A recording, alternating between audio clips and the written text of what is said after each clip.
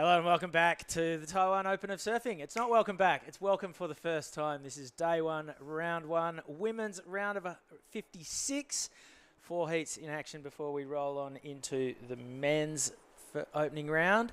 Chris Binns in the booth, joined by Jessie Starling. How are you? I'm really good, thank you. I'm very happy to be here and I'm excited about competition. Is this your first time here? It is my first time to Taiwan and I'm absolutely loving it.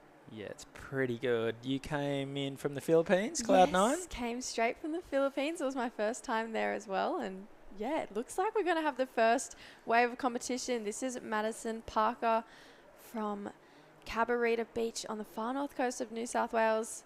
Just getting her first wave under her belt, so just a carve coming unstuck. It's pretty shallow there with those rocks on the inside still though. Yeah, low tide in the morning. That looks a little bit more onshore on screen than it does in real life. Hope the wind hasn't swung in the 2 minutes since I was out the front just there. No need for a surf report from Ty Sarati. He's a little bit under the weather, but you can see what it's doing in front of us. It's kind of 2 to 3 foot. There's some bigger sets. There's lots and lots of waves. Usual deal here at Jinzun Harbor. There's sort of 2 main peaks. The left to the right of screen, the main peak, which will generally be in the middle of the screen, and then there's a right that runs off into the deeper water of the bay to the left of screen. That is the north. So we are looking out to the east right there. And there's a whole heap of ocean behind us. That's where the swell's generated, about 500 kilometres past Japan. So more kind of ground swell and more consistent down here in the south of Taiwan than in Japan, who rely on typhoons for a lot of their best waves.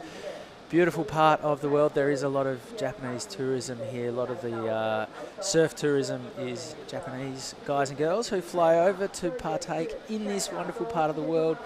We're in Taitung County. The city of Taitung is about 40 minutes drive from here. That's where a lot of us are staying. A lot of the competitors, however, staying right here in Jinzun. It's a beautiful little town right on the water, fishing village, but with a bit of surf culture to it these days. Your sister's staying here at the beach this year? Yeah, honestly, just about 200 metres away from where we're sitting right now. I'll get back to that in a second because it looks like we've got blue. This is Chen Lin Yu up and riding on her first wave. Fortunately, that one coming undone pretty quick, and same, just a quick up and out for Maddie Parker. Looking like a good looking set out the back for Mei Fang Su. Yeah, this is a good looking wave. Working our way down the line, gets a little bit caught behind it. So the first round of 56, mainly featuring local Taiwanese competitors. We've got 2 Aussies and an Italian. I would imagine that they were late to get their enrolments in the event in. And so they're starting from the back of the pack. But no worries there. So Madison Parker, she's got a 2.67 and a 0.67 to be in the lead. But this is a QS5000, so lots of points on offer for the men and the women competing. Who are some of the big names competing on the women's side of the draw dress? Yeah, it's a pretty stacked field actually. I was having a look at the heat draw as soon as it released. For me, just coming out of the Philippines and seeing the Asian region being so strong, I can't really go past Anon Matsuoka. She just took out the Philippine 3000 event over there.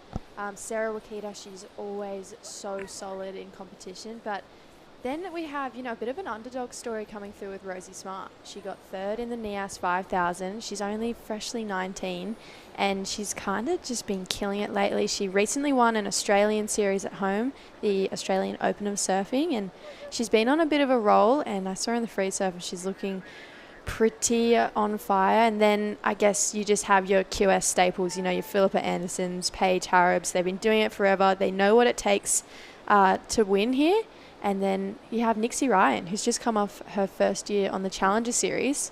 And I feel like if you spend time on the Challenger Series, you're going to come out stronger and I think a bit more of a confident competitor. Yeah, you mentioned Paige Harrop. She's competed on the championship tour for years. She's been out with an injury since dropping off the tour a year or two ago.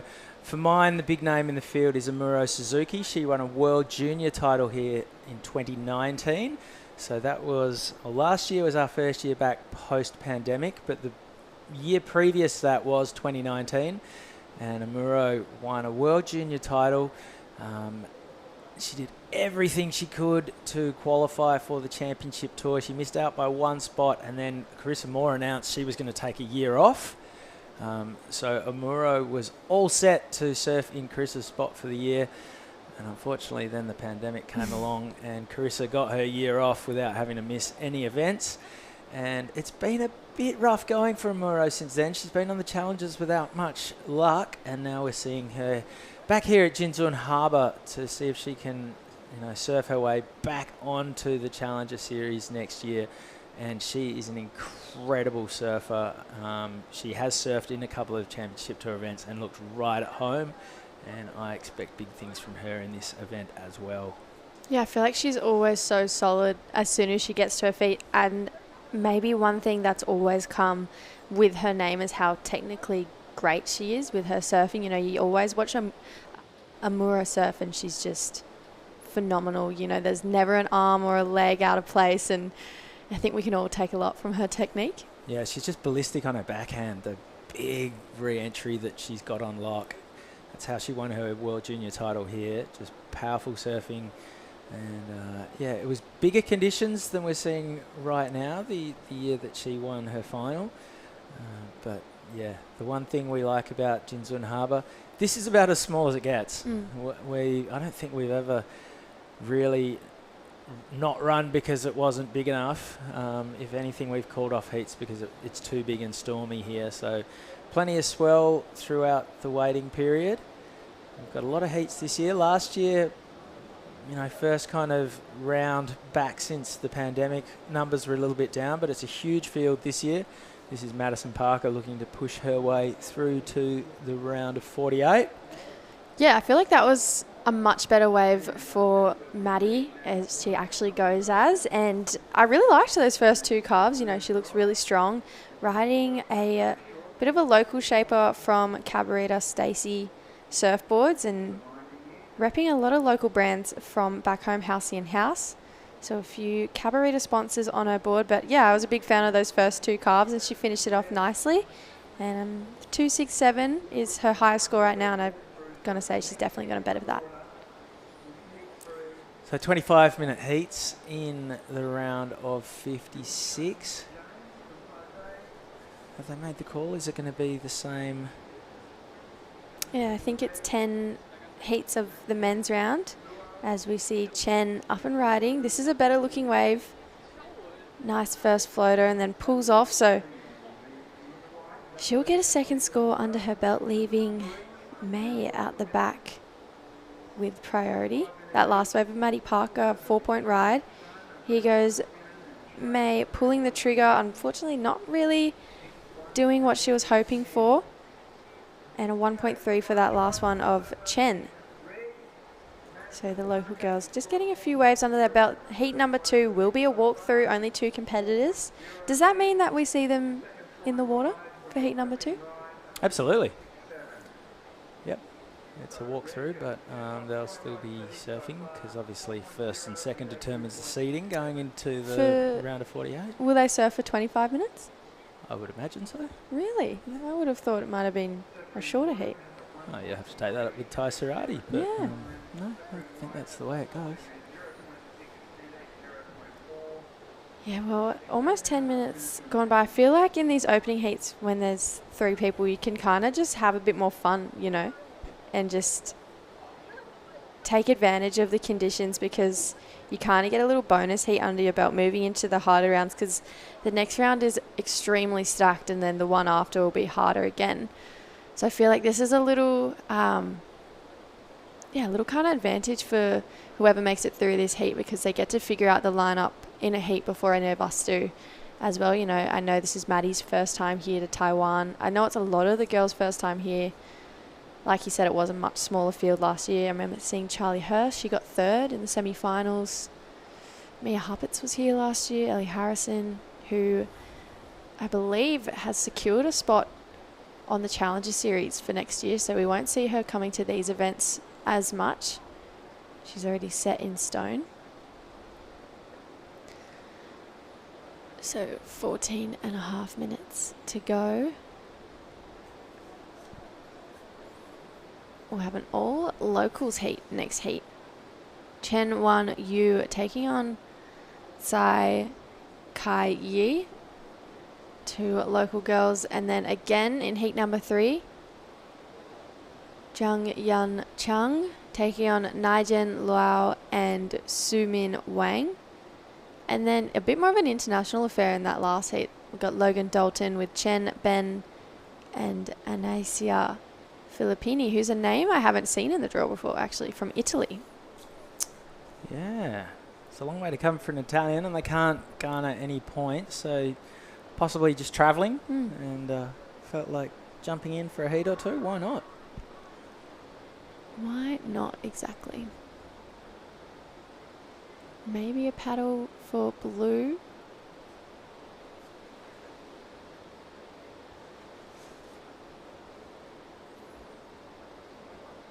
And on the men's side of the draw, mainly just Aussies and Japanese all the way through. Handful of Indonesians, of course. Guys like Varun Tanjung and Made Joey, Oni Anwar, Kutut Agus, Kian Martin representing Sweden. Billy Stammen's here. Well, there you go. That's cool, from New Zealand.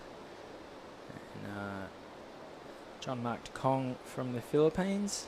He actually took out the Philippine event 2 years running, back to back. He sure did. He's unbelievable surfer at the best of times, especially on home soil. Yeah, it was actually a really fun event over there at the Philippines. It was my first time there as well, and yeah, had Marimar kind of showing us around. He had his beautiful little girl next to him for the entirety of the event. She's just absolutely gorgeous. Bit of a paddle from Chen. But yeah, the Philippines was beautiful. We didn't get Cloud 9 that good though. You know, it didn't really get over the 2 foot mark the whole time. And it was pretty hard to surf on the lower tide. So we're having like 6-hour breaks in the middle of the day. We were starting really early, running about 3 or 4 heats, then about 6 hours off, and then we come back at 3 to run maybe another 2 or 3 hours. So it was a pretty cruisy event, but I think that was more the Filipino way over there.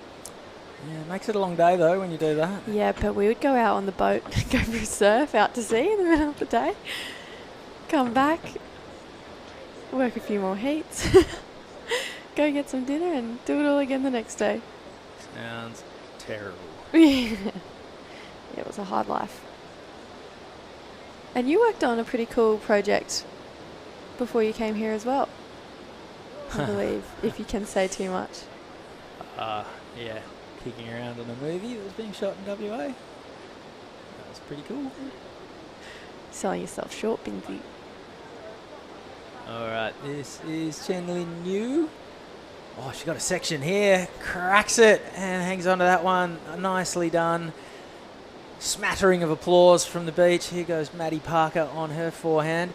This is a good looking running right. It really does look like the wind's come in the sort of 15 minutes since we kicked things off, because it was pretty crystal clean this morning. You had a free surf. I did. How'd you go out there with the million competitors in the zone? I had heaps of fun. I have a bit of a strategy. I'll go out to like the gnarliest part where all the people are, try and get 1 or 2 waves on that main peak in the middle that you were talking about earlier. And then I actually go over to Binzi's right that I've seen you surfing the last few days, and I get about 3 or 4 more waves over there and paddle myself in after that. So I had a really fun surf actually. My little technique works pretty well for me in the mornings. It's cool here because there's so many different peaks. I guess everyone was kind of huddling on this peak right here that we're seeing on the screen, and then Binzi's right is just across. It is hardly my right. I just sit there because I like to watch the longboarders catch lots of waves. I like to sit there and watch some of the competitors paddle around me and just generally get a read on the local surfers as well, because they don't mind paddling around me either. But I digress. Great place to watch surfing up close and just sort of take the temperature of what's going on in Taiwan. And the scene is getting bigger and better every year for a lot of us. I think this is my 4th time back, and I'm far from a veteran compared to some of the other Wazzle crew who are here. We've been coming to this part of the world for a long time now. Thank you to Kathy and all the crew at the Taiwanese surfing organisations who make this happen every year. It's a massive event. The surfers all love coming here. The crew absolutely adore this place. And yeah, we'll be coming back for a long time to come. We've had longboarding here. We've had World Juniors. We've had QS events. I believe we even have longboarding at this event. The last 2 days we might see a few longboarding heats. Yeah, I think possibly the national longboarding titles are being held over the Saturday and Sunday when we don't run, basically. Which I wasn't consulted on this, and it really might affect my free surfing plans. Not totally thrilled on that, but, you know, it's for the betterment of the Taiwanese surfing community, so I guess we'll give it let it slide this time. We'll give it a whirl. I need to look into that before next year's contract renegotiation. Oh, Maddie Parker, pair of 4s, 4.73 the last one, and she is comfortably in the lead. And Chen Lin Yu, her last wave is her best, a 1.57. That puts her into 2nd. Mei Fang Su needs to get going. She's got a 0.6 and a 0.4 with 8 minutes remaining. Maddie Parker has a look at that, not interested. So there's one of those bigger sets, catching the field slightly off guard on the inside. And there is the cobblestone point break of the Jinzun Harbor waves right here. So we are basically behind the camera.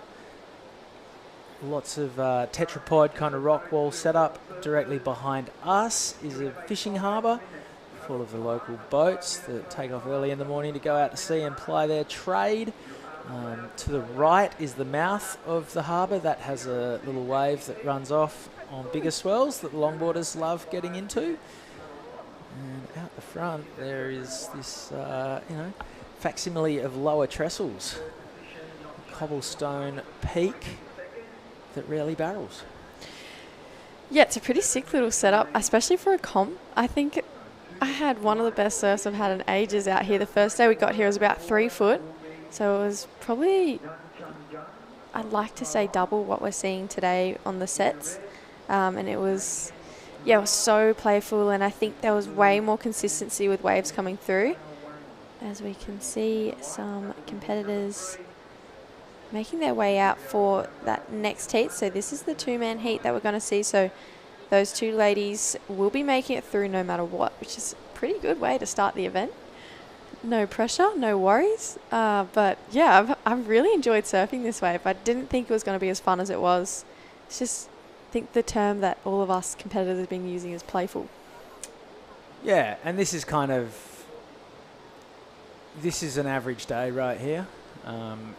It does get a lot bigger and more regularly a lot bigger. We've seen some fantastic performances over the years. I think Marco Giorgi won it when it was a 3,000 with some incredible surfing. We've seen Matthias Hurdy win a World Junior title here. Lucas Vincente beat Cade Matson in the final one year when it was pretty big to take out a World Junior title. Amuro Suzuki, of course, she was ripping last year. We saw Jarvis Earl and Reef Hazelwood fight it out in the men's final. And the competitors just keep coming back. You look at a guy like Katuta Gus, who's here surfing as a QS. He surfed it in the World Juniors as well, so he's been here a bunch of times. This was one of the first events where I saw guys like Rio Wider and Corley Vast sort of grab some attention. They were free surfing. They got here a week before the event started. There was tons of swell. It was big, punchy ramps, and those guys were going absolutely ballistic.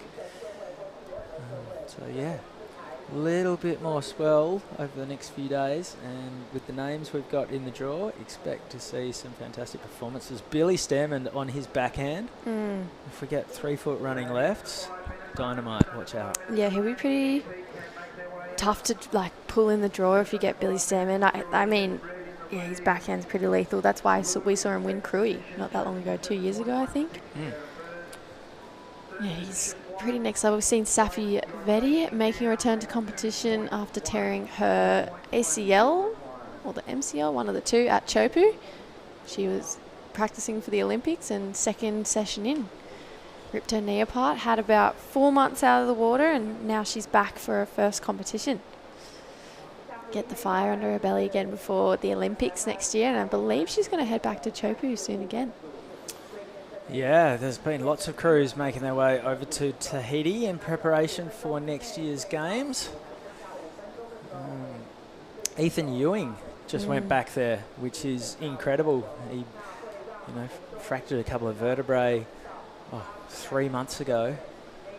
Went and got back up off the canvas to finish second in the world and really pushed Felipe Toledo to the max in the WSL finals at Lower Trestles. Some of the best rail surfing you'll ever see between both of those guys in the best of three showdown for the title. And then the fact that he then went straight back to Tahiti just to, overcome whatever nerves and get rid of whatever PTSD might be lingering is an incredible, just stoic, resilient performance from the Aussie. And just, that's not just doing it for himself, that's also showing his competitors how seriously he's taking this Olympic showdown next year. All right, here goes Maddie Parker on her forehand. Opens the shoulders, that was a great turn. And gets the combo out of it. Nice little closeout belt. And Maddie Parker is out of there, looking to replace a 4 to upgrade her 2-wave total. And just 3 minutes to go. She's running away with this one pretty comfortably. Yeah, really liking the rail surfing Maddie's doing. She's actually got a really strong backhand. She's originally from just down the road where Ethan Ewing lives. She spent a lot of time in Stradbroke Island. And yeah, her backhand's really strong. I see her a lot. We don't live that far from each other back at home. 557 for that last wave. And when Back Beach Cabba is on, Maddie Parker's out there and she's usually ripping. She's definitely, I think if we saw a few more lefts come through, we'd see maybe a bit higher scores for Maddie on the scoreboard.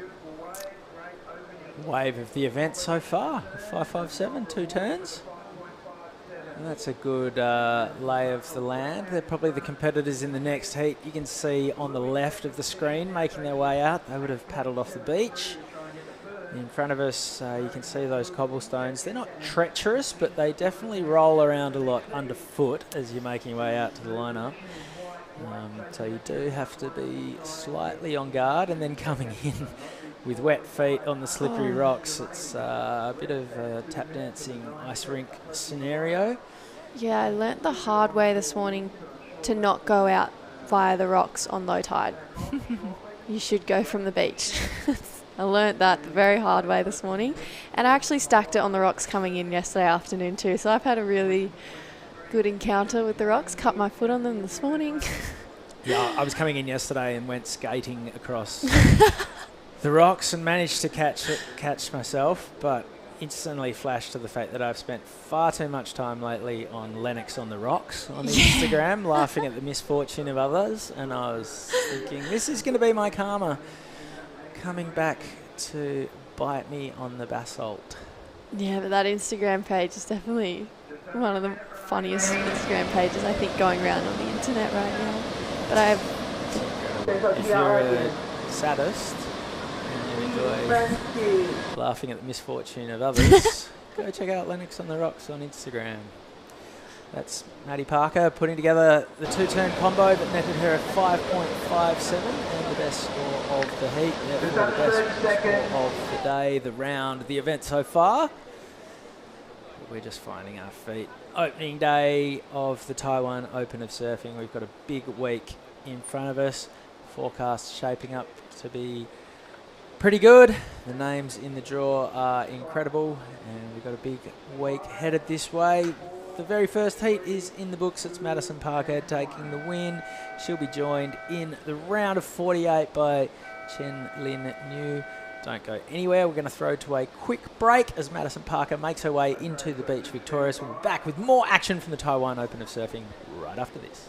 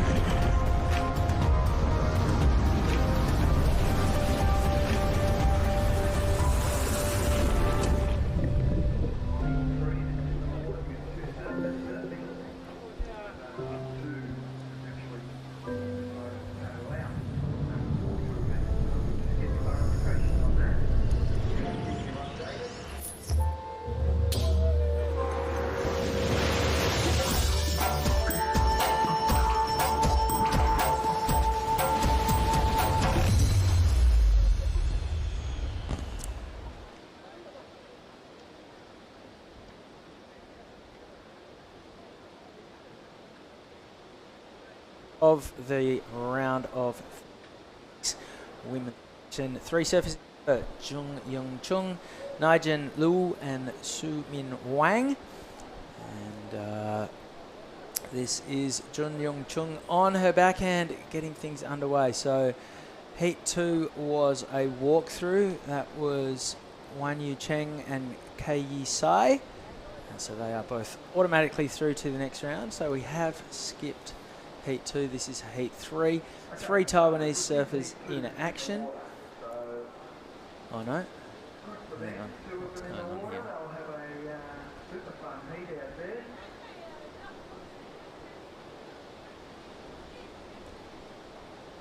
Beg your pardon. Looks like this is Heat 2. Sorry about that. So this is Wan Yun Cheng and Kai Yi Sai in the water. Just wondering, did we just see some waves get ridden? We did. So Wan Yu Chen opened up with a 2.5, Kai Yi Sai a 0.67, 3 minutes off the clock. Dai Wacko, welcome back to the commentary box, mate. Hey, how are you? Very well.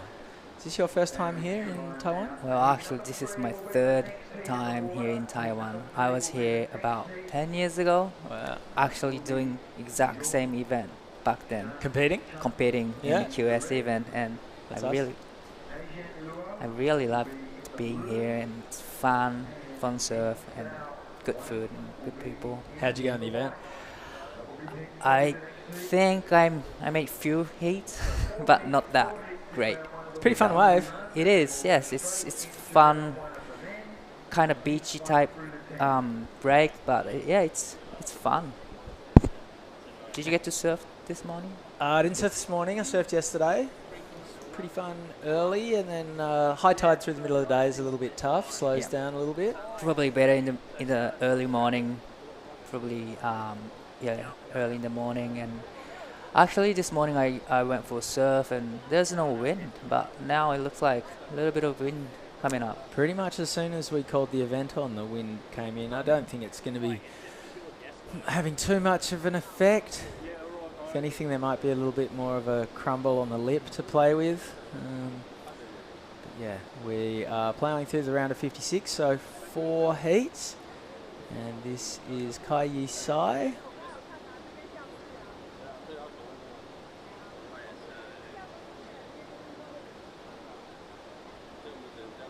And they are out of there, just 0.67 to her name so far. So have you seen the wave forecast for the next couple of days? I know it looks pretty good. Yeah, that's what I've been told. Haven't looked too closely at it. We were going to talk to Ty Serrati this morning. Unfortunately, he's a little bit under the weather. But we'll see if we can get the big brass to send through a bit more of an updated forecast at what we're looking for. But waves on tap all the time here at the Taiwan Open of Surfing. So the second time you came here, were you competing or was it for a surf trip? Actually, the both trip was to compete in the event. I was here only for event, and this is the first time actually not competing in Taiwan. And bringing the twin fin, not the thruster. Yes. All right, speaking of competing, Madison Parker won the last heat. She's having a chat with Jessie Starling right now. Yes, I'm with Maddie. First heat of the day, and you got a win under your belt. You must be feeling pretty happy. Yeah, I was pretty nervous coming into that one, so that felt good. It's really hard to be able to navigate first heat of an event. You know, you don't get to watch anyone else compete. How did you go taking on those nerves to then apply them and get 2 pretty good scores in that heat? Yeah, I was definitely stressing about that. I hate being first heat, especially first heat of the whole event. So, sat down with the people I'm staying with and we dialed down what I was going to do, and yeah. And this is your first time in Taiwan, same as myself. How are you liking it? Tell me about, your experience so far. Yeah, Taiwan's heaps of fun. I don't really like noodles and stuff, so I'm struggling with the food, but I've tried some dumplings and yeah, having fun.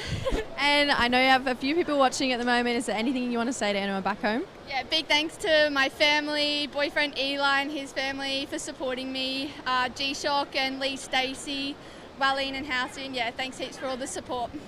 All right, guys, this is Maddie Parker. We'll see her in the next round, so back to you. Thank you very much, Jess. Doesn't like noodles. Wow. Controversial. I love noodles here, so That's outrageous. are you having a lot of dumplings Oh, since you got here? absolutely. Yep, the hot and spicy soups, the dumpling soups, the straight up dumplings, the supreme beef pancake rolls. There's a little restaurant in Taitung that's a massive favourite with our crew. That, yeah, it's all about the beef pancake rolls. Actually, I missed out the dinner last night with you guys. It looked really delicious. Yeah, the good news is you haven't missed out because we'll go back 3 or 4 Yeah. more times this week. But yeah, we've definitely got some favourites. It's yeah, the food is sensational in this part of the world. Have you been to the bao bun, the steamed pork bun places just around here? The top of the thing. Yes, I have been there before as well. Not this time though. That's the that's the lunch of choice around here. It's a favorite, everyone's favorite. So. Okay, some scores are in, and it is Wan Yu Chen with a 2.5 and a 0.93. Both of these surfers are going to progress, so it's a bit of a track practice run as much as anything. I guess it determines which heat you go into, whether you win or come second. So you might decide you don't like the looks of someone who's in heat 3 or heat 4 and come first or second according to that, but realistically this is just 25 minutes of free surfing for Wan Yu Chen and Kai Yi Sai. Must be a good experience for them to compete in QS5000 for just themselves and just practicing and prepare to the next round.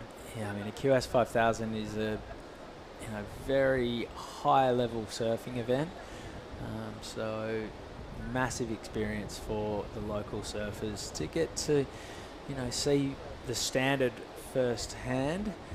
That is of course the contest infrastructure. Big fan of the artwork this year, the 2023 Taiwan Open of Surfing. You can see the judging booth to the left, the priority board in the middle, and then all of the admin goes down top right.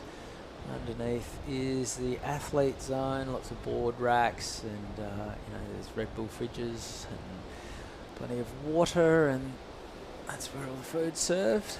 The setup is pretty much same as 10 years ago, so I was kind of surprised. But And that's not a bad thing. Like No, this event not is at all. just clockwork. It's so well organised. The same infrastructure every year. It doesn't need to be improved. Perhaps the music that's played while we're free surfing could be turned down about 40 decibels because it's uncomfortable and the music's not the best. But otherwise, you wouldn't really change much at all. You can't see it there, but off to the right of the screen is an army of photographers. It's probably a good 100 or so. 1,000 of them. Yeah. Just And all with taking photos. tens of thousands of dollars worth of gear. Yes. Photography is a huge hobby in this part of the world. Behind us, there's some spectacular mountains, lots of lush vegetation, lots of bird life, and nature photography is a massive local pastime. And then every year when the Taiwan Open of Surfing rolls into town, the photographers take a break from shooting the flora and fauna, and they get down here to shoot some of the world's best surfers in action over the cobblestone peak of Jinzun Harbor. Pretty much like all the photographers from Taiwan's coming to this event on the weekend. It's crazy. It's crazy. Kate Myers is here for the WSL this year as the event photographer, and she was marvelling yesterday at just how much gear there is. Those hundreds of thousands of dollars I'm so jealous.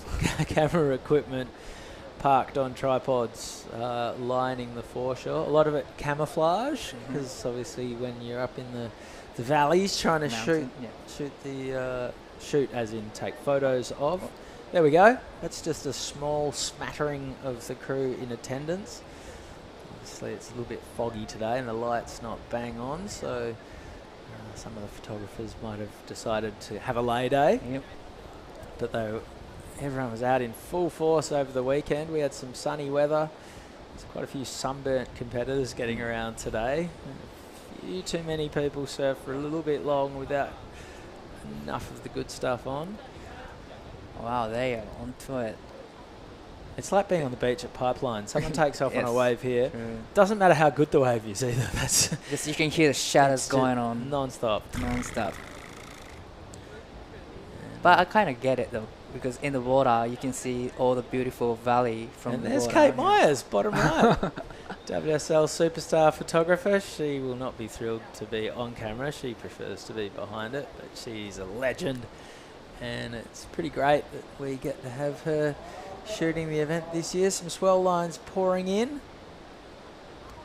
And yeah, that wind has really ruffled things up a little bit. So we're halfway through this heat. 12 minutes to run, and it's Wan Yu Chen with a 2.5 and a 0.93 who is in the lead. Kai Yi So with a 1.1 and a 1.23. Hot on her heels, but doesn't really matter. Both of these surfers will progress through to the next round.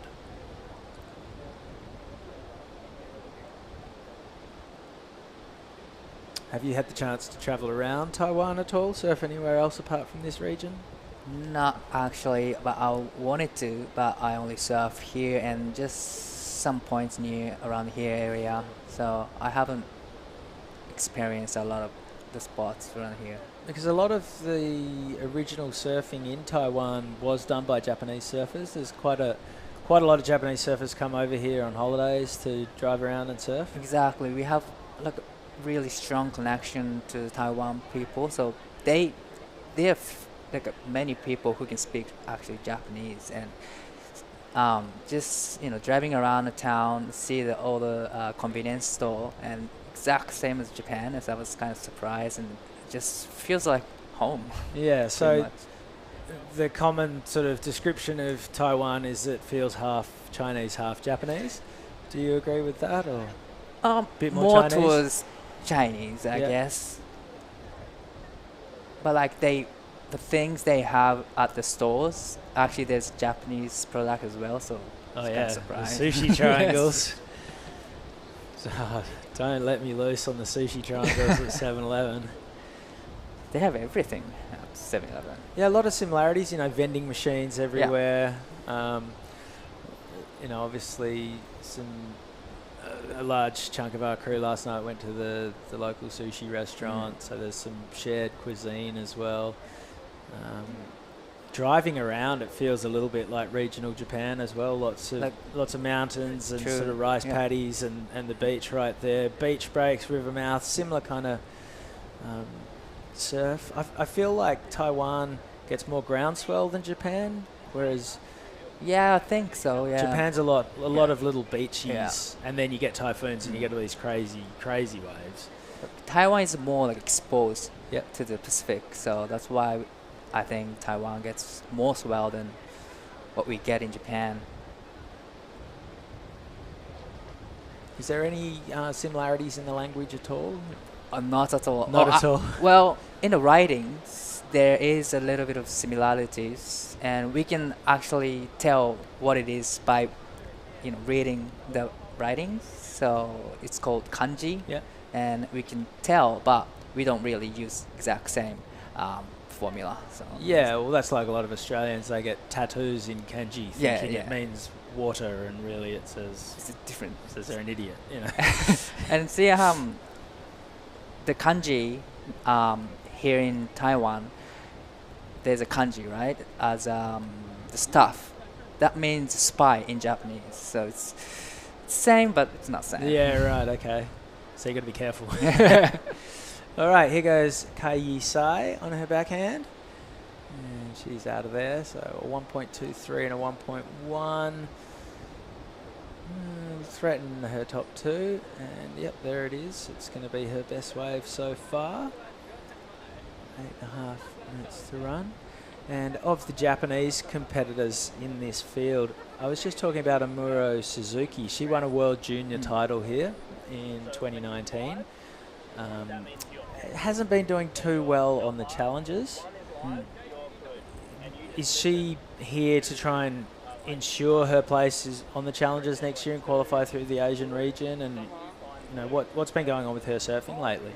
Well, that's pretty much exactly what she's trying to do here in Taiwan, and she's focusing on, of course, on Challenger series and trying to qualify the CT again. But yeah, she's just focusing on her surfing, try to improve more, and just she's doing what she can do, and she's trying to do her surfing in the competitions. Well, hopefully you get the chance to have an interview with her and find out what's been going on. True. Because I remember she won that World Junior title here, and she was all set to sort of get onto the World Tour, and then she was going to replace Carissa Moore for that 1 year, and then the pandemic hit, and we sort of haven't really heard too much from Amuro since then. And, after having witnessed her surfing here, she's an incredible talent, and the few events that she did surf on the championship tour, it looked like she belonged. Yes, that's exactly what I'm thinking. I'd love to, interview her in this event when I have time.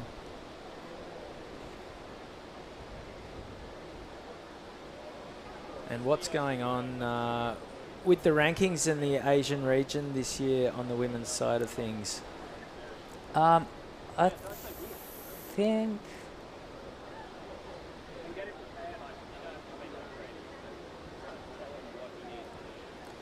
so. It looks like Anon Matsuoka, she won Krui, of course, and she also just took out the win in Shargao, so she's pretty comfortably out in the lead on the Asian women's QS rankings. Sarah Wakita is coming second. She won in India. Got a third at Chiba, ninth at Nias. So very consistent from Sarah Wakita. Anon, gosh, she's only got 4 scores so far, and whatever she adds to this will further extend her lead. So she's sitting very pretty. We'll see her on the Challenger Series next year. You'd imagine Sarah Wakita and Kana Nakashio are all but qualified as well. And then it gets pretty tight. Nanaho Suzuki and Minamai Nanaka are both down in the 7,000s. Mirai Ikeda and Sumomo Sato are in the 6,000s. Sky Brown is an interesting one. She just came second in Shargao, and she did pretty well in Chiba as well. Her first event was at Krui. She got a 17th, but she looked like she was well on her way to something far greater. Got eliminated. Unfortunately, she copped a really... it was an interference that was not done on purpose, but Sky was on her way to a winning score when she got dropped in on. That probably cost her an opportunity of going far deeper in the draw, but she'll learn from that. She's only got 4 scores as well, so she will vault right up when she adds another score to her tally. It's all Japanese apart from Sky Brown in 8th, who surfs for the UK. And then, Lydia Kato surfs for Indonesia. She's in 15th. So, the top 14 all Japanese apart from Sky Brown, who lives in Japan. Who lives in Japan. And, looking at the rankings, it feels like the next generation is coming up hot. Like, all of the top 4 surfers are really still like young age, and they all surf incredible.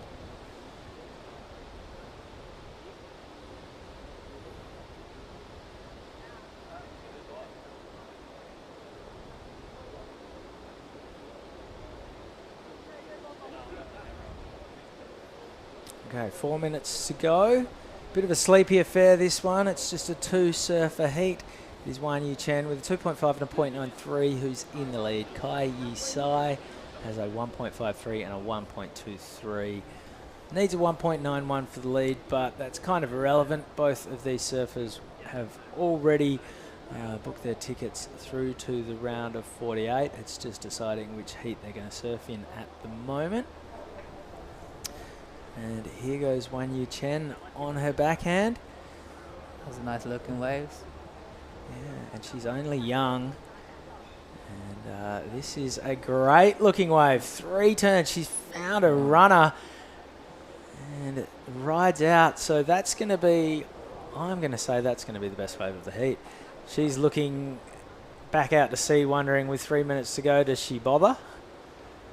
Why not? You've got the lineup to yourself. You're right. That was the best score of the heat. It's 3.33. Yeah, so 4 turns for Wan Yu Chen.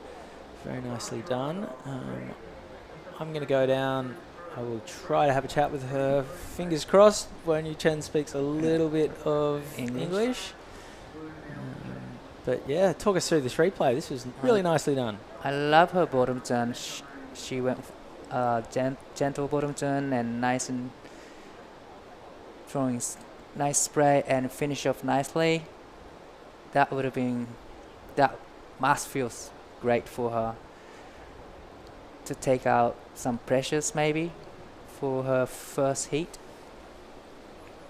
It was a great ride from Surfing Red, and just under 2 minutes remaining.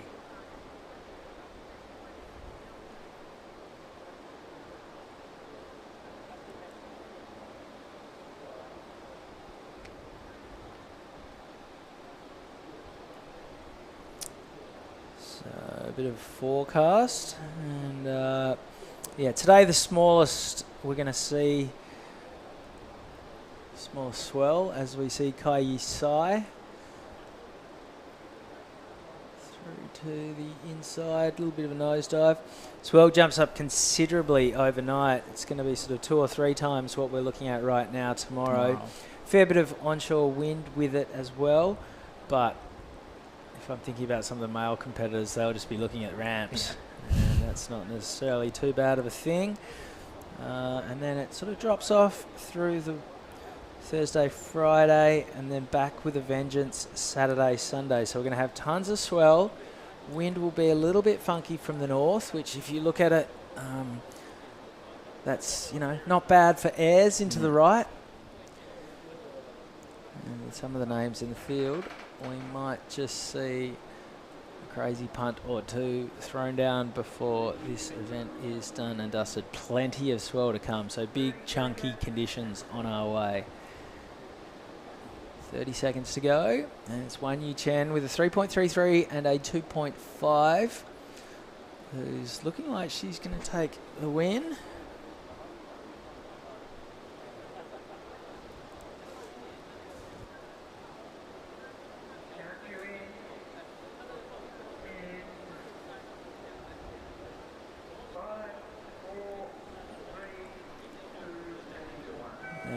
Wan Yu Chen is going to take the win with a 3.33 and a 2.5, but Kai Yi Sai also moving through to the next round. That was Heat 2, round of 56 action at the Taiwan Open of Surfing. I'm going to go down and have a chat with Wan Yu Chen. Don't go anywhere, quick break, more action right after this.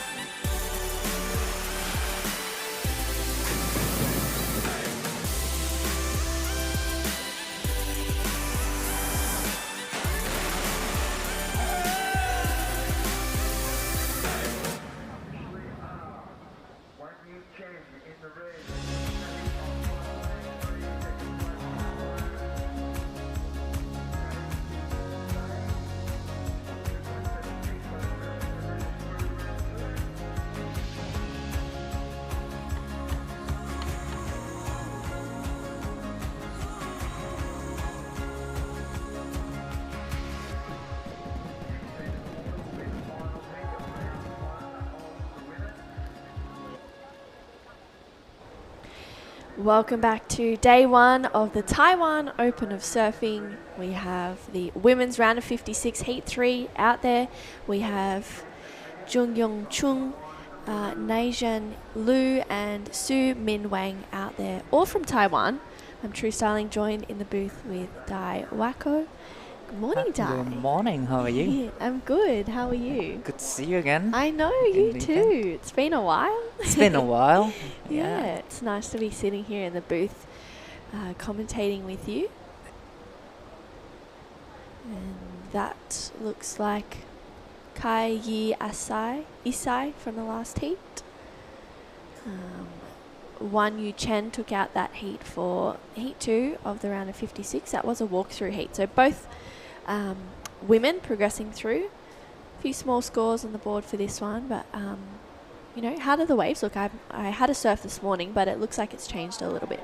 Yeah, this morning I went for surf too, and that was like a clean face and no wind. But soon as the heat started, just wind came up a little bit. Yep. But still, the waves look great if you get right ones on the set, especially.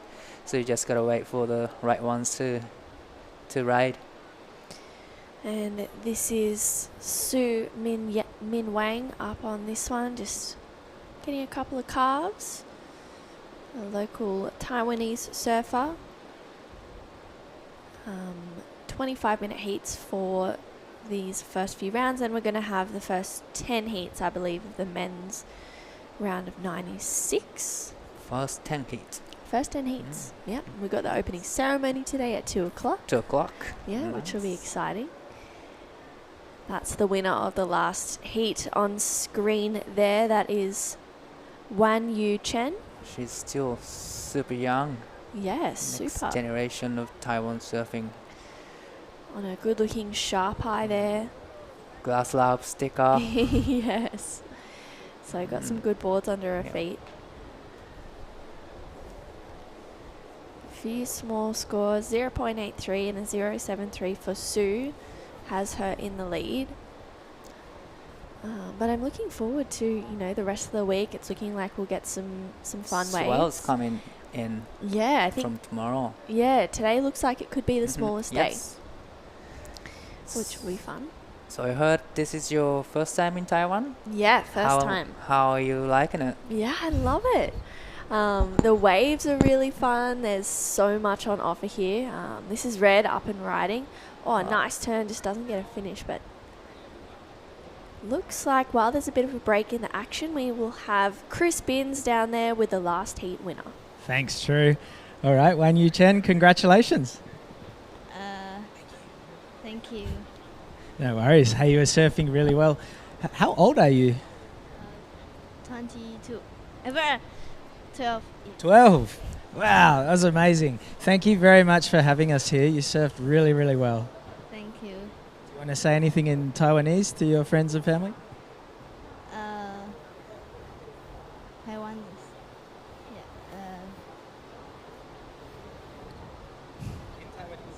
Yes. No. Well, really well done. Well surfed, and congratulations, and we'll see you in the next round. Thank you. Xishe. All right, back to you guys. Yeah. Wow, she's 12. 12. So young. So young. And moving Wow. into, The second round of wow. QS5000. That's a big step up. Yeah, for it's her. huge. Wow. Great way to start off her campaign. Looks like she's got a good support crew around her. You know, for some of these local surfers here, this could be maybe their first event or maybe the second time competing here. But yeah, it's just so beautiful here. You can be sitting out in the surf and turn around and you're having a look at all those mountains and the green, and yeah, it's just mesmerizing. I've found a few times I've just been looking in and going, oh, maybe I should be checking the waves and catching some waves because it's just so pretty. Is this your second time here, Dai? Actually, this is my third Your time third? here. But Wow. it's been like 10 years last time I came here. Wow. And I was actually competing in exact same event Wow. 10 years ago. No So, way.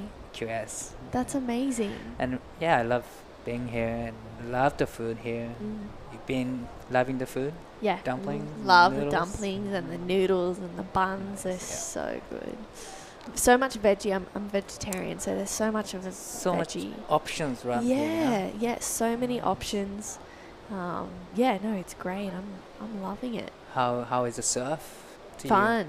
So fun. I didn't really know what to expect. Everyone was talking it up a little bit, and I was like, okay, I'm just kind of gonna go in there expecting fun, but nothing To awesome. And it's just so playful out Yeah. there. It's just so fun to Yeah. surf. Yeah. Someone referred it to me as a skate park, and I was like, that's exactly what it is. There's just so Yeah. many fun waves coming through. You can literally paddle out and a wave come, Yeah. and it's awesome. I love it. It's like the best place to just practice when you're surfing. Yeah, exactly. Well, this is current heat leader Sue up and riding on this one. Gets a nice carve in there, but has to get off that one. It doesn't really offer too much more for Sue. So what kind of surfboard did you bring for this trip?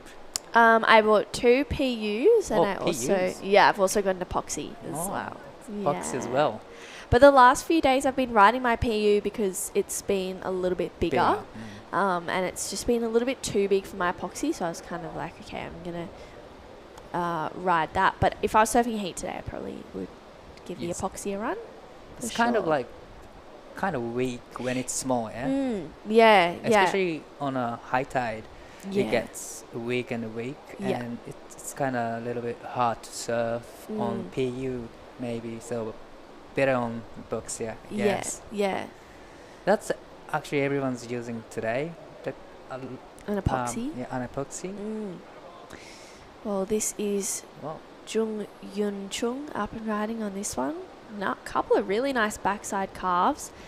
Looks for a finish, and she will ride out of that one. So that was a really nice wave for Jung. That must be the best wave of the heat so far. Yeah, I agree. I reckon that's absolutely the best wave of the heat. That was a great ride. A couple of nice backhand maneuvers on there. So Jung will more than likely go into the lead. Up next we have Logan Dalton, Chen Ben from Taiwan, and Anasia Filippini from Italy. Wow. Going to be out Italy. there. International heat. That's going to be a good one to watch. This is Sue up and riding on her backhand, just recovers nicely after that turn. So that last wave of Jung was a 3.5, so best wave of the heat. She goes into the lead. Sue needs that 3.57, and then this is Naijen looking at this one. Up and riding on her backhand, and that wave just fizzles out in front of her. About 15.5 minutes to go, plenty of time for the 3 women to get a couple of waves. That last one of Sue was a 1.4, so her best wave of the heat so far. And I feel like, today is going to be exciting. We've got the men as well, first round starting today, so that'll be really good to watch. That would be, everyone's excited to surf here today probably, and just waiting for the swells coming in. When I went for surf, I was talking to a few Japanese surfers, and they were quite finding out the waves are a little bit hard to ride because of the size and the pretty much like it's a bit weaker than what it looks like once you're in the water. So I kind of want to see how they can manage that difference between a few days ago they got bigger waves and more power, and today it's small but still nice looking waves, so I just can't wait to see them surfing. Yeah, I agree. I think even though it's small, there's definitely opportunities to get decent waves and decent turns. Like there's still a couple of steeper sections, so I think it'll be good to see. I agree. Good to see how they manage the conditions today, especially because it's so different. Like yesterday we saw it was really clean, it was maybe 3 foot, and today it's definitely smaller. It's not so clean, so it's it's pretty much a different day for the waves. But that's what we expect. It's never going to be the same all the time, but it would be nice if it was. So Binzi was saying the swell is coming up from tomorrow. Yeah. But as well as the wind is coming up from the north, which is kind of like side onshore. Okay. So it's gonna be chunky conditions. Okay. We're expecting that, and with that, probably at this spot, we're gonna have the strong current to left to right. So I don't know how they can manage the current. Yeah, it's going to be it's hard. tricky. Well, this is current heat leader Jung, up and riding, nice carve. This one starts to steepen up and she gets a solid hit in.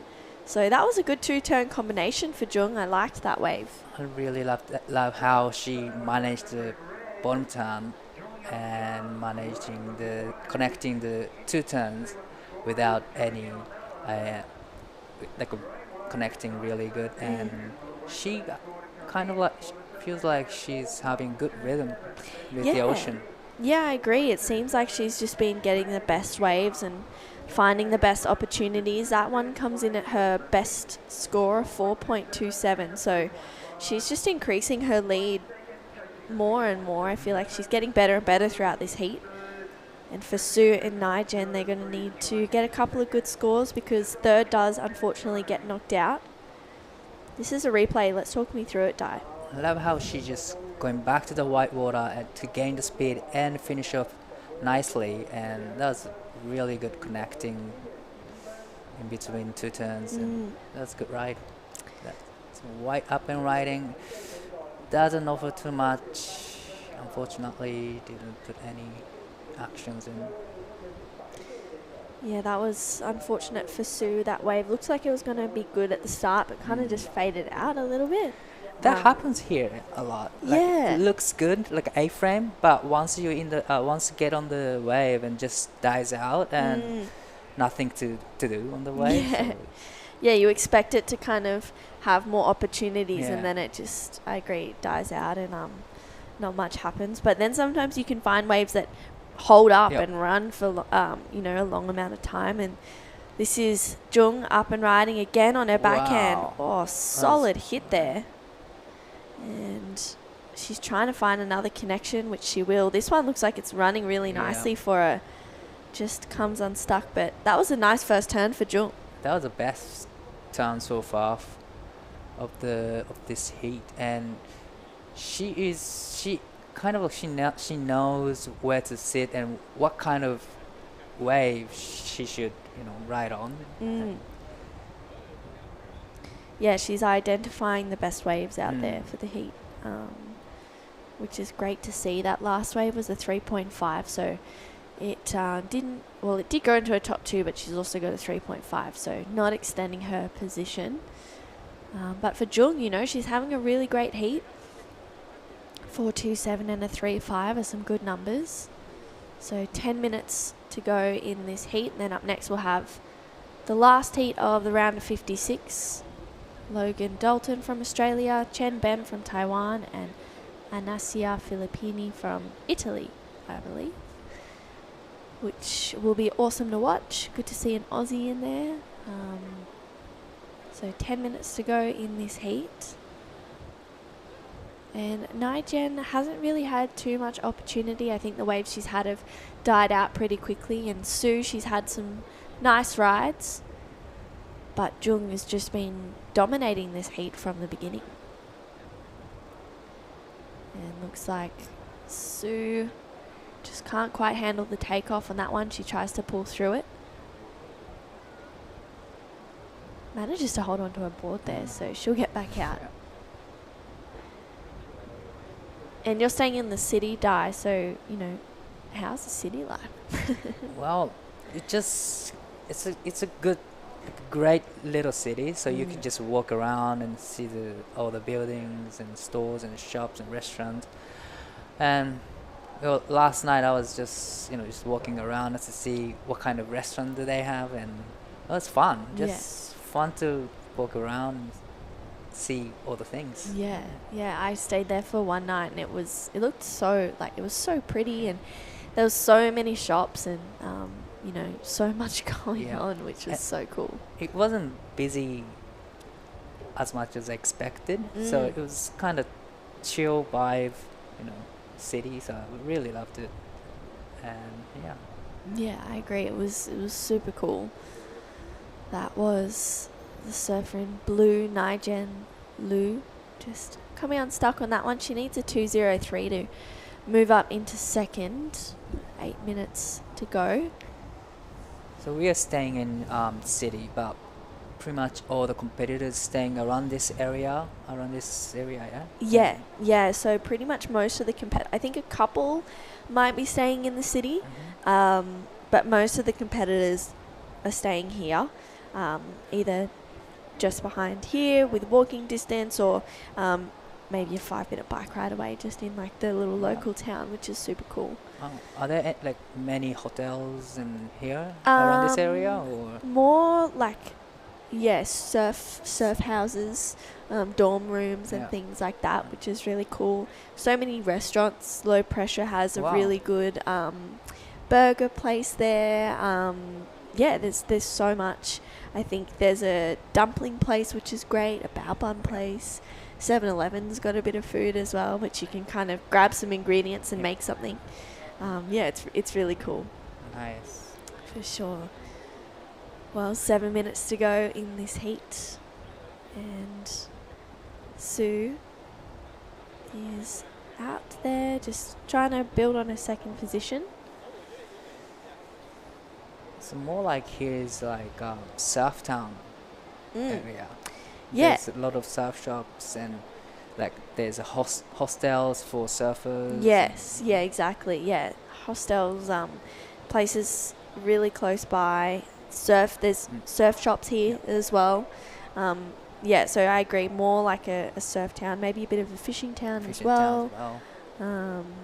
Super simple living here. It's beautiful. It's very easy to get around. Yep.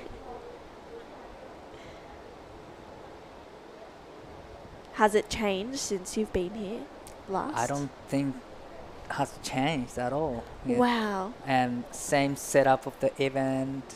Wow. And because I forgot to bring my fins from Japan, so I needed to get one, and I went to.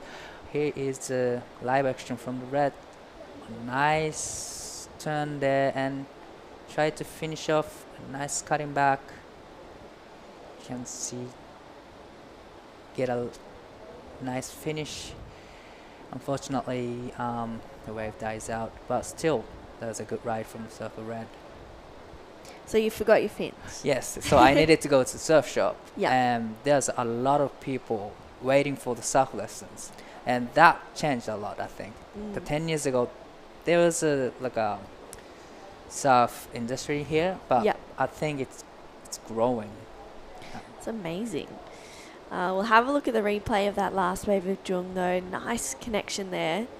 And then she just kind of gets a nice carve in here. That wave goes into a top 2, increasing her lead just slightly, a 3.53. So Jung just enjoying her time out there. We're coming down to 5 minutes to go in this heat. And Sue and Naijen looking for scores. Sue looking to get a 6.4. She's up and riding on this left. It's got a nice looking wall ahead of her, but kind of fizzles out pretty quickly. So you see some of those waves, they tease you a little bit. You think you're going to get a good connection or a good section, and then it just fades out pretty quickly. Like you said before, you need to find out the waves that holds you through the inside. Yeah. And that's what Jun's doing so far. Yeah, I agree. I think she's been very smart in this heat, choosing the best waves and finding the best sections to turn in. So it's been great to watch. I've not seen much of these surfers in this heat, so I'm looking forward to seeing more from Jung and Sue or Naijen, depending who gets second in this heat. That last wave of Sue, just a 0.9. It didn't go into a top 2. Looks like Naijen may have gotten a wave, or maybe just sitting a little bit too far in and getting some sets on the head here. So just under 4 minutes. And as we said, we'll round out the day with Heat 10 of the men's round of 96. We'll also have an opening ceremony pretty much around the same time that we finish competition today, which will be great. We can literally step out of our box and go straight to the ceremony. I'm so excited. I was recently in the Philippines for the Cloud 9 event. How was that? It was amazing. Amazing. Yeah. Have you been to the Philippines? Actually not, I haven't. It's beautiful, Di. It is. The people were so welcoming. The food was great. The waves were really fun. There were so many waves. But their opening ceremony, Jessie and I, we were just, we were loving it. The dances there were insane. There was singing. There was a choir. There was so much going on. So we were glued to our seats. It was awesome. So I'm looking forward to this one. So just under 3 minutes to go though in this heat, and Jung Yun Chung is in the lead with a 4.27 and a 3.53. Su Min Wang has a 1.4 and a 1.1. She needs a 6.4 to go to first. And Naijen Liu, only the two waves, a 0.47 and a 0.3. She needs a 2.03 to go to second place. And you can see Jung and Su just having a chat there. I'm sure they spent a lot of time surfing together here in Jinzun Harbor. I was speaking to someone a little bit earlier, and she was saying, Elise, who I went to China with in Hainan a few years ago, and she was saying, this place, when the contest isn't here, the waves are still so fun and not that many people surf. It's pretty uncrowded. So I was like, maybe I'll be coming back here when the comp's not on, because the waves are so fun. This place is just so beautiful.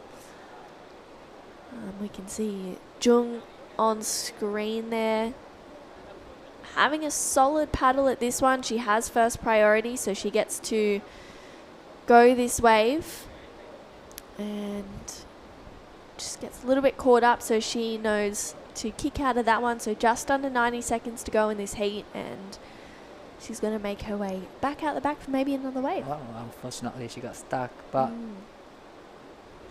still she is in the lead with just 4.27,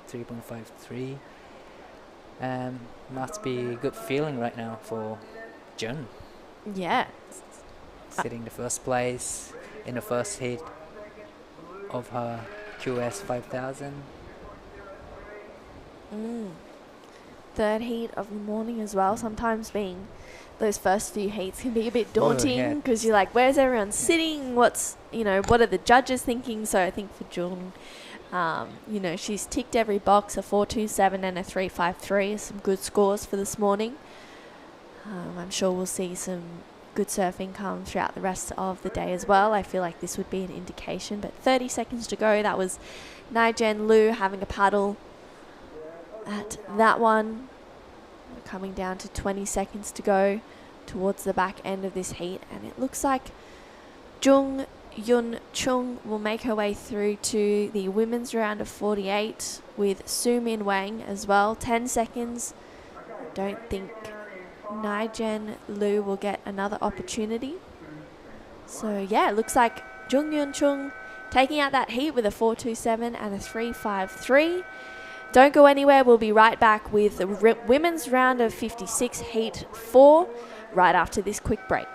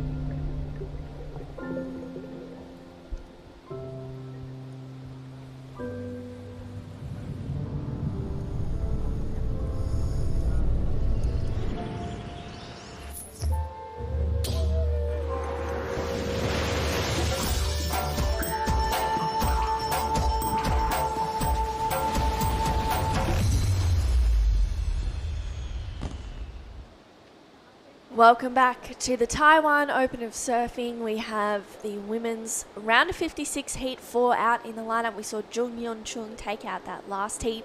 Su Min Wang came in second and Nijin Liu in third. I'm True Starling, joined in the booth with my sister Jessie Starling. We've had the pleasure of commentating together a little bit these past few weeks, so I'm super happy to be back in the chair with you, JJ.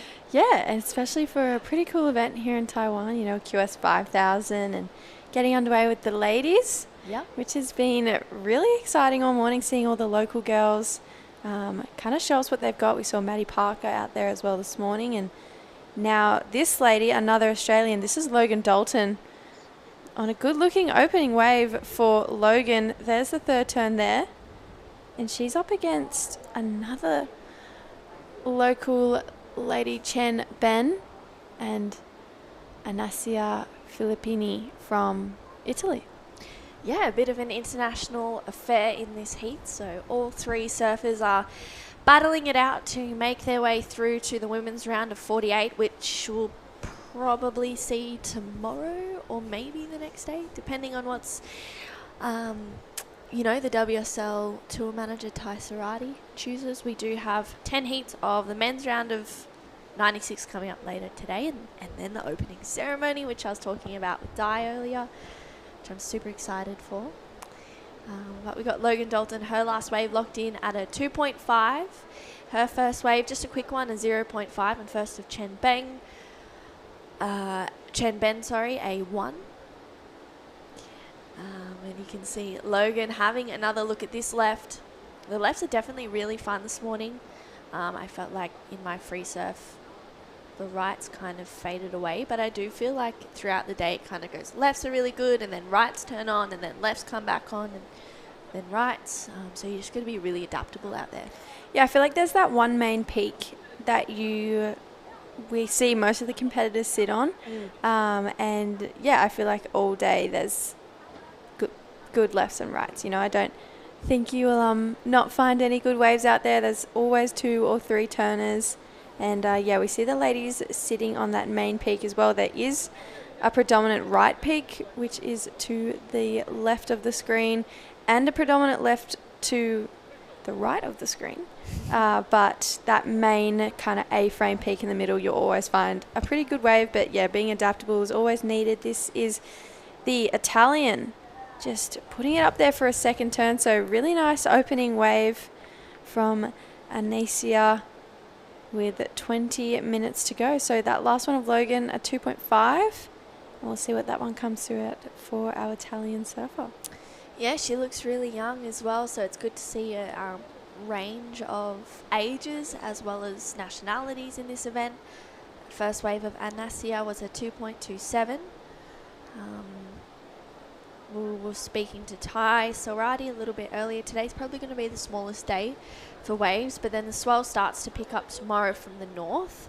But we're also going to get a fair bit of wind to come with that as well. So we'll probably see some junkier conditions, a little bit windy, maybe a little bit more of a current. And then Wednesday to Friday looks like it gets smaller and less wind each day. And then another northerly system comes through on Saturday that brings more swell, but with that also more wind. But you know, that's what we battle with. There's plenty of waves out there. That last wave of Logan Dalton, just a 0.77, went into a top 2, coming down to 19 minutes to go. Looks like we got a split peak here. Chen Ben, unfortunately, not getting much there. I'm sure we'll come back to see what Logan got through. Yeah, cameraman couldn't decide who he wanted to stick with, you know, just opting to try and get the best of both the left and the right on that one. So 18.5 minutes. That last one of Logan, a 1.87, so just slightly bettering her situation. She is currently in first. And then that first wave of white, like you said, a 2.27, and we'll see what she gets. It looks like that was her just finishing off a wave there, so she's got a score to come in. And Chen Ben paddling for this one. Yeah, Chen having a look at this one, just gets a takeoff there, but not much on offer. While we wait on a couple of scores to lock in, we have Dai Wacko down there with the last heat's heat winner.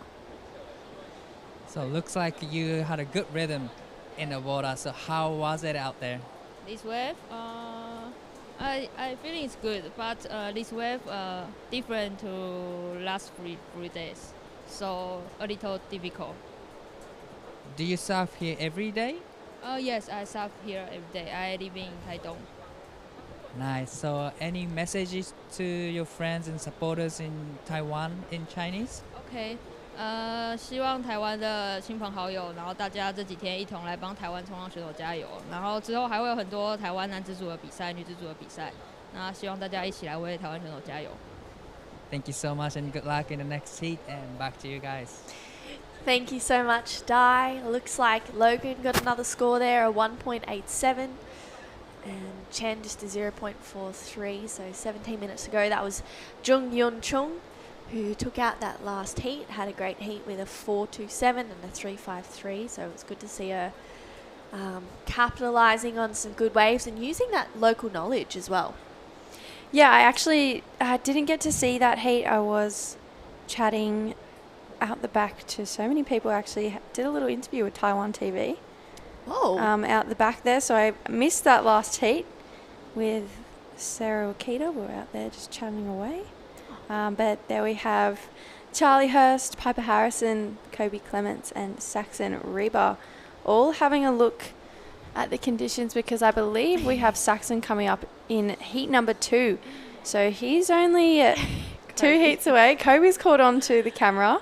He's got his pink ukulele there. I swear we've never seen him without it. Yeah, I love Kobe on the ukulele. If you need some soothing serenades, just go find Kobe Clements with that ukulele. He's so talented on it. Bit of a whistle There's too. Charlie and Piper. That is Tenchi, I believe. Yep, stretching for his opening round. So that, Taichi Hagita getting ready. Coming up in that next heat, that's Logan Dalton. Really nice opening carve. Gets a bit more down the line for another turn, but unfortunately can't land that second one. She is currently in the lead. And we saw her over in the Philippines too. We did, yeah. We saw her competing over in Cloud 9 for the Philippines. Unfortunately, the conditions were a little bit tricky for her first heat, but she said that she had the most amazing time over there. She's just been trying to, have a little bit of a trip with her mum. I think she said she went to Hong Kong or something in between coming from Siargao to here, which is pretty cool. A bit different, bit of a touristy experience. That was Chen Ben, unfortunately coming off the back of that one. We've got a pretty stacked men's opening round. The first heat of the men's round, we're looking at Raiha Onu, who's personally one of my favourite Japanese surfers. He'll be in the red, taking on Raiki Matsuada, Taichi Hagita, and Wei Fen Meng, a local Taiwanese surfer. And then we'll see in heat number 2 an Australian enter the water, Saxon Reba, taking on Kayoshiro Suda, Song Lin Han and Cheng Yu Yen. So 2 more local Taiwanese surfers. But yeah, and then it just kind of keeps going. We just see every heat look harder and harder. But I love how in each heat we see at least one local Taiwanese surfer take on, the international field. Wow, it's amazing, the level of talent that this place is producing. With so many Taiwanese surfers, as you said, Jessie, in the event. Even when we were in Cloud 9, there was so many Filipino surfers there. Pretty much there was more than one heat that had 4 local surfers. But this is Chen Ben. Having a look at this one, that's a better looking wave for Chen, but unfortunately comes off the back. But that was nonetheless a nice wave for her there. I think we saw Anasia from Italy get a wave there, a 1.3. She needs a 2.17 to go to first. So Logan Dalton does lead with that 2.5 and a 1.93. Anasia has a 2.27 and a 1.3. She needs a 2.17 to go to first. And Chen Ben just a 1 and a 0.83, looking for that 2.57. And you can see, the length of the contest area that we have here. There's so much opportunity. There's so many different places to surf within that as well. You know, you can optimize, you can use the lefts if you wanted to, the rights. Yeah, so it's great the amount of opportunity we have, and especially for free surfs, it's so good because there's such a spread. Sometimes you can find a place relatively uncrowded. Yeah, it's kind of the perfect wave for a competition. You know, it's kind of Taiwan's take on lower trestles, as I heard Binzi say earlier, and I totally agree. I haven't been to trestles myself, not yet, but if it's anything like this wave, I sure know that it'll be extremely fun. I mean, it looks so fun anyway. But yeah, I really love this wave. I think it's a perfect wave for a competition, just to be able to get at least 2 turns on every ride, and you know, lefts and rights, it can suit anyone, whether you prefer your backhand, your forehand. So I feel like it's a really even playing field to have a competition on this wave. Yeah, I agree. I think, you know, there's definitely opportunities out there. There's definitely sections. We've both been surfing the last few days, and it's been super fun. This is Anasia maybe having a little look at this one, but Chen Ben has the priority. She's having a hard paddle, up and riding, and getting a couple of wiggles on this one as she flies down the line and has to kick out. So 11.5 minutes to go in this heat. And Logan Dalton still holding the lead. Logan trains with Tessa McKenna. She's from the Newcastle region. You know, so putting in the hard yards. Tessa, golden tonsils, beach commentator for as long as I remember him commentating my heats, and now I commentate with him, and as well for you, Jessie, and Logan just taking through this one. So he he's doing a bit of coaching or training with Logan, surf training, which is really cool. So it's great to see Logan here in Taiwan. Yeah, love Tessa. If Tessa, I'm sure you're watching, cheering on Logan. Big shout out to you. Yeah. Yeah, he was, I think he might have been the first ever commentator who commentated one of my heats, and still continues to commentate my heats till this day. So yeah, like you said, golden tonsils, we love you, Tez. And we'll see you when the Australian series kicks off. I'm sure of it. But yeah, 10 minutes, 20 seconds to go. A little bit of a slow heat. You know, none of the girls really getting anything super substantial under their belt. There's a 2.5 and a 1.93. We know that all 3 of these ladies are capable of so much more, so it's still really close in this heat, with both second and third only looking for 2s. So I feel like if someone can just capitalize on a really nice open face left or right, we'll see this heat change pretty quickly. Yeah, I agree. That's a good call. I feel like this heat is definitely left open for someone to take a win. So hopefully Logan, Anasia or Chen can find something and put down some good maneuvers. We saw Jung do that in that last heat to take it out. And as you said, up next is Heat 1 for the round of 96 for the men. Raiha Ono in the red. Raiki Masuda is in the blue. Taichi Hagita in the white. And then Wei Fen Meng in the green, which will be a great heat. We haven't seen a green rashi yet, so it'll be exciting to have 4 people, a bit more action. Yeah, there's still plenty of waves out there. I was just sitting out there before with Charlie and Piper and the gang you kind of saw come up on the screen, and it still looks really fun. You know, Saxon, he's coming up in Heat 2, and he was saying that, yeah, there's still plenty of waves out there. It's definitely changed. He said from when he's gone home, had some brekkie, and then come back here. So maybe winds come up a little bit. Things just got a little bit different to the really glassy conditions that we saw for the early morning surf this morning. But we're thinking we're going to have wind for a couple days now. So it might just have to be a factor that we get used to. But we will get more swell with that as well. So it's kind of it's a good situation to be in. You know, have a little bit more swell. It was pumping the first day we got here. It was about 3 foot. Long running rights and lefts. It was a really dreamy first surf to have here, and then yeah, it's just been so fun every day afterwards. Looking like Logan is having a paddle here, and we'll stay with her. That's a better turn from Logan. gets a second one in and a third. So this is looking better. I reckon that will be the best score that she's locked in so far. I really liked that first opening turn. So we'll see how it goes. She's looking to better a 193 to increase her lead. And there it is, 2.7. So now just applying a little bit more pressure on second and third. I agree. I think that was a good wave from Logan that first turn. You know, she utilised most of that solid face of the wave. Her backhand looks really solid, throwing some spray. And this is Anasia Filippini from Italy up and riding on this one, just flying down the line, but that wave doesn't offer too much more there. So she got that wave under priority as well. Chen Ben did have the priority, but chose not to go that one. Yeah, that was an interesting play there from Blue. You know, she could have taken that wave off White, but just decided, you know, that's not exactly what I'm looking for. And White maybe getting a little bit frustrated at the end of that wave. You know, we saw her clap her hands together.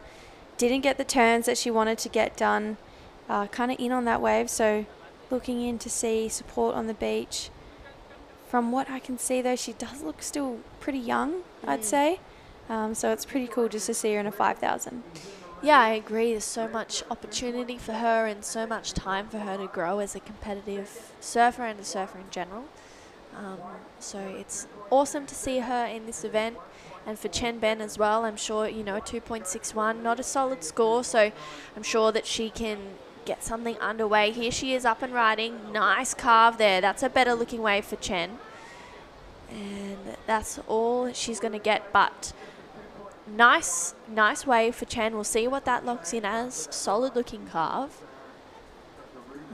So waiting on this last wave to see if it improves her situation. Yeah, I really liked that carve from Blue. It was really drawn out. She held her rail really nicely. It came in at a 2.33, so now we're only looking for a 1.41 to take it to Anasia. So no one's really safe in this heat. I wouldn't even say that Logan's too safe either, with Anasia only needing a 2.93 to move up into the lead. All these women pretty capable of kind of flipping the situation in this heat right now. There's 5 minutes and just on 20 seconds to go. So I feel like even if I was Logan, I wouldn't be feeling too comfortable right now. You know, I'd definitely be wanting to get out of that 2 range, lock in a 3 or a 4 if I could. So maybe Logan, you know, she's got the priority next to her name. Maybe play a bit of the waiting game. Just wait for something with a little bit more size, a little bit more wall, and even just do 2 of those really nice backhand Rios that we saw her get on that last one and lock in something with a bit more substance to it, and just really apply the pressure to the rest of the competitors. Yeah, I think that's a good call if Logan wants to, you know, see herself in a better position. Hopefully she can hear you right now. Yeah, because it's looking like they're sitting a little bit far in as well. They could definitely, when those sets come through, they break out a lot further. But here we go. This is Anasia. Nice opening carve.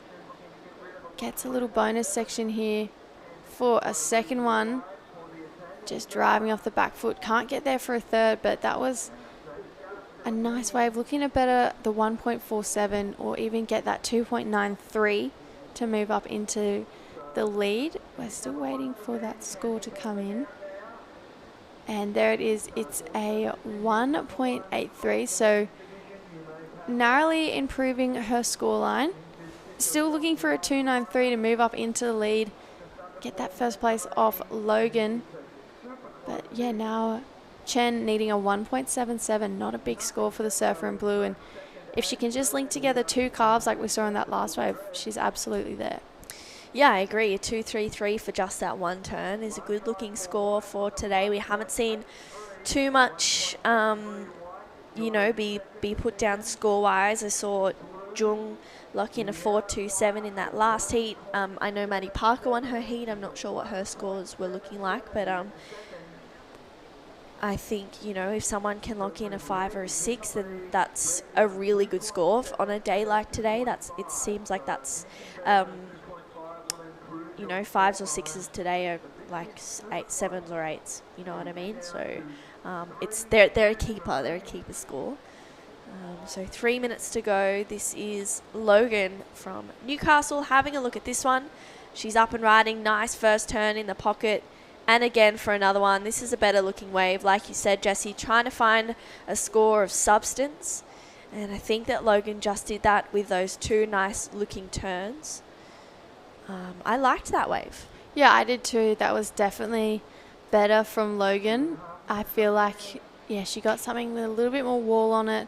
There it is. It finally got her out of that 2-point range, so 3.07. Now applying a little bit more pressure to these two ladies on screen. Chen using up priority, looking for a 177. There's a nice opening carve. Gets another section here and just slips off the front. That was on its way to being the score. 2 minutes, 10 seconds to go. We'll see what that one comes through at. Needing a 177. First indications the judges are saying it's not enough. There it is, a 1.4. So just needs slightly better to get through this heat with just under 2 minutes to go. Nervous times for the local community. Hoping that Chen can get that 177 she needs. Yeah, I'm sure that there's plenty of local surfers down there supporting Chen. I know that there is more than a handful of photographers there. This morning walking in, I was having a look on the rocks and they were scattered with cameras and people clicking, and then walking up the rocks, all I could hear was the shudder of cameras going off. So it was pretty different. We see that in these events when we're overseas in Asia, so it's super cool. We're talking to a few people yesterday and they were saying that you can actually find some of the photos on Facebook. They just upload their photos on Facebook. Apparently they're pretty good as well. They got some good quality cameras and lenses. Yeah, they've got a bunch of 600 lenses out there, the big long ones that we see them all have.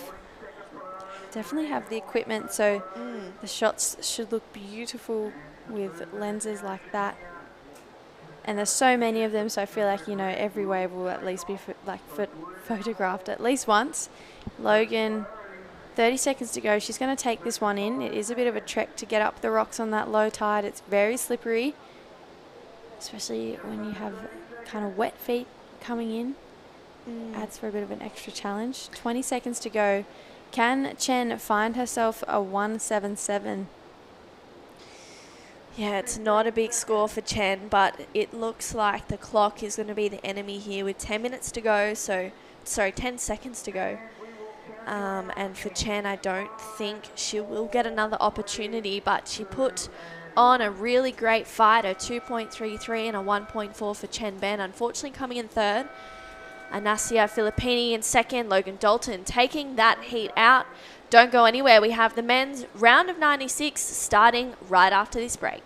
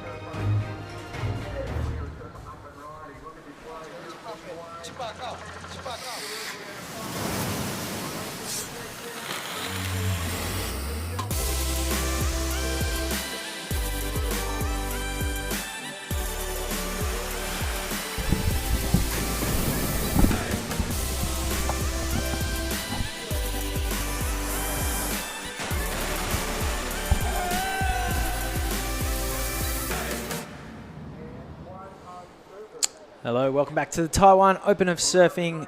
We are into the men's round of 96. Heat 1 is in the water right now. Raya Ono, Raiki Masuda, Taichi Hagita are the three Japanese surfers. Wei Fang Meng is the surfer in green from right here in Taiwan. And we've already seen Raya Onu open proceedings with a 5-point ride. So 4 surfers in the water. And there is a place in the round of 64 up for grabs. The plan is to try and get through 10 heats of the 16 that are on the card for this round. And here is the opening wave of Raiha. Talk us through it, Jessie. Yeah, here we go. Raiha is one of my favourite Japanese competitors. Gets a really nice first turn in and goes vertical for the second one. So, yeah, pretty good way to start a heat. 5-point ride. Whoa, bit of a little layback there. Kind of missed what happened. Oh, there we go. We're actually back to live action.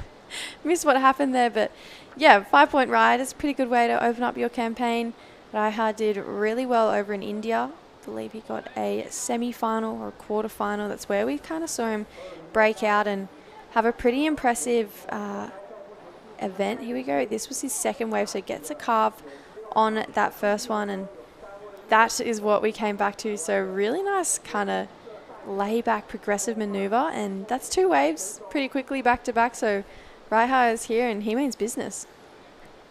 Yeah, he sure does. He's coming 18th on the Asian QS rankings, and it was a 3rd at the Tamil Nadu International Surf Open in India a couple of months ago. That has been his big point earner for this season. And a pair of 5s, so pocket 5s to get things going. Up into double figures. I'd say that's the first time we've seen a double figure tally so far this morning. And Raya Onu looking like he means business. So, yeah, there's only the one round that features seated surfers coming in, and that is the round of 64, which is up next. And then from the round of 32, everyone will have already surfed. So the seeds only get you one extra round here at the Taiwan Open of Surfing. There's 5,000 qualifying series points up for grabs. And this is a co-sanctioned event. So there are Asian surfers and there are Australasian or Oceanic. Australia Pacific surfers. No, we've got competitors from Australia, New Zealand. We touched on Billy Stairmand and his lethal backhand. But it's kind of cool. It's cool to see all of the Aussies over here competing. I've been on a bit of, well, you and I both actually been on a bit of a Asian commentating tour recently. It's been so fun, checking out all of the Asian series events. So it's going to be pretty exciting to see, all of the Aussies back out there competing again. We haven't seen them compete since NIAS, and then before then it was Cruy, so it was a bit of a break in between events. And then after this, we go on a bit of a, hold with events. We go through that Christmas, New Year's period, and then for us Australians, we'll see our Australian Regional Series kick off in February next year, and we'll have a co-sanctioned event there as well. So we'll see all of the Asian surfers come to Newcastle and battle it out with us over there. All right, we are going to quickly cross down to True Starling, who's having a chat with the winner of the last heat. Yeah, thank you so much, Binzi. I'm here with Logan Dalton. And Logan, that looked really tricky out there, but you managed to get the job done. Yeah, it's definitely a lot more difficult when it turns onshore and drops a foot overnight. But yeah, managed to get a few sneaky little lefts, so very happy with that. As you said, the conditions are really tricky compared to the last few days. How did you adapt to that? Well, it's a very shifty bank, so just trying to stay busy, move up and down, just make sure you hit all the banks because you can lose opportunities so easy out there. Coming up in the round of 48, possibly tomorrow, we'll see. Are you looking forward to that round? Yeah, I can't wait. I'm so stoked to have got through a round and continue my campaign here in Taiwan. Amazing. Well, anyone you'd like to say hi to back at home as well? I know you're pretty far away. Hi to Dad and my brother York at home that are watching my Nan and Pop watch. So hi Nan and Pop, and my uncles and aunties that have been watching. It's been a huge support. And my dogs. I miss my 5 dogs at home. Well, thanks for having a chat, Logan. Back to you guys. 5 dogs? Yeah, 5 dogs. Sometimes I find just 4 dogs not quite enough. So that's how you get on top of that situation, according to Logan Dalton. So just looking at the rankings on the Australia-Oceania side of things, so far the Aussies and the Kiwis have surfed 2 events in Indonesia, and now this one obviously in Taiwan. The 2024 schedule hasn't been released yet. We've had a draft, right? But looking like some of the events are still tentative, so we're not sure Ooh, exactly what's going to jostle run. right here. Yeah, that's Taichi. Taichi Hagita. Unfortunately, coming down. Yeah, hassles for the inside, and cashed in all his tokens. Didn't get much out of that wave. I actually worked with Taichi for a little while. He moved to Australia for about, I'd say, a year with his girlfriend, his lovely girlfriend who's still living there, and he moved over there just to improve his surfing and be a part of the Australian culture. So I got to work with him at the Border Hours Coolangatta shop, so that's how I know Taichi. So if anyone at Border Hours is watching, hello, we are supporting our boy Taichi. And then, yeah, a little bit more information on the surfers out here at Raiha, who's currently sitting in first place. He's 18 years old, originally from Tokyo, but now lives in Chiba. And he was in Australia last month, did coaching sessions with Martin Dunt to prepare for all these events coming up, which is a pretty good coach to get preparation for. There you go. Right, 17 minutes to go. And 3 Japanese surfers, and I think Dai was going to fire through a little bit of information about the crew that we've got in the water. So Raya Ono is from Tokyo, currently lives in Chiba, which is kind of a couple hours south on the coast. And then Taichi Hagita, who you were just talking about, he's from Fukuoka. And yeah, he's known for his powerful and sharp surfing. This is Reiki Masuda hammering away on his forehand. So Japanese surfers doing it very nicely. Wei Fang Man, the local surfer from here in Taiwan. This will be an honour for him to compete at this level. And he'll pick up 225 qualifying series points if he's to come fourth, which put him in pretty good stead. Yeah, you'd have to be pretty happy with that, but I feel like no one's really done anything other than Raiha so far in this heat. You know, 2 pair of 5s on his first 2 opening waves and then 2 throwaways. Kind of waiting for the rest of the competitors to do their thing in this heat. There's half the heat gone and we've only seen 1 competitor score over a 3 other than Raiha. So we know that Taichi can really take it to him. Unfortunately, you know, we saw him hassle, so he can definitely get his competitive fire up and running a little bit more in this heat. And then, yeah, Wei Fan Meng, just a 1.1 and a 0.2. I know he'd be looking to get a few more and, yeah, fly the Taiwanese flag. Just looking deep into the draw, heat 13, John Chan surfing for Taiwan. So John's here. John's here. That's awesome. Maybe a few sets coming through now, so might see a little bit more action. Someone's up and riding. Here we go. Taichi, nice opening carve. Looking for a second bowl. That's better from our surfer in white. Gets a bit of a foam climb there. This is where you'd kind of wish you picked the right one to get a little bonus section like this on the end. So that's going to be Taichi's best wave, and that might be the best wave we've seen today. Maybe, yeah. Linked together the turns. That one kept on running, just bit the bottom and shaped up nicely from start to finish. And Taichi Hagita has rattled off the turns. And we saw Raiha and Reiki get waves as well, so we'll see what comes through with that. Raiha looking like just a bit of a throwaway. And Reiki, not sure what he did, but Yeah, I did like that wave from this man on the screen, Taichi.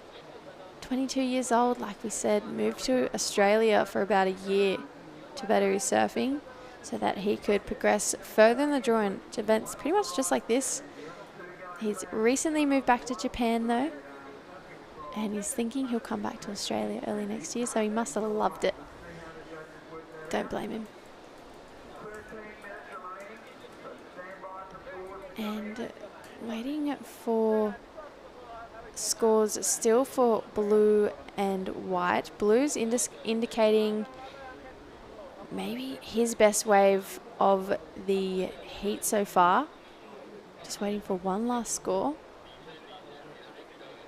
And the judges really taking their time with Taichi Hagita's score. Coming up next, we have Saxon Reba. So we get a bit of an Aussie in the water on the men's draw, but we've got Blue up and riding, throwing the fins, laying back, and yeah, bringing that one underneath. So that was really impressive surfing from Reiki. And we've got Way up and riding on his wave there too. So I feel like that's going to be another good score for Blue Reiki. His last wave came in at a 4. Oh my gosh. And Taichi, a 5.77 for that last wave. So yeah, Binzi on the money. Best wave we've seen today so far. Yeah, so this is pretty even affair between our three Japanese surfers at the moment. Raya Ono, a pair of 5s, has the lead. Taichi Hagita, the best wave, a 5.77.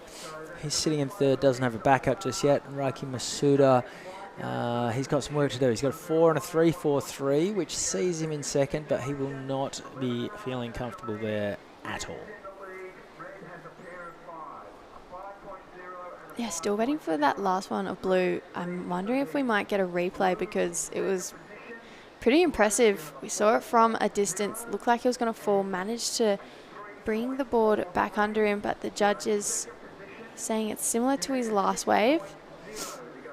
A 4.57, so now Taichi needing a 2.8 to move up into second, and Wei needing a bit of a bigger score, a 7.27, so that's a pretty big ask, but I feel like in these situations when you have just under 11 minutes on the clock, you can still tackle that in 2 waves.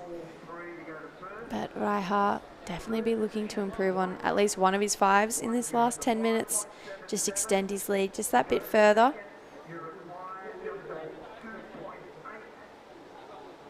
It's pretty close now between Reiki and Taichi Hagita.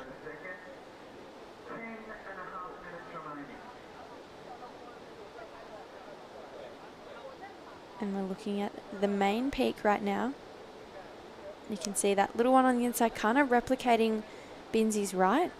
You gotta stop saying Waiting, I'm going to call it the whole time. Binzi's right. Every time I've seen him in the surf, you've been over there. And then there's a left to the screen as well, which is, we could call Jesse's left because I love it over there. No. That's Waynesy's. Waynesy's. That is Waynesy's. Waynesy's left. Yeah, you don't have to say left because Waynesy only goes left. Oh, so okay, got it. Yeah. Tom Bennett, WSL, big cheese, working out of the Coolangatta office, normally here with us, can't make it this year. We miss you, mate, but we've been going left way down the end of the lineup in your honour the past few days and massacring plenty of meals as well.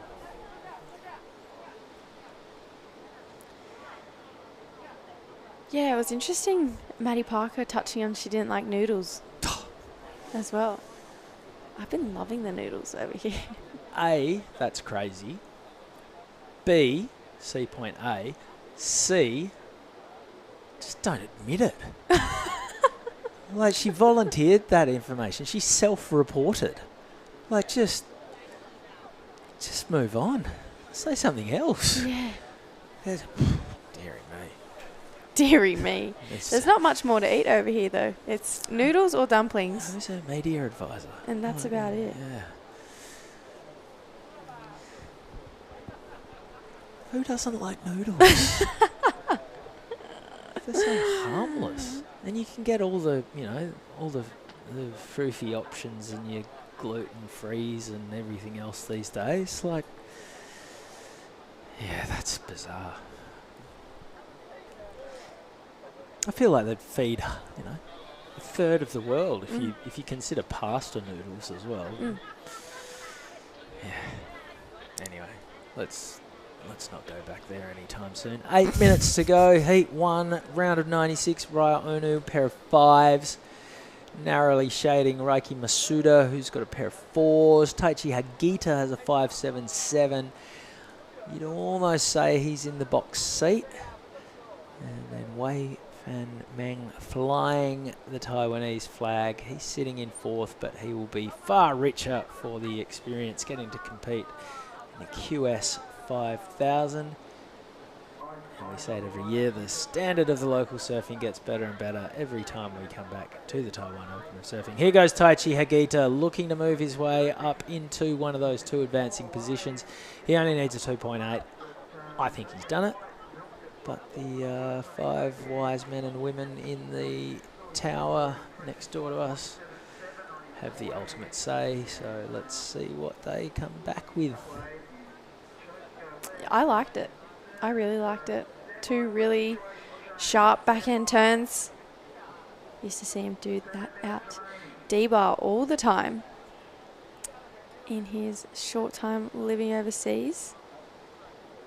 And the judges right now are all saying yes. So Taichi moves to 2nd, a 3.7 for that last wave. Now Blue Reiki looking for a 4.91. Taichi is up and riding again, kind of floats that first section, carves back to the pocket there. Needs to get more work done to improve on that 3.7 right now. Carves again, but that was one of those rights that didn't offer an end section. So doing the right thing, catching heaps of waves, just over 6 minutes to go. He might want to sit and wait though and try and find another one of those 5.77s because Reiki needing a 4.91 isn't a big score, especially not for someone of his talent. Yeah, so interesting to note, yesterday when it was a lot cleaner and more offshore, that left from the main peak that then runs into Waynesy's left, there's a couple of sections you can bang, and that's kind of where everyone was going. Today, with the wind coming from the northwest, conditions may be a little bit more favourable on the right-handers, sort of that cross onshore as opposed to dead straight onshore.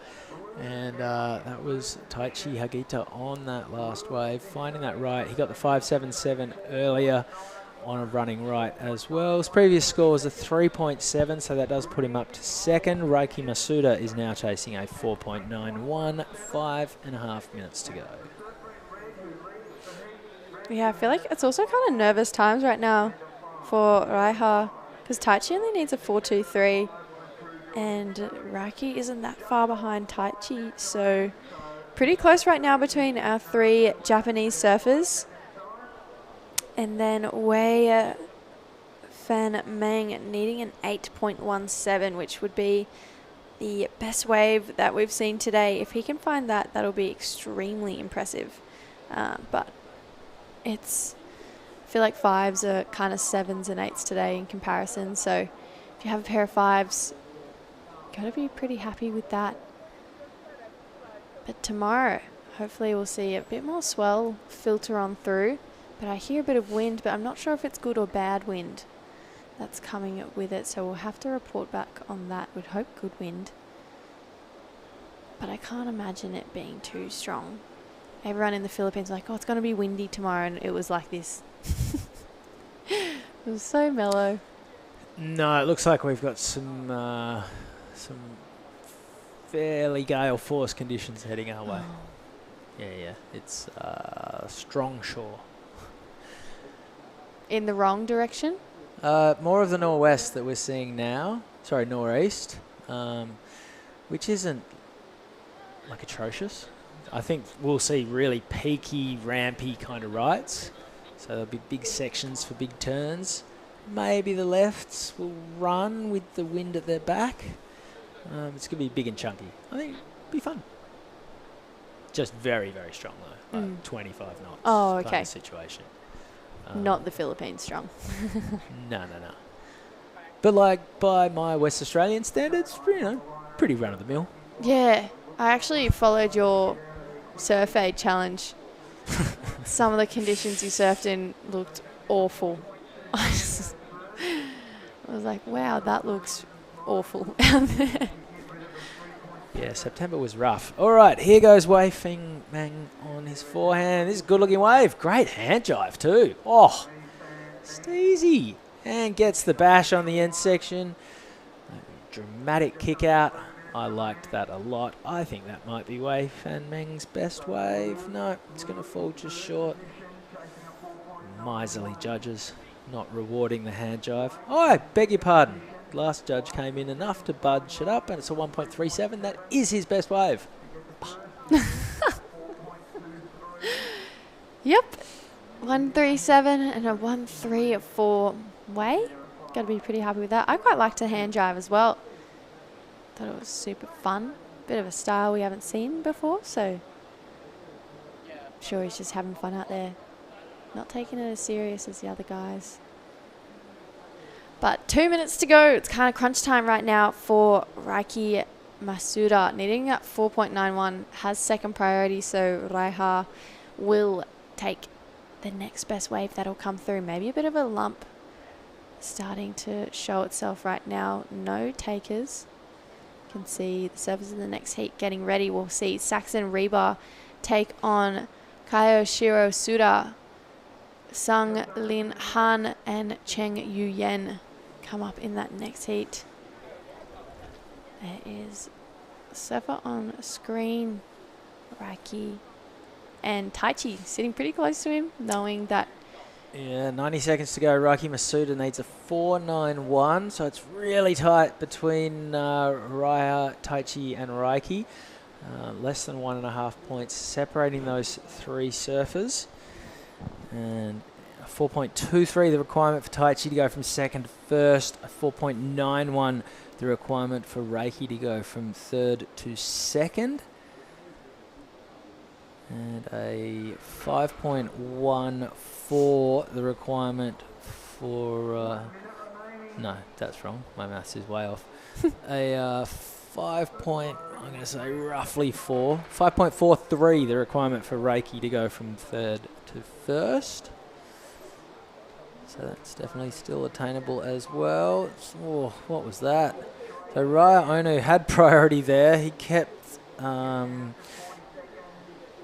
and Reiki off that wave, but I don't know why he bothered. It was a heaper.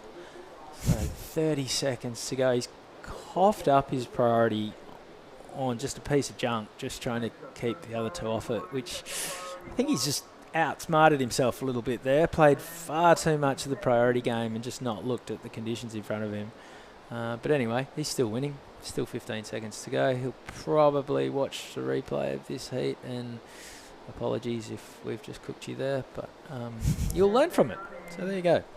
This one is in the books, and it is that man, Raya Onu, through to the next round. He'll be joined by Taichi Hagita. Unfortunately, Raiki Masuda's Taiwanese campaign is over. He'll be going home. Wei Feng Meng will be staying home because he's from right here in Taiwan, and that was a plucky effort from the local surfer.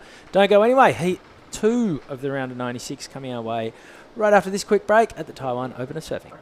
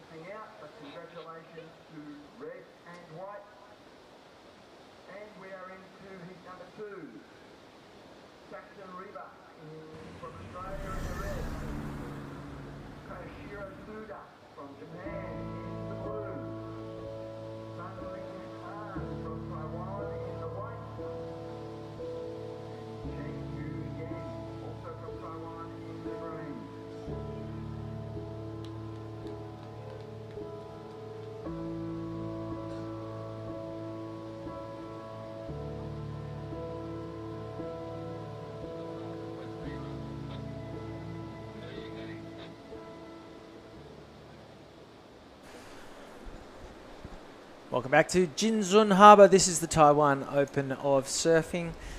Sort of 1 to 2 foot light onshore conditions here today at Jinzun Harbor. It's just the main peak coming into play. Chris Binns in the booth alongside me, Dai Wacko, and in the water, Saxon Reba is the Aussie in red.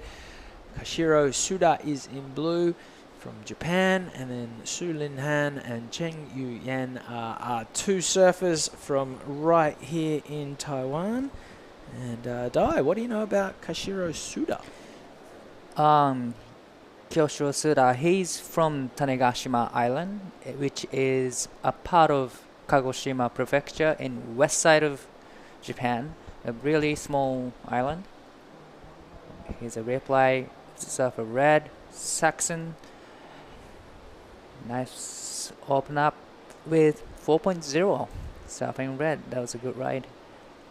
4.0 is the best way to start the heat. And someone is up and riding, but I can't tell who that is. Yeah, and Kyoshiro is from small island of Japan called Tanegashima, and he is 21 years old, and his sister is also a professional surfer and used to be in the QS's tour as well, but now she's retired and focused on her private project. And Kyoshiro is goofy footer. He's a fast and powerful surfer from Japan. Saxon Reba opening his account in red with a 4-point ride. Saxon's from Sydney, New South Wales, Australia. He's from Manly, so I'm not going to dare say which board riders he is, as there's like 3 board riders clubs in Manly, and they all get upset if you get them around the wrong way. So I'm sure someone out there can text me through the correct one. But yeah, he's a flashy, goofy footer who's had plenty of success on the junior series back home, and is now sort of working his way into the QS rankings.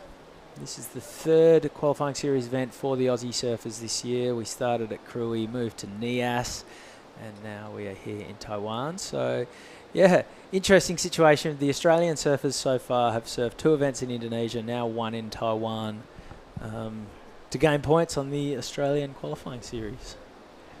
Of course, there's a few Aussie QSs slated for early next year, and then, you know, all of the positions will be decided as to who gets to graduate for the Challenger Series when that kicks off at Snapper Rocks after the Margaret River CT event has wrapped up.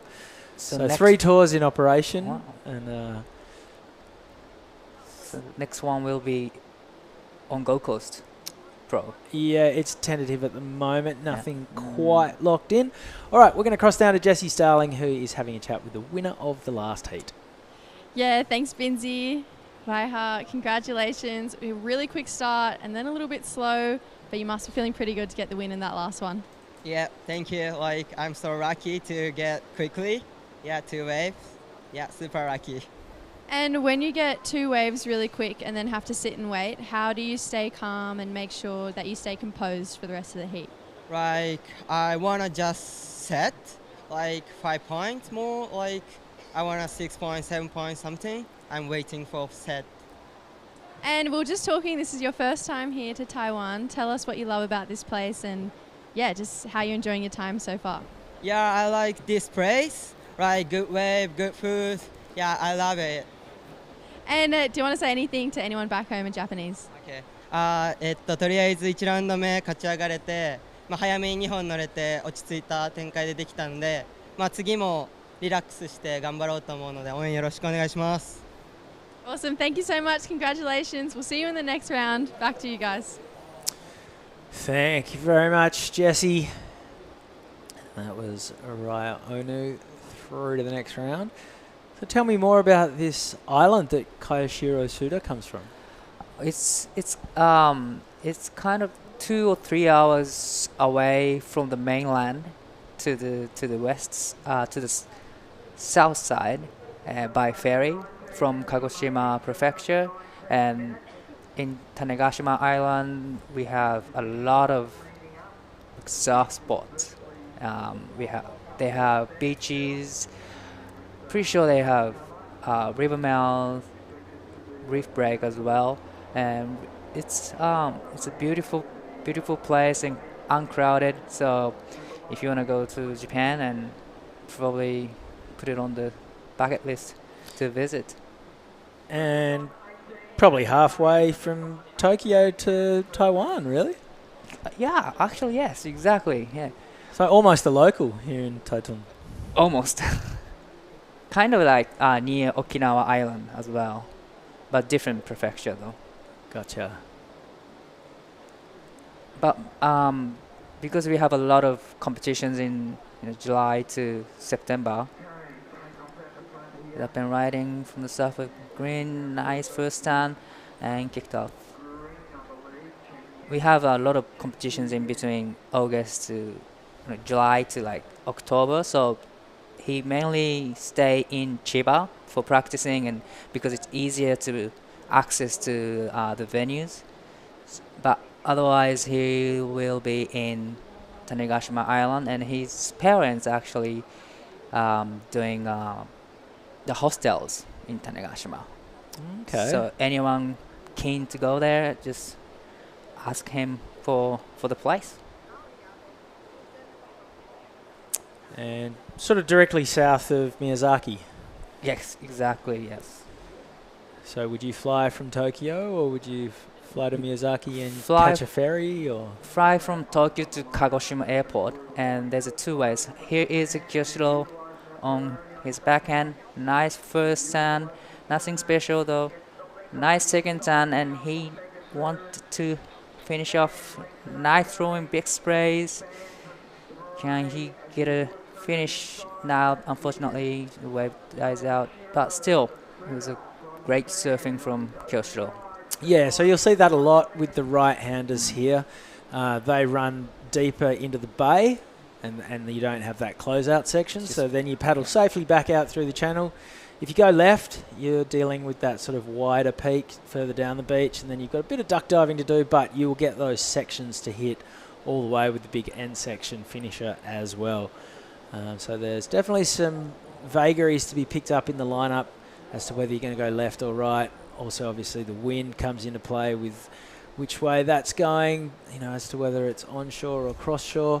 That horizon is... the horizon here is actually flat. That's the camera that's slightly out of whack. So don't judge Taiwan by that shot.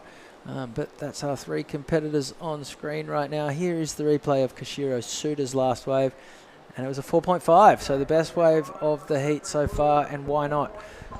4 smart turns.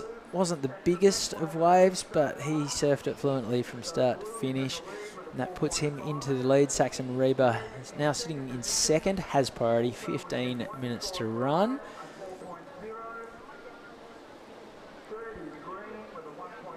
That was his first wave in this heat.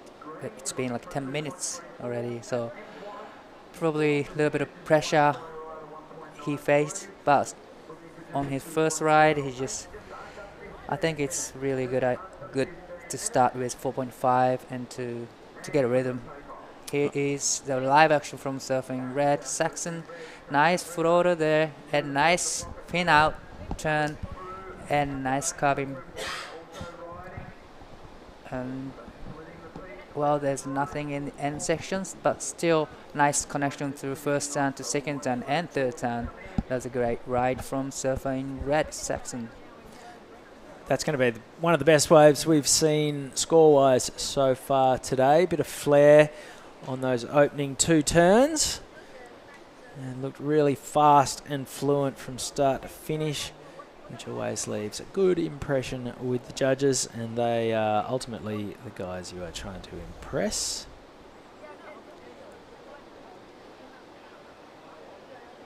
So how is Saxon doing on the QS Australian Tour? That's a good question. There's only been the 2 events, so It's hard to really get a gauge on where people are sitting, but he has a pair of 33rds at Krui and at Nias. Here's the replay. Judges taking their time with this score. Maybe they're feeling like it could almost be time to sort of go into the 6 or 7 range, which they haven't done yet so far. So might be just having a really good look at it. And he's already, Saxon's not hanging around to get that number. He is whipping some turns on his backhand to try and get rid of that 4-point ride. So 2 scores still to come. 13 minutes remaining, so we are halfway through this heat.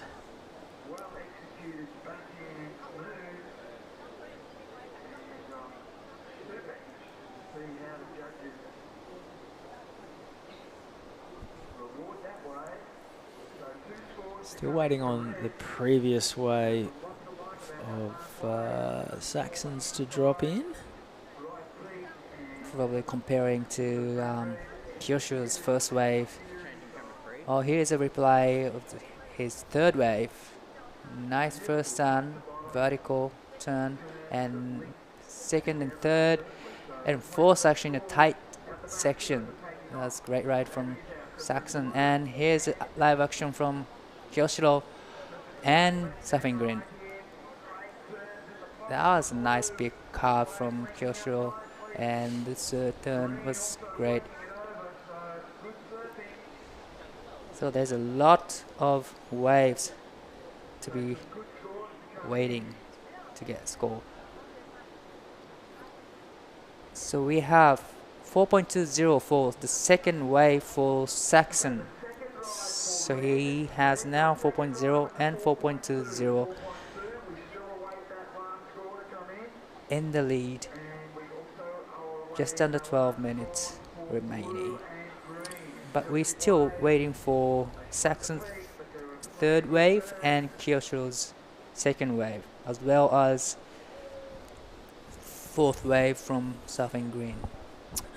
Yeah, and it's going to be this third wave of Saxons. That's the high point. I don't know what I was talking about with this second wave as maybe being up near a 6, but it was a 4.2. His last wave was a 5.17.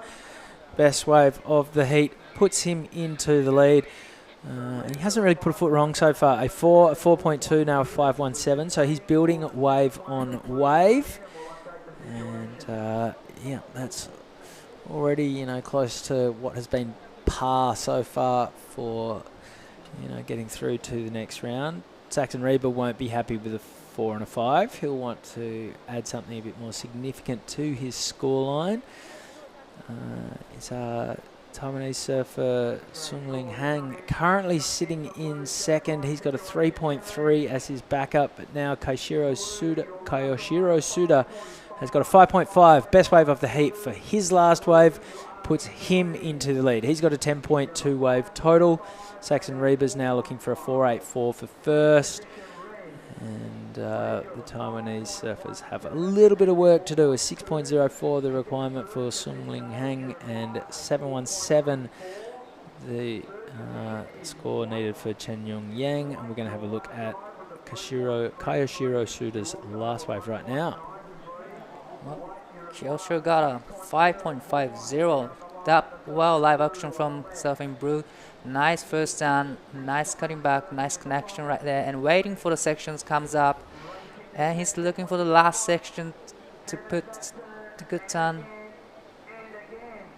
Wow, nice combination right there from Surfer Blue. Not done yet either. We've got lots of photographers in the shot, which is ironic, but he kept surfing his way down the line and is out of there. Can he replace 4.5 and extend his lead? That's up to the judges to decide. 9 minutes 20 to run.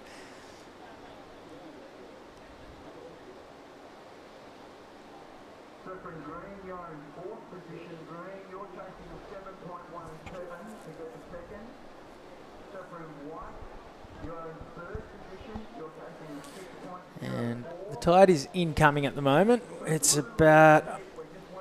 around about 1 metre. We're looking at a high of 1.2 as we see Sungling Hang on his backhand, getting a little bit hung up just then. He goes down. And we have seen the tide come into play. I know we all surfed yesterday, and through the middle of the day with the high tide, it definitely things slowed up a little bit.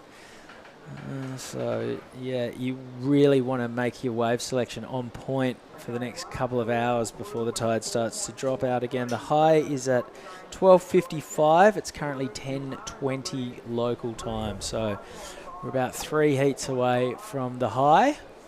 And then once it starts to run out, expect conditions to pick up a little bit.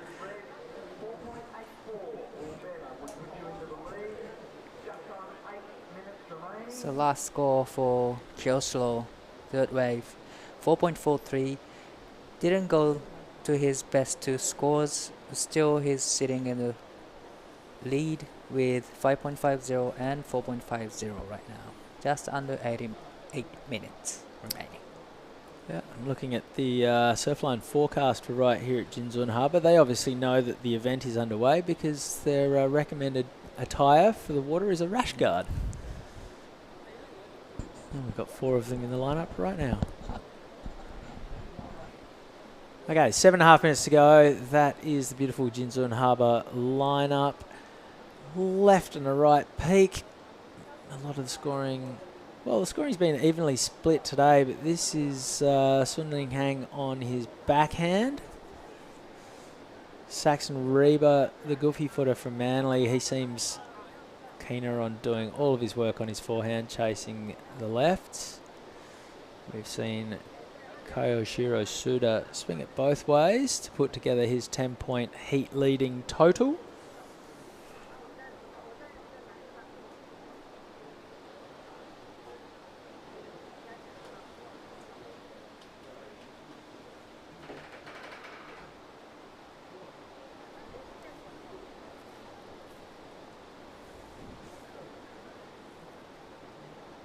Here's a replay of Joshua's last wave. Nice turn to. I love the carving right there. That was a big turn. This is a 5.50. So he only put 2 turns pretty much, and he gets 5.50. So that what judges scoring range for today. Yeah, 2 very crisp turns, nicely placed and executed perfectly, and that's the 5.5.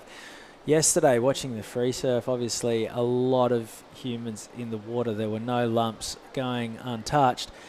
The level of surfing was incredible. There was some really high-powered ripping going down. Here's Saxon Reba. He's on his backhand now.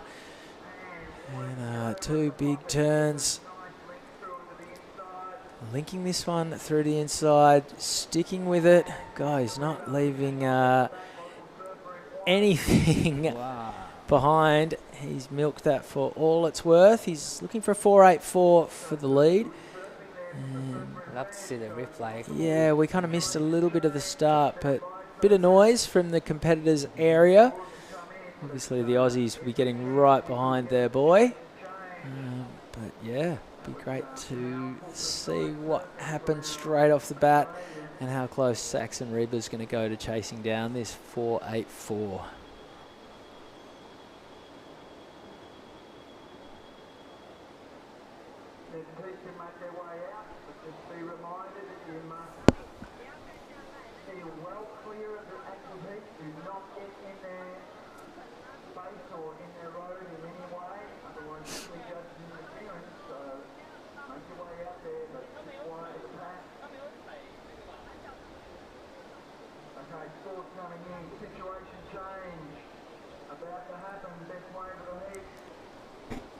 So it's looking like Saxon Reba is going to drop the best wave of the morning and move comfortably into the lead with 4 minutes to go. There it is, a 6.67 for the Manly lad on his backhand. Here's the full replay. Talk us through it, Di. Love the first time, big spray, and the second time went vertical. Lots of variation right there. And also he is finishing off with a nice turn right there. That was 6.67. That was a great ride from Saxon from Australia. Just under 4 minutes to go. Now he's comfortably sitting in the lead.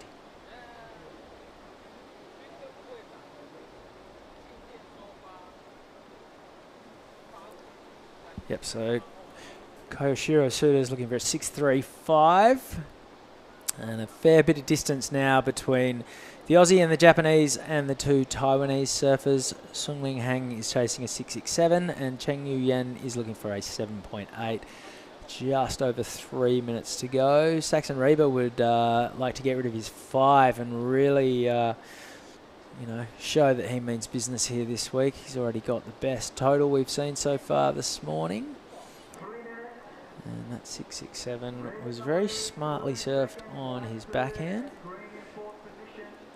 So we've seen Koshiro Suda and Saxon Reba both bank scores with lefts and rights this morning. So it's the beauty of having an event at peak. Here goes Chen Yu Yang, looking for a 7.8 to get himself up into second. It's not going to be the requirement, but it might make the battle for third a little bit tighter between he and his compatriot Sung-Ling Hang.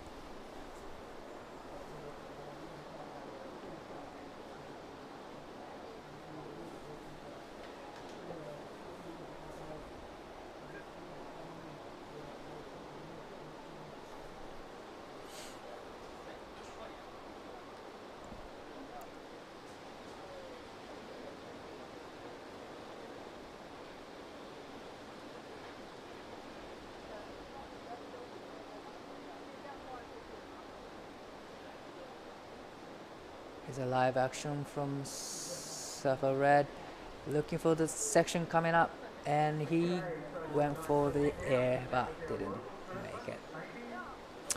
Saxon Reba came 9th in the World Juniors last year. Wow, that was a good in result. pumping waves in San Diego. That was a solid waves at World Pro Junior last year.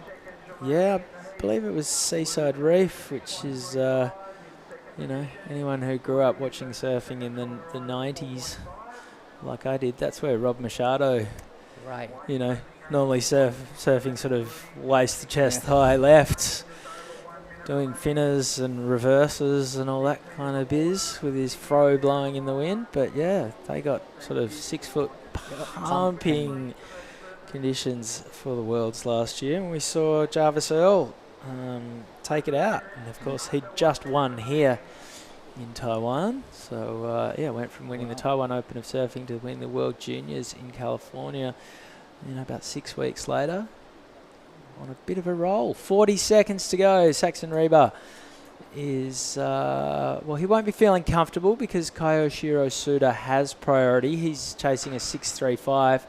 And here he goes on his backhand. Couple of strong turns up into the lip. That was a punchy section. Got some work to do to get around this one as well, and he's hammered it. Wow, what do you think? 20 seconds to go. Let's have a look at the replay and pick this one apart. You would imagine that the score is going to drop once the heat is done and dusted. There's only a few seconds left to run in this one. So I imagine we are going to throw to an ad break, and we will bring you the result of this heat once we come back. Here goes Saxon Reba. Well, he was leading when the siren sounded, but Koyoshiro Suda has a score to come. So we will bring you that score and that result after the break. Don't go anywhere. More action from the Taiwan Open of Surfing coming your way very, very soon.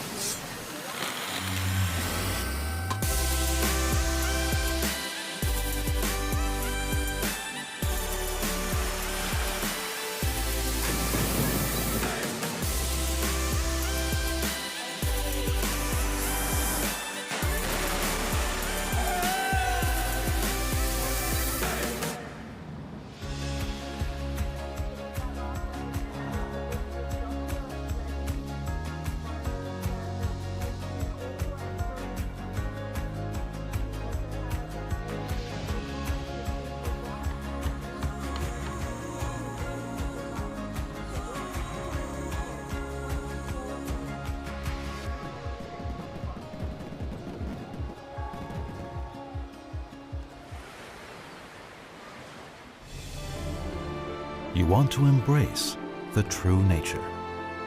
You want to explore the beautiful world beneath the sea. You laugh and sing songs. It is a surfer's paradise here. Whenever you're ready to undertake a different kind of travel experience, Taitung is your next destination.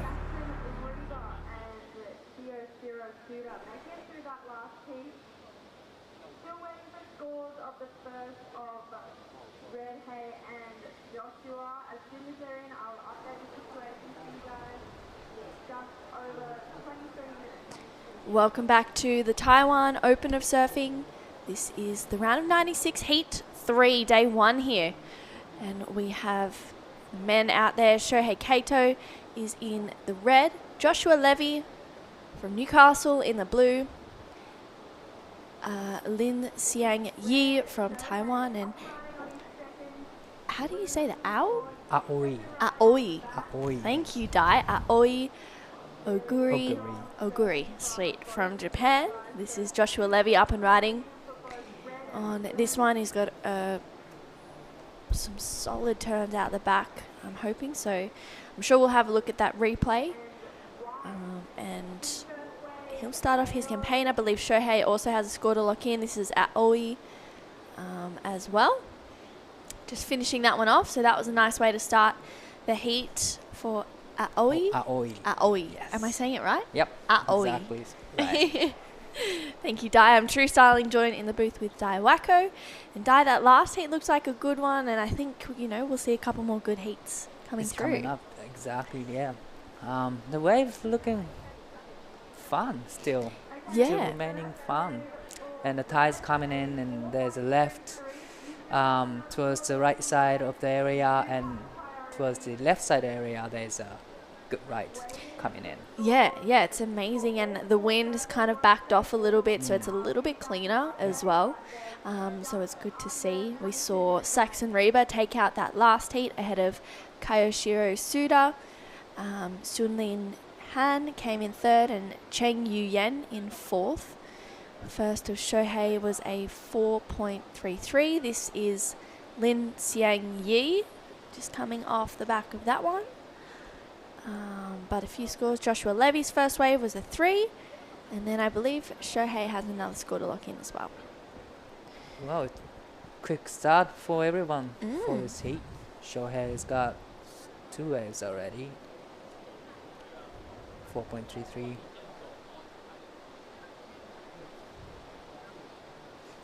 Well, now Shohei's looking and paddling, see if he got it. Nice first stand and connecting to the inside. Try to finish off. Yeah, he finished off nicely.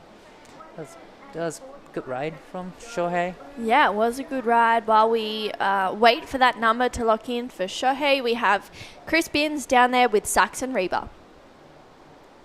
Live on the webcast and on Kobe Clements, I don't know, B-Reel or TikTok. What's going on over there, Saxon? Not much, just watching Kobe put filters on my face and taking the mickey out of me. All right, back to the task at hand. Solid heat win. You got to be happy with that. Yeah, I was happy. It was a little bit tricky to find the waves, but managed to find one nice right that allowed me to do some surfing, so I was pretty happy with that. A 4-man heat on a decent peak where you can get scores on your forehand and your backhand. That's nice. Yeah, it helps a lot. It helps a lot. There's a lot of peaks, so you can kind of escape the crowd and escape priorities, so that helps. And yeah. You're just telling me you came 9th in the World Juniors last year. How was that experience getting to compete in some serious waves in San Diego? Yeah, it was great. It was great. Eye-opener to see the top guys of my age and know that I was there with them, so that was a pretty big confidence thing and helped me a lot. And then, yeah, it was just great to surf with them and try and match it with them. Are you done with the juniors now? Is it full-time on the QS campaign? Yeah, this was my last year, and then now I'm, just full QS. How's your experience been so far here in Taiwan this week? Yeah, it's cool. Great food, great wave. Can't complain. So good. Well, you found your feet. You look pretty good. Good luck going deeper. Thank you very much. Thank you. Back up to you guys in the box. Thank you, Binzi and Saxon. Saxon travelling closely with Kobe Clements, also Charlie Hurst, Private Harrison, Marlon Harrison as well. So good crew there. So for Saxon, you know, he's got a good support team which really lifts him up. We've had a few scores lock in though. That last wave of Shohei was a 3.9, so did not go into his top two. He has a 4.33 and a 3.93. Joshua Levy in second at this stage with a 3.67 and a 3. Aoi has a 3.4. He needs a 3.28 to go to second. And then Lin, just a 0.77 and a 0.5.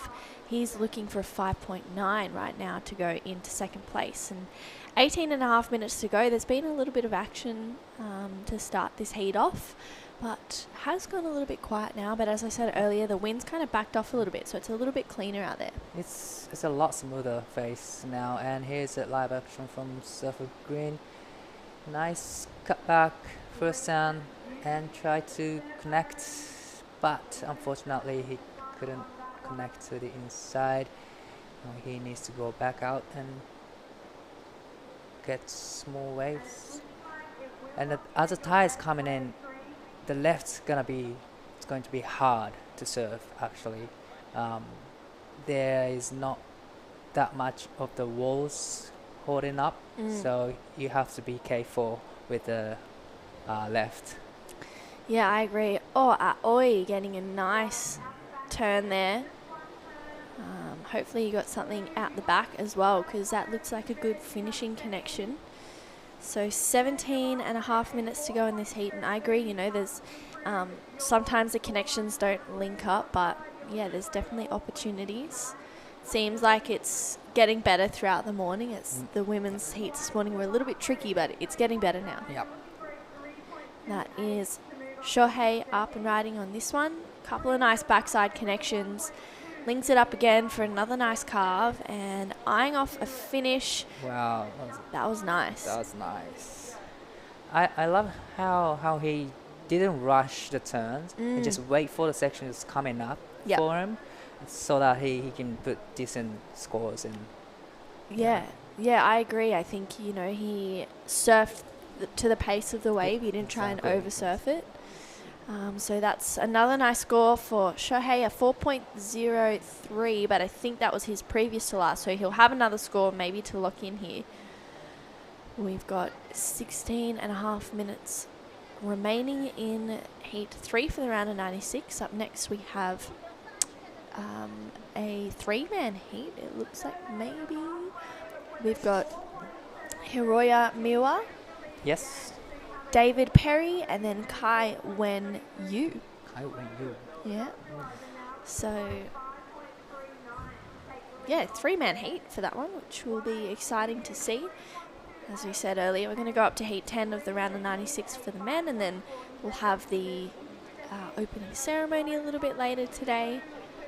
So that last wave of Shohei, a 4.73, so that's his best number of the heat so far. He also has a 4.33. Josh for a 5.39 to go to first, or better, a 3 at this stage. Aoi, that last wave was a 3 for that one turn, so he needs a 3.28 to go to second. And Lin looking for that 5.47 right now. And what was going on in that last heat? Did you feel like the lefts were better or the rights were better? To me, the rights are better because two of the surfers, Kyoshiro and Saxon, actually gets the best scores on the right. So probably as the tides coming in, probably the left side of the area could be the spot to surf. Amazing. Well, looking forward to seeing some good surfing come through. Shohei up and riding again. Current heat leader unfortunately goes down. He's looking, you know, really solid. Whereabouts is Shohei from? So he's from Tokyo. And he surfs in Chiba a lot. And he skates as well, and he's a good skater. He has 2 brothers, a big brother and young brother. And they were called the Kato brothers. They all compete in surf competition when they were young, and the both of the brothers still competing in the competition as well. Oh, wow.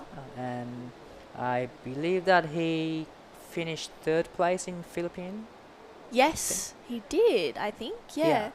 And I've seen the footage of his doing like a full rotation of Yes. air reverse. I've Yes. seen. That was great, right? insane. That was amazing, actually. Yeah, Were you no. there to watch it? Yeah, he had an incredible heat. And he, yeah, wow, that's just re-jogging my memory. Yeah, no, he had a really great heat, and he was looking really solid, and just was kind of, we weren't expecting it, and he just kept matching every wave, and then was getting better and better. He looked fired up, so yeah, no, he was surfing so well that whole event. I think he had Marima in his semi-final, potentially.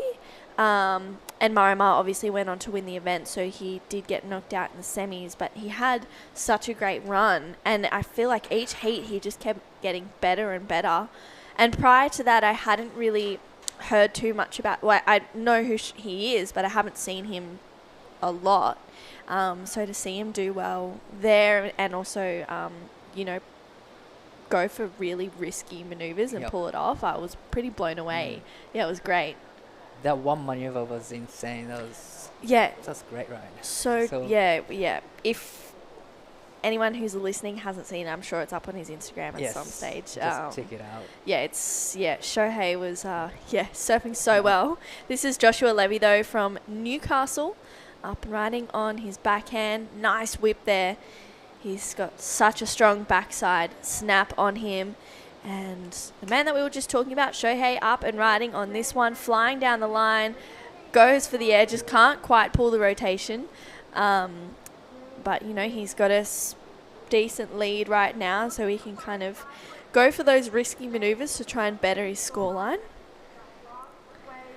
So, Joshua, he's from Newcastle. Yes. Competing in QSs. Yep. Yeah, he is relatively new, I would say, to the QS tour. Does he do like an Australian tour? Yeah, so he is Australian and Japanese as well. Yeah. So he is also Japanese. He rides Misfit surfboards. I don't know if he does too much competing. He surfs for Merriweather Board Riders Club as well, which is a really strong board riders community there. Merriweather produces such incredible surfers, so it's amazing. So for much Josh. support from Newcastle. Absolutely, so much support. He's such a good surfer. He had, I think he's still potentially in the Pro Juniors, or maybe it's his first year out. But this is a replay of that last wave of Lin, a 1.43. Just getting a couple of turns in, unfortunately not able to ride out. And then the man that we were just speaking about, Joshua Levy, getting a couple of nice backside hits in, a 3.23. So I feel like the judges really want to see the surfers on those bigger waves to get some better scores. Here he is up and riding again. Nice carve on his forehand. Brings it around for another one. And trying to find an inside connection to see if he gets a finish. So just flying down and, gets a nice finish there. I think the first time I heard of Joshua was at an ABB Australian Board Riders Battle event we had maybe a couple of years ago, 2-3 years ago. And, I remember just being like, whoa, who is this kid? And he's a man now. And he was just putting down some solid backhand hits. And he's a very impressive surfer. Here's a replay of Joshua. Nice connecting turn right there, and nice cut back. He's trying to be waiting for the sections coming up, and that part is hard to connect, but he managed to connect to the inside and finishes off nicely. But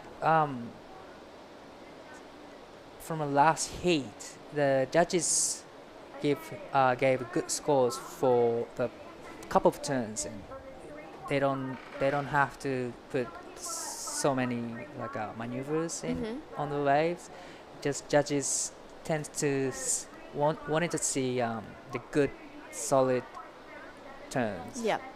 So they have to get bigger size of the wave to get a better score, like higher than 5 points and 6s. Yeah, I agree. Quality over quantity, Yes. maybe, is what they're looking at. Coming down to 9 minutes to go in this heat. Looks like Shohei having a look at this one, going right. Flying down the line. What's he got for us? Goes to the sky, just gets a little bit hung up, doesn't get a finish, but yeah, we've seen him pull off some pretty big maneuvers like that before. Now he has 4.33 and 4.73. He's just looking for better the score, which means he needs to get higher than 5 points, which means he needs to put some big turns. So that's why he's aiming for the airs now. Yeah, absolutely. He's looking really solid. It looks like Joshua Levy having a little look. And for Aoi, I don't know much about him. I researched about him. Yep. I haven't met him in person, so Okay. I'm not sure. But he is from Miyazaki. I have to double check though later on. I have to talk to him. But yeah, I believe he's still young. Yeah, young wow. generation. Yeah, and Yep. he's from Miyazaki, and he does a lot of comps probably in Japan.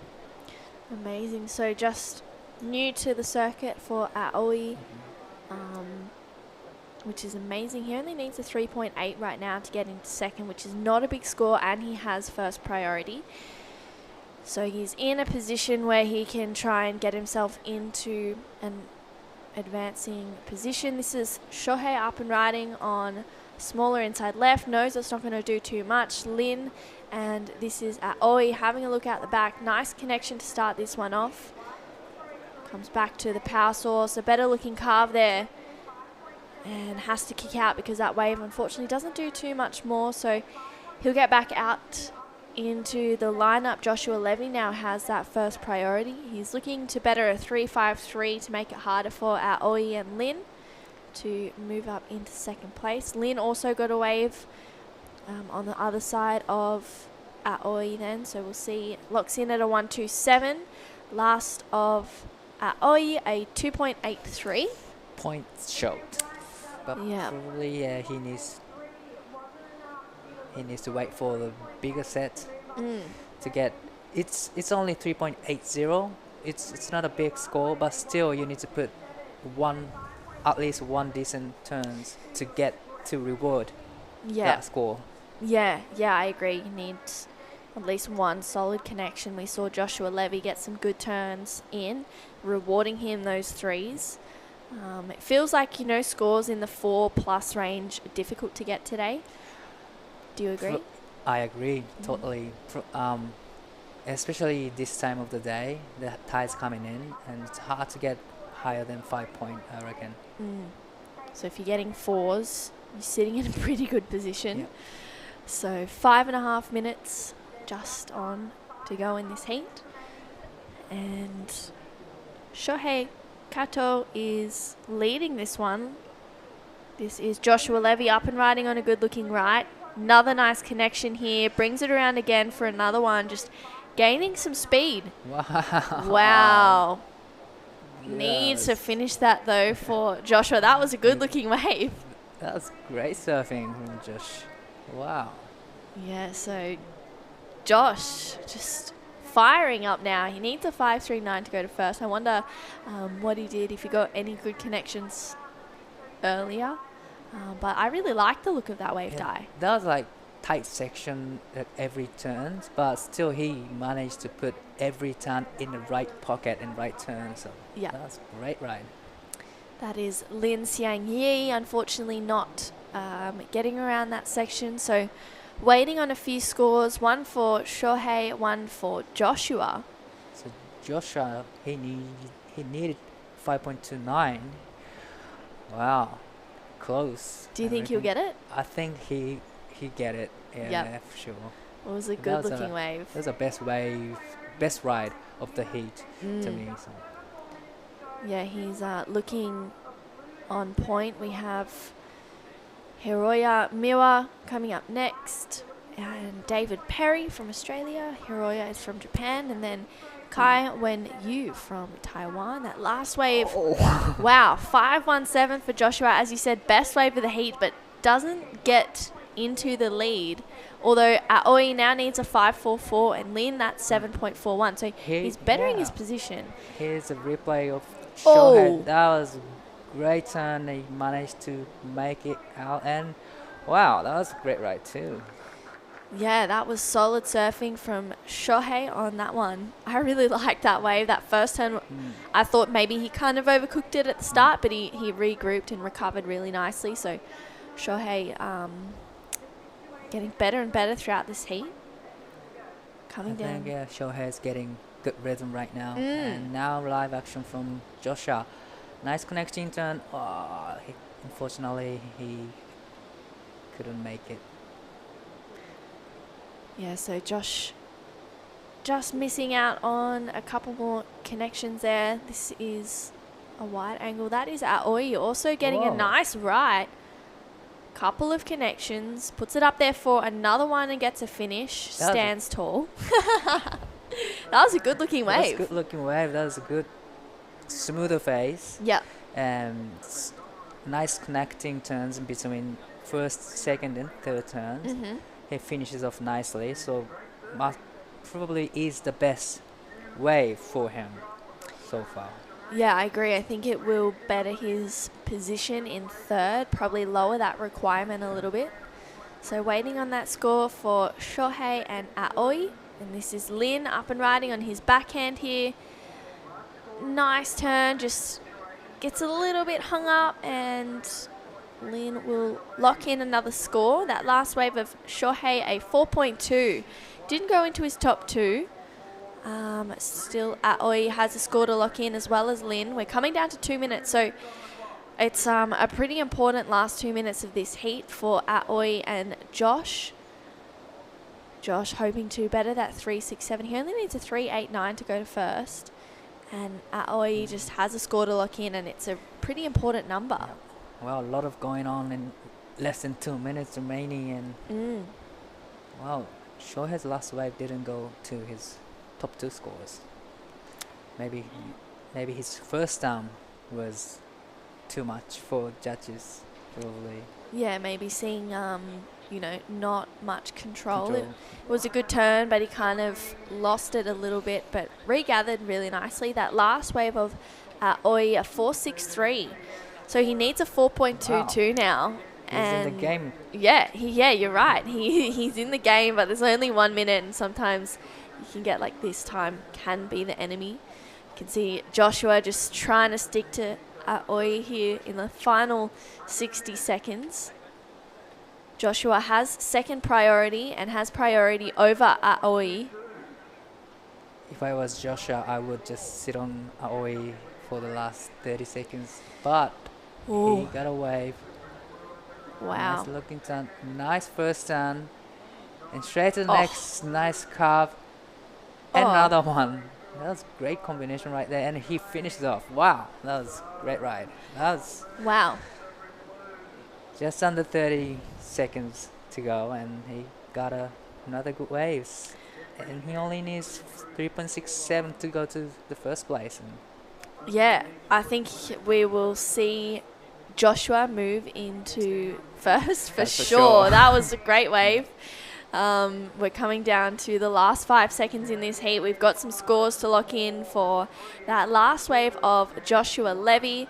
But this is Aoi up and riding, I think potentially before the Hooter. So Aoi just flying down the line. Nice turn there and puts it up there for another one. Gets a couple of bonus sections. Nice carve here for the natural footer. And has to kick out because that wave doesn't do too much more for Aoi. So Joshua Levy, that last wave is 6.5. Takes him into the lead. Don't go anywhere. We have Heat 4 coming up right after this break.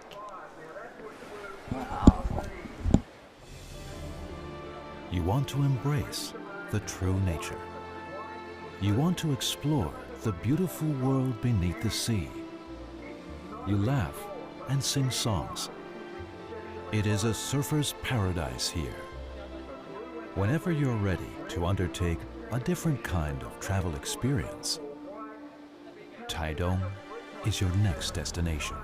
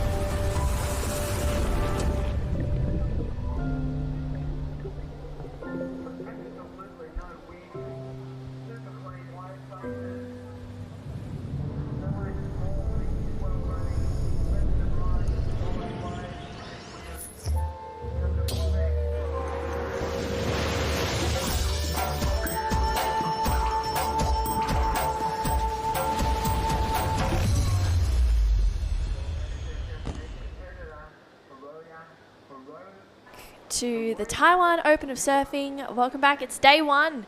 We have heat 4 for the men's round of 96 out there.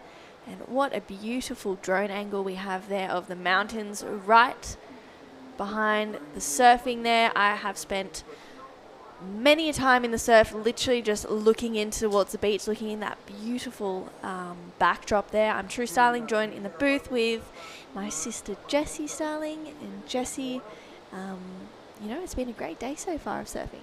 Yeah, it really has been. You know, we saw the opening round of the women's kind of wrap up not too long ago, and now we have moved into the men's. We do have a 3-man heat on our hands in this heat, and looking like we've got a few scores on the board too.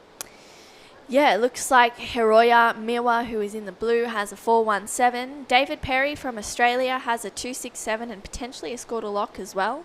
And Kai Wen Yu from Taiwan hasn't yet opened up his account, holds priority, needs a 2.68 at this stage to get first. But Jessie, you were just out there doing a little bit of beach comms, covering for Robbo, and the conditions look like they're getting better. Definitely. They've cleaned up so much. This is our surfer from Taiwan. This is Kat Wen Yu. Up and riding on his first wave, but yeah, conditions are definitely cleaning up out there. It looks so playful, so fun. You know, we saw Josh and Shohei really make the most of that last heat and just kind of capitalize on all the opportunities that came through. It was pretty close with Aoi right up until the end, and then we saw Josh kind of break out in the last 3 or so minutes. But yeah, it looks so fun. It's definitely cleaner than what it was this morning. I think we are, from what I've been told from my forecast man Binzi, that we are going to see some pretty strong winds filter in tomorrow, and then they'll slowly ease over the next few days. So kind of making the most of these really, really perfect conditions right now. Yeah, that's exactly what it is. We saw this morning a couple of tricky conditions for the women. You know, it was a little bit disjointed. It was a little bit difficult, but I think it's definitely gotten better throughout the day, and hopefully it will continue to do so. We have 6 more heats after this one to get through, and then we will call it a day and have the opening ceremony at around 2 o'clock. So it's 11 o'clock or 11 a.m. local time here. 20 minutes to go in this heat. We have David Perry out there in the lead with a 3.5 and a 2.67. Hiroya Miwa is from Japan. Open up with the best wave of the heat so far, 4.17. And Kaiwen Yu, local surfer here, 1.3 for his first wave we saw just before. And, you know, it's a really peaky wave. There's plenty of opportunities for lefts and rights. I was speaking with Dai in that last heat, and he was saying that he thinks that the rights are looking a little bit better from the lefts, but seeing it front on Jesse and watching it pretty closely, what do you think are the best waves out there? I think the rights probably are a bit steeper and hold a little bit more shape to them, but we've seen the lefts run a bit longer, so I think if you can get damage done quickly on the rights, you'll definitely bank a better score, but the lefts probably offer more turns. It just is whether you're a surfer who prefers quantity over quality or quality over quantity. You know, it depends what kind of competitor you are. I think the rights are definitely better, but maybe there's fewer of them that come through and have that really nice shape that allow you to get turns from start to finish and don't die out on you. But there is still really good lefts out there. But even that little peak that we saw come through, it was a smaller one, but you can see that the right held up for a lot longer than the left did. Yep. It's just whether it comes straight at you or kind of comes from the side. Either side, you know, it is plenty of waves, plenty of different peaks, and you know, with a 3-man heat, each one of these guys could probably sit on a peak and peak each and get plenty of waves. Exactly. Well, looks like this is live action. We'll stick with that for right now. This is Hiroya Miwa getting a nice connection here for Hiroya. And again for another one. Wow, that was 3 solid turns for Hiroya from Japan. It looks like maybe we had someone out the back. Could be tripping. This is Kaiwen Yu. Kai, a nice turn, just comes off the back there. So while we have a little bit of a break in the action, a few scores to lock in here, we're going to go down with Dai Wacko, who is with Joshua Levy. So congratulations to get through the first round. Yeah, thank you so much. The last wave gets you into the lead, so tell us through the last wave. Yeah, well basically like I had priority and like a good left came through. I knew white kind of needed a score because I was in second, so I was like, oh, I kind of better block him on it, and it like turned out to be a sick one. So yeah, I was stoked. So how was it out there through the whole heat? Yeah, like there's a lot of waves, but not much push, not much power. So it can be hard to like make your turns look good, but yeah, I still have fun. So yeah. Nice, but you managed really great. So is this your first time in Taiwan? Yeah, this is my first time in Taiwan. So yeah, pretty stoked to be here.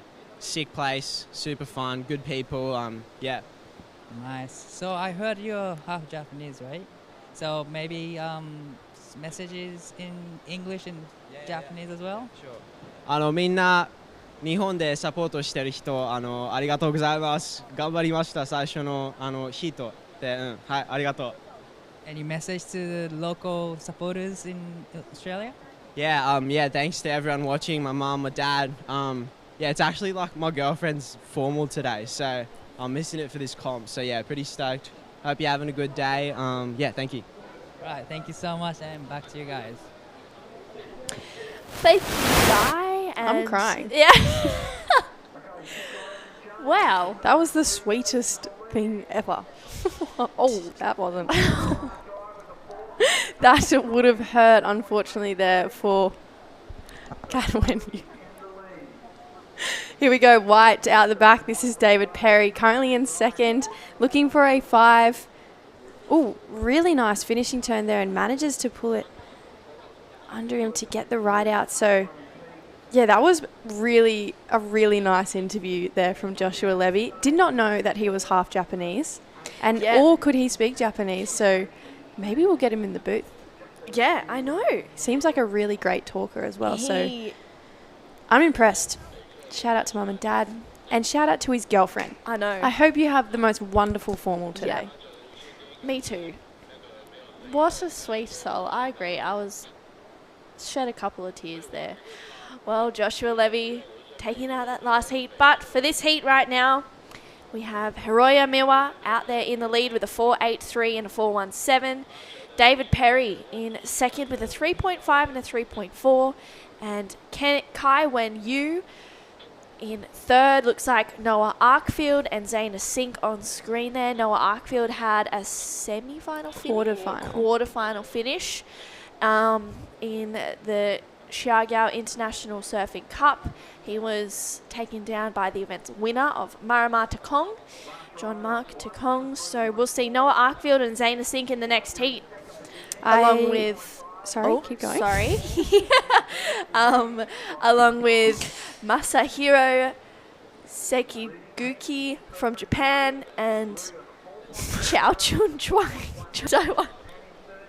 Stop laughing, Jessie. 14 and a half minutes to go in this heat. And Hiroya Miwa is out. He's actually from Shizuoka from Japan, and he works at Perfect Swell Shizunami and practices at Perfect Wave Pool. So I wonder if he's going to Korea, because that is a wave pool event as well. But touching on someone who we saw on the screen pretty recently was Noah Arkfield, who is one of the Bagtick surfers, which is the Congressman Bingo in his sponsored team. So I'm sure he would have, put a little bit of support behind Noah to get here. And I really feel like Noah proved himself in that Philippines event. And chatting to him this morning, he said, I was bummed to lose in the quarterfinals, but I really felt like I rose as a competitor and as a surfer, and I rose to the occasion. And he's, Marima he's the guy of the town, and to be able to have a heat with him, he was just stoked. I had a really great chat with Noah this morning, so I'm excited to see how he takes it to this more international field today. Yeah, I agree. I think he had such experience out at Cloud9 with that local knowledge, with where to sit. I felt like he was timing his turns really well, especially when he was going into the air. I think he just knew exactly when to do it, exactly what waves to go that was going to offer him that. So I'm interested to see how he adapts to this field here. It is different in Taiwan. It's obviously, it's more of a beach break. It's not a reef. Waves come from pretty much everywhere. So, he has to really adapt to that, and I'm looking forward to it. Zaina Sink, he's had a great career in his surfing so far, so looking forward to seeing him come up next as well as another Japanese and Taiwanese surfer. And I think Zaina Sink is coming off a little bit of an injury as well. Yes. So I've seen him have tape on his knee, doing a bit of rehab before he came here, training with Jared Tatiri as well. Shout out to Jared if you're watching. So I feel like when I saw him in the free surfs, he didn't look like he was nursing it too much. So maybe starting to feel strong on that knee again. But yeah, I'm excited. It should be a pretty good heat. But looking like this heat, David Perry from Australia, 5.57 and a 3.5. So we haven't seen too many fives locked in today. We did see Joshua get two pretty good scores in that last one. But I feel like if you get a 5 or above, it's a pretty valuable score to have in your scoreline out there today. But look at that shot. I mean, it's just looking so dreamy out there. This looks like a good right-hander. And I believe it was David Perry up and riding. We will come to him in a second. Unfortunately, just missing that wave of white. But here we go out the back for our Japanese competitor. Wow, flaring the fins out of the back on that first turn. And gets a little bit more, but probably not what he was hoping for, and leaving Kat Wen-yu out the back with priority, needing a 7.7. So that's a pretty big score, the highest score that we would see today if he locked in a 7.7. So see what that last one of David came in at. But right now, I think he'd be pretty happy having a 5.57 in his scoreline. Yeah, I agree. It's that was a difficult score to get in that last heat. So for David, it's, a keeper number. This is Kai Wen-yu on this one. Just finds a nice second connection there for Kai Wen. Hiroya Miwa has a 4.83 and a 4.17 right now. He needs a 5.38 to go to first, but those pair of fours are looking really solid in his scoreline, because Kai Wen-yu is chasing a 7.7. And David Perry, as you said, out in front with that 5.57 and 4.63. That last wave, a 2.87 didn't go into his top two. So coming down to 10 minutes to go in this heat. And, you know, David Perry has gone out to a pretty healthy lead right now, just trying to better his scoreline as he goes through. And Hiroya Miwa as well, putting on a great show. That last wave of Kai Wen-yu, 1.63, so that went into his top two. He now needs a 7.37 to go into second place. But Hiroya Miwa has first priority and looking for a 5.38, so he's got the pick of the lineup. We are here at beautiful Taiwan and Jinzun Harbor, Jessie. Yeah, and like I said, you know, Hiroya works at perfect swell, which is Shizunami, and practices at perfect wave pool in Japan. So I'm really curious to see if we'll see him over there in Korea. I feel like, you know, that might be kind of right up his alley, just to try and get a competition in a wave pool if that's what he practices in every day. But that prior to last wave of David's was a 4.63, so did go into his top two. We saw him get a left shortly after that, but judges just scoring at a 2.67, so 9 minutes to go.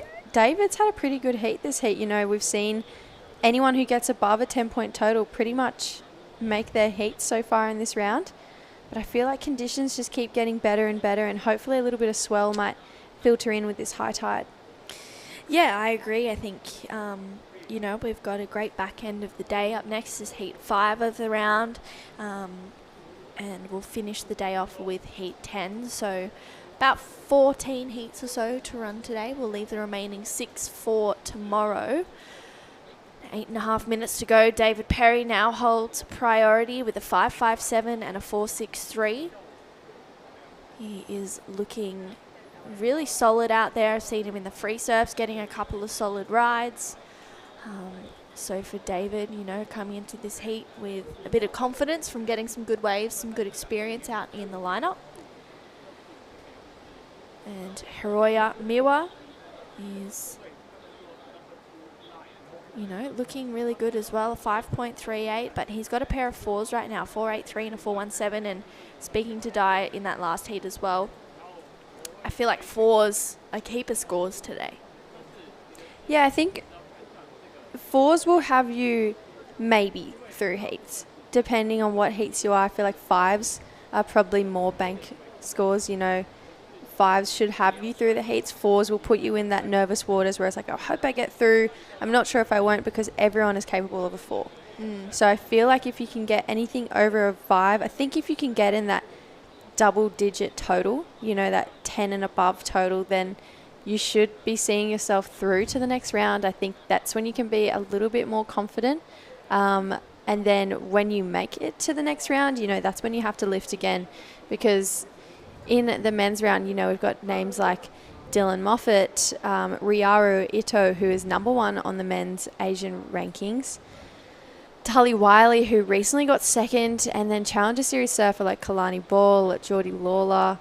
We're seeing the return of Oni Onwa. So I feel like to be able to make it through this round and then go into the round of 64 where you have all the seeded surfers, you've got to lift again, because I'm looking at all of the already seeded surfers in the round of 64, and they're already heats that I wouldn't really want to be in. You know, like Tenshi Iwami, Jack Thomas, Katuta Guz, Xavier Huxtable, they're already in that heat, so it's already a hard heat. And I think if any of those were man-on-man heats, we'd see a pretty hard heat. Sheldon Simkis, Takuto Ota, so that'll be a pretty exciting heat. They're really similar surfers, those two. So, yeah, the draw's slowly filling in into the round of 64, and we might even see the men out there tomorrow, maybe the women. And hopefully. Not sure, we'll see. Well, I think tomorrow we're going to see a little bit of an increase in swell, but seems like with that comes increase in winds, as you said earlier on. So we'll definitely see the completion of the men's round, and then maybe will we move on to the women's round of 56, or maybe we'll move into the men's round of 64, because they do also have 16 heats in that round, so a fair few heats to get through for the men. Yeah, I feel like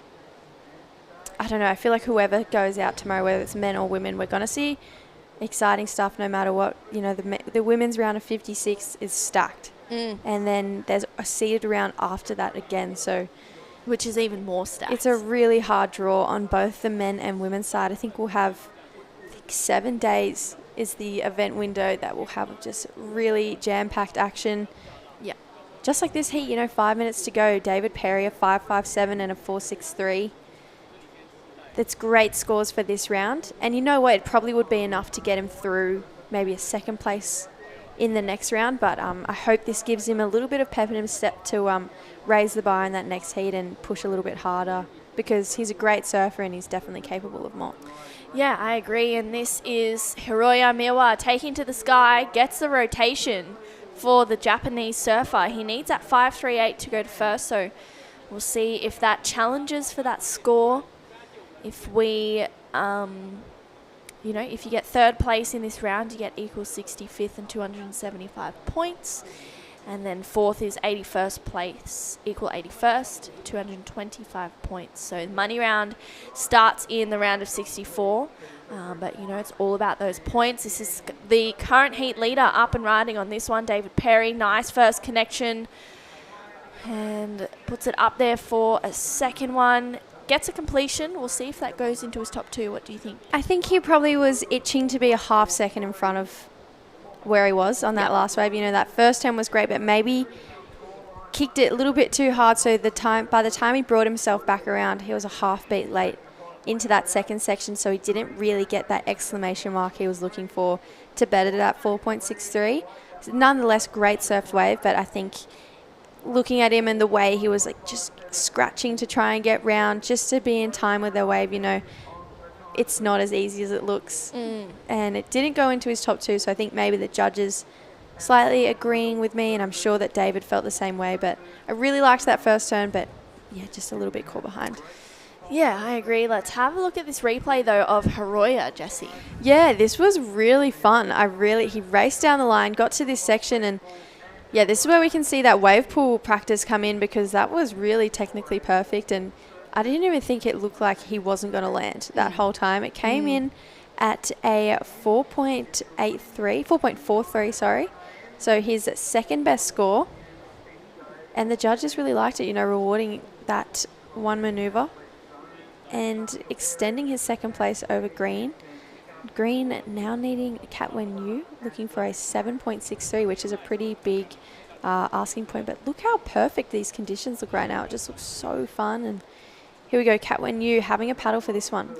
Yeah, Kai Wen Yu. Sorry, Kai. Getting a couple of turns in on this one. Another nice carve there, and looks like that could be it for Kai Wen. So he'll get back out there. There's still 2 minutes to go in this heat. A 7.63 is a solid score. His last wave, a 1.8, so that increases his position in third. He now needs a 7.46, which is still a pretty decent number, but 2 minutes to go. Can't count him out just yet. But David Perry looked really solid in the lead. That last wave, just a 2.8. Didn't go into the top two. Hiroya has the first priority right now with 1 minute 45 seconds to go, Jessie. Yeah, plenty of time for hopefully one more wave for, I'd say, blue and white out there. Looking like someone could be having a little bit of a sniff at this one. Here we go, David Perry up and riding on his backhand. Wow, really whippy backhand surfer. A little bit more release on that one. Gets a third connection and a bonus section. So really nice backhand surfing there for David Perry. What do you reckon? Do you think it'll better his 4.63? Yeah, I really liked it. I'll see where it comes through as. I think it's probably knocking on the door. So, we'll see. The judges have the final say in that, so we'll see what comes through. But coming down to 1 minute to go, David Perry has a score to lock in. Hiroya Miwa is out there with first priority, trying to defend his place in second, but he's looking like a solid contender to move through to the next round. We've got 45 seconds to go, and we still have a score to lock in for that last wave of David Perry. Of course, we got a great heat coming up next for Heat 5 of the men's round of 96. So make sure to tune back in for that one as well. 20 seconds to go, still a score for last of David Perry to come in here. Looks like Hiroya having a look at this wave, so this is live action here for the Japanese goofy-footed surfer. Nice connection there for Hiroya, and gets the rotation to finish that last wave of David Perry, a 4.7. We'll see if that goes into the top 2 for Hiroya Miwa. But that is it for the Heat 4 of the round of 96 for the men. Looks like David Perry will roll into the men's round of 64 with Hiroya Miwa. We have men's round of 96, Heat 5 coming up next. Don't go anywhere. We'll come back right after this quick break.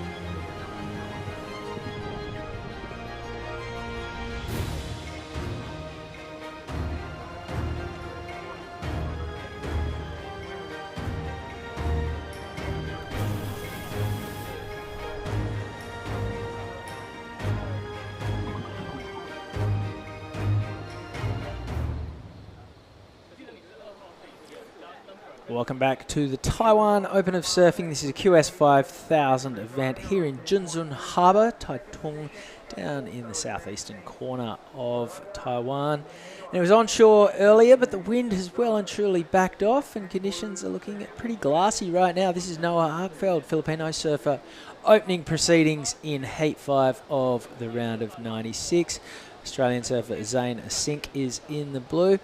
Masahiro Segakuchi is in the white from Japan, and Chao Chung Chuang is the surfer in green from Taiwan. 23 minutes to go. Chris Binns in the booth here alongside Jesse Starling. And this looks like Zane Asink taking off on the left, and Chao Chung Chuang on his forehand. Representing the home team is the surfer in green. Is it Jess or Jessie? I honestly don't mind. I get called Jess a lot. The only person who I don't like calling me Jess is my sister. Why's that? I just don't like it. You just don't like it? No. I've always been Jessie. Actually, I've always been JJ. Are you Jessica? No, God no. You're just Jess? I'm just Jessie. Jesse. Boys way too. Spell it the boys way. I think I prefer Jessie. Oh, yeah? Yeah. Okay, don't mind that. Yeah. Interesting. Okay. But yeah. Where did that come from? So it was actually the name that my parents were going to name me if I was a boy. And I was supposed to be Lily. And then when I came out, they're like, she doesn't look like a Lily. So Jessie it was. They thought you looked like a boy. They thought I looked like a boy. Yep. But I'm glad. I don't think I'm a Lily. So Jessie, I really like my name. But yeah, I really like this first wave as well. Unfortunately, a bit of a bobble there. And then finishing this one off nicely from our Japanese competitor. Yeah, and this is Noah Arkfeld, Filipino surfer. He opened with a .93. I'm guessing this is live action we're watching right now. He links this one through to the inside. You can see conditions have really cleaned up. My best mate just had a lily. Really? Yep. Hopefully she surfs half as well as you do one day. Oh, stop it, Binsey. Make me blush. Yeah, and then, I don't know, I don't think I'm a Lily. I think I'm a bit more of a tomboy Jessie. Jessie-ish. Feel bad for Mum. She didn't get dancers or netball players. She got 2 surfers. Are you kidding? I know. What? You think your mum's complaining that she gets to travel around the world and go to the beach? Well, sometimes she's like, do we have to go on a holiday that doesn't have... Can we go on a holiday where there's no surf? And Dad, True and I are like, no. No, we can't. All right, this is Chao Chun Chuang on his backhand. This will be his second scoring wave. Your mum hardly wants to be at some suburban netball centre on a Saturday afternoon. That's a really good point. Like, come on. Yeah. She seemed to have a pretty good time in India. Oh, she had a great time in India. They ended up travelling through pretty much not all of the country, but a fair bit of it. They went to Jaipur and they went to the teardrop on the earth. Is having a blank of what? Oh, the Taj Mahal. But I'm thinking of an Indian landmark. Which one? Yeah, that one. The beautiful Taj Mahal. They actually brought me back a souvenir and it was stunning. Yeah, so they brought you back a souvenir and you had to bring back True surfboards to Australia. Yep. That is really taking one for the team right there. It was. Okay, last score comes in for Noah Arkfeld. It's a 3.57. Masahiro Sekaguchi has a 3.83, best wave of the heat so far. He's sitting in second. He has priority as well.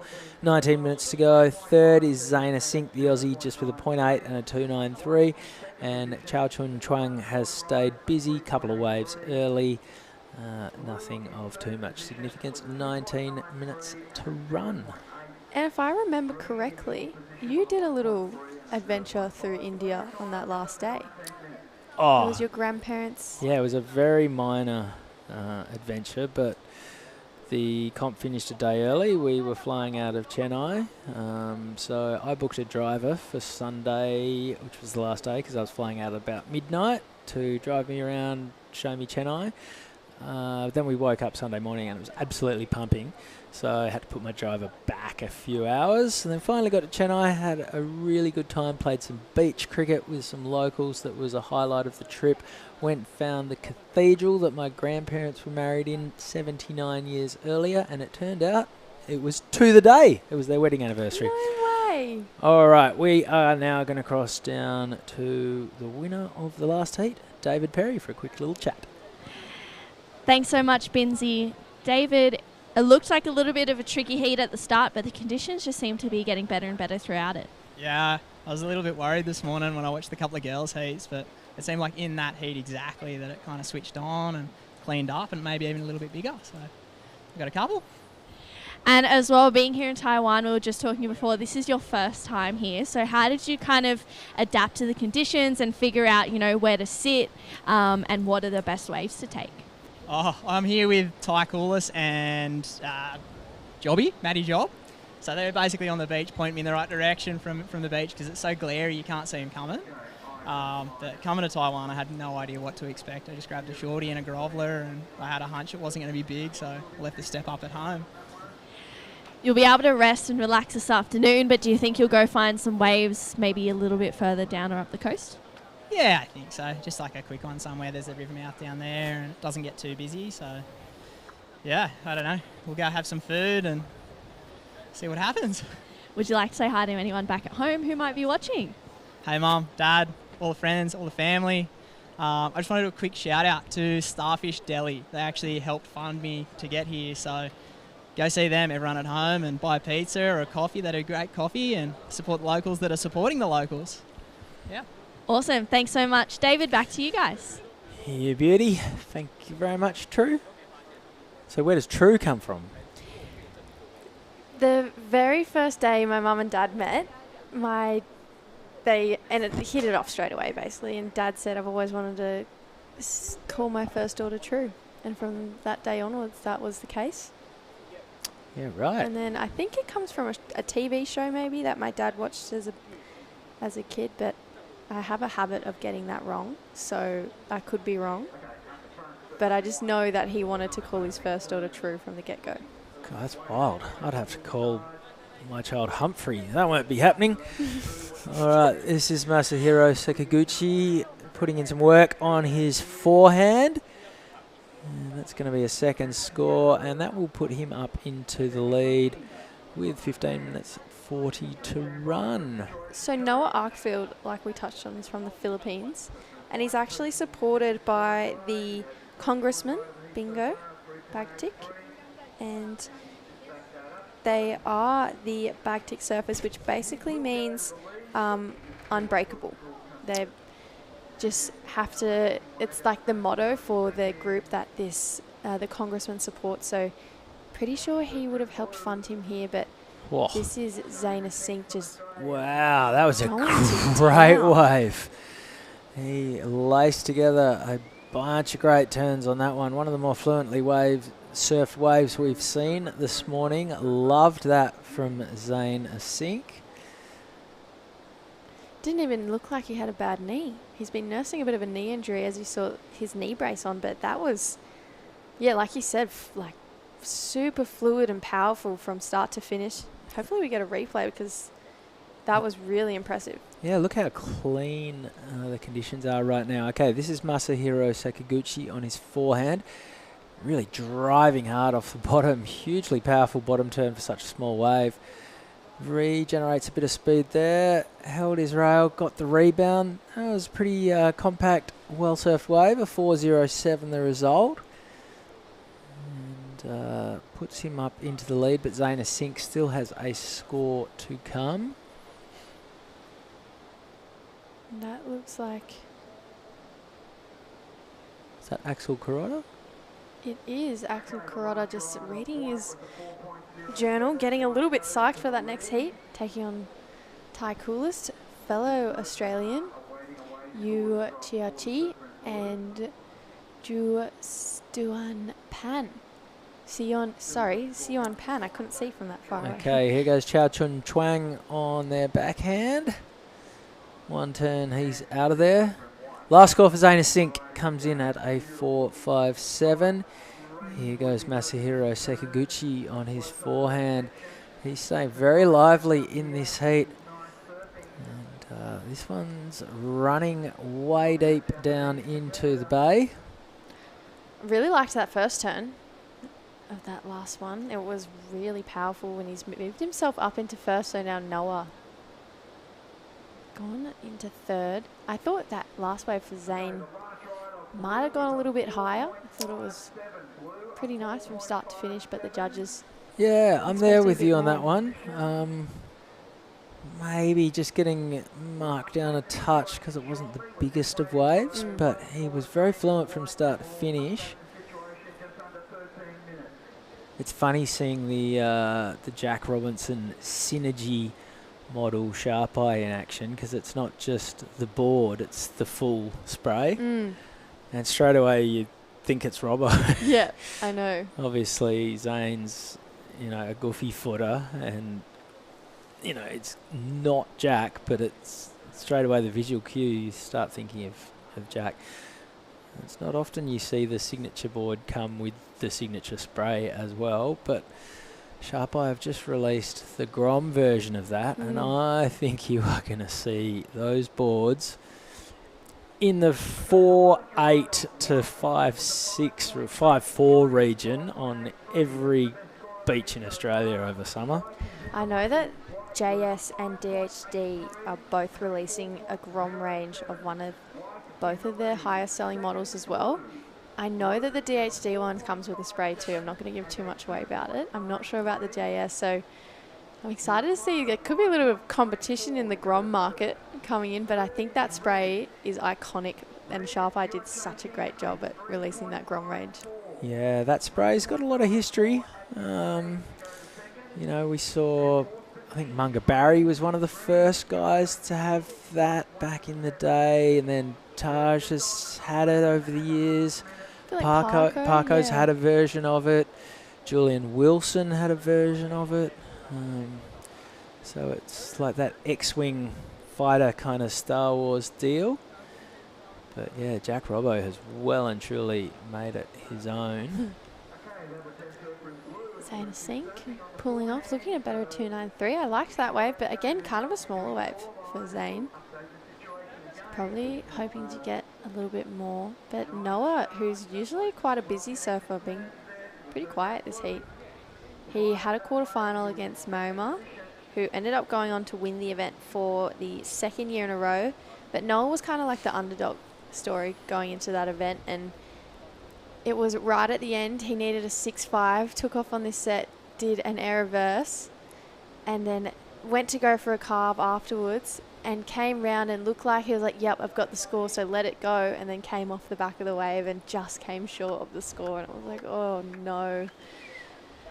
But I think that was the point where Marima was like, all right, I've got this from there on out. I'd say that he was most nervous for his heat with Noah. All right, 10 minutes to go.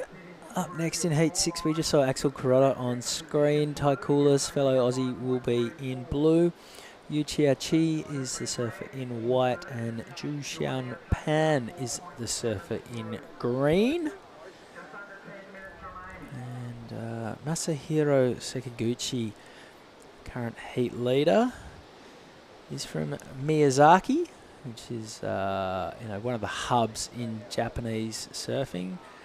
Arguably the best waves in Japan, a whole bunch of river mouths and points and some beaches.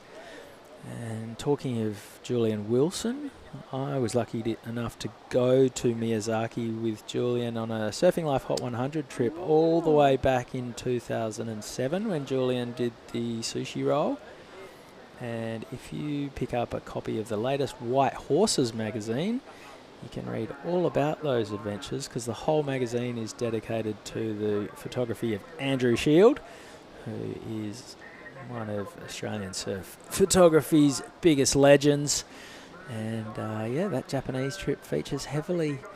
And you can read my take on the events. Well, there goes Noah Arkfeld spicing things up with an air reverse. I think that might be the first air we've seen stomped in this event so far. We saw one 2 heats ago, but that one from Noah was definitely better. Yeah, stomped. That's stomped. Yeah, Sorry. Yeah. Sorry, I'm not caught up with the lingo. It's not that I didn't miss the other one completely. But, all right, let's have a look at the replay. So the opening turn wasn't bad. The wrap. Second turn was a bit of a setup so he could get here. Bang. Spots his landing. Puts it down nice and smooth. And that'll be a decent score for Noah Arkfeld. 8 minutes to run. Yeah, he pretty much has that turn on lock. I think we saw him stomp about 4 or 5 of them over there in the Philippines. I feel like he was probably that grommet that just practiced and practiced and practiced. And then now in times of pressure, I don't think we saw him not land one. There you go, a 7.33. So the best wave we've seen so far today. And that rockets Noah Arkfeld from third to first. 10.92 wave total. He just needs to get rid of a 3.57 to really apply the blowtorch to his opponents with 7 minutes 20 to go. Masahiro Sekiguchi, the surf coach from Miyazaki in Japan, is sitting in second. He needs a 5.08 for first. Zana Sink needs a 5.34 for second. And it needs about a 6.33 to get up into the lead. 7 minutes remaining. And that was a pretty spicy turn. The opening wrap, then the setup carve, and then bang, the air reverse on the end section. A 7.33, the result for Noah Arkfeld. And looking at the forecast, we're going to see ramps galore tomorrow, I think. The swell is jumping up considerably. The wind's going to be onshore, but that won't bother some of the aerialists in the field. And you're going to be looking at guys like Jarvis Earl, Varun Tanjung, Joel Vaughan, Cooper Davies, Kalani Ball, Geordie Lawler, Oni Anwar, Katura Goose, Alistair Reginato. We could be in for an air show tomorrow. I hope so. I really hope so. And then am I right in saying the wind slowly dies off every day after that? Yeah, and then it comes back with a vengeance again on the weekend. But yeah, looking at it right now, it was meant to be gusting, pretty strong onshore, and this is dreamy. Here goes Noah Arkveld again. So back-to-back air reverses for the Filipino surfer. Don't think that's going to garner him quite as many points as his previous attempt, but now Zayna Sink takes to the sky, testing out that knee brace on his forehand this time. He's chasing a 5-3-4 fin toss down the bottom. He is out of there. Don't know why the body language was a bit iffy kicking out of that. He'd already done all the damage with that first big blast. 5 minutes remaining. Scores to come for Noah Arkveld. That's going to extend his lead. Zayna Sink currently chasing a 5-3-4 to try and get up to second. Oh, what do you reckon? I was going to ask you the same thing. Do you think it's the 5-3-4? I feel like it's definitely almost there. Definitely almost. Maybe. That's definitely maybe there. I think we need to probably have a look at the replay to take it in its full context. Didn't quite catch the start of the wave because we've just seen Noah Arkveld spin his air reverse. I think Noah's will sit somewhere between his previous and his high. There it is, a 5-6-7. Yep, so bang on in the middle, splitting his two scores. So you'd have to think Zane's around the same area, right? Yeah, his air maybe wasn't as big, didn't have as much pop, but he came fluently out of it into another turn. So, yeah, well, no, it's a 4-2-7 for Zayna Sink, a little bit under. So he's still chasing a 5-3-4 to advance with 4 minutes remaining. Maybe that's why the body language was a little bit needed to get a section to crunch it one more time. Yeah. I still love the approach, and he's probably seen Noah's 7-3-3 and gone, yeah, all right, I can do that too. I'm still learning, I think, with airs. The degree of difficulty and everything, that 7-3-3, I knew that was going to be a good score from Noah because he got a bit of damage done before it as well. But, when it comes to like 4 or 5s in the airs, I'm still leaning on Binzi to tell me what's going on. But, yeah, Zane, I thought it might have almost been there. You need better mentors. Don't look to me for advice. But I think my personal opinion would be that maybe based off 2 waves, if we watch this heat back from start to finish, Zane would probably be closer to second place than what he is with the 2 waves that we've seen him had, his 2 best waves. Yeah, I think we both felt him, may have done a little bit more on that 4-5-7 that he got on his backhand. And then, the 4-2-7 just then for the air. Here goes Zayna Sink. Had a look. Rips up the handbrake. 2.5 minutes to go. He's down in 4th priority, so he's going to stay very busy. He's got this one. Will it run for him? He's going to eye to the sky. Big punt. Can he cling on? Oh, he felt for his knee as he was trying to ride out of that one. But the intention is good. Zayna Sink under priority. He's going to have to really just scrap on the inside. And you never know when that one section will pop up that allows him to throw the big punt. 2 minutes remaining. He'll have plenty of time to get himself back out. Will Masahiro Sekiguchi sort of make his way over to Zayna Sink? Probably not a bad idea. He has priority. He needs a 7-1-8 for the lead. I think he'd be happy just to make sure that Zayna Sink doesn't get a 5-3-4. And if that means sacrificing his own 2-wave total, so be it. You know, he could take off now and get a 6 and it's not going to help him, whereas, you know, if he turns his nose up at that wave and Zane goes and gets a 6, that's a game changer. So 1 minute to go. And well, Zane's almost getting a little bit close to Masahiro for my liking there. I'd be trying to get away from him. Yeah, I think well, we've got a set coming. All right, 50 seconds to go. Will Zane spin on the inside of Masahiro and have a crack at something? Or will this one just see all of our competitors duck diving? That's the way it's looking at the moment. The good thing is this is a peak, so Zane could maybe try and get away and find a right. Okay, there it is. Masahiro had to go that wave to keep Zane off, and now Zane Sink has a chance. Noah Arkfeld has priority. 20 seconds to go, though. Can Zane Sink find any opportunity? Noah Arkfeld, this will be, well, he goes right. Zane had a look at the left. Didn't go. 10 seconds remaining. Zane now has priority, but that's not going to help him much because unfortunately it's looking like time is going to get the better of him. And it's Noah Arkfeld from the Philippines progressing with Masahiro Sekiguchi from Japan in second place. The Aussie in third. And Chao Chun Chuang from Taiwan is in fourth. So 4 surfers from 4 nations. That was Heat 5 in the round of 96. Don't go anywhere. Heat 6 here at Taiwan Open coming our way right after this quick break. You want to embrace the true nature. You want to explore the beautiful world beneath the sea. You laugh and sing songs. It is a surfer's paradise here. Whenever you're ready to undertake a different kind of travel experience, Taitung is your next destination.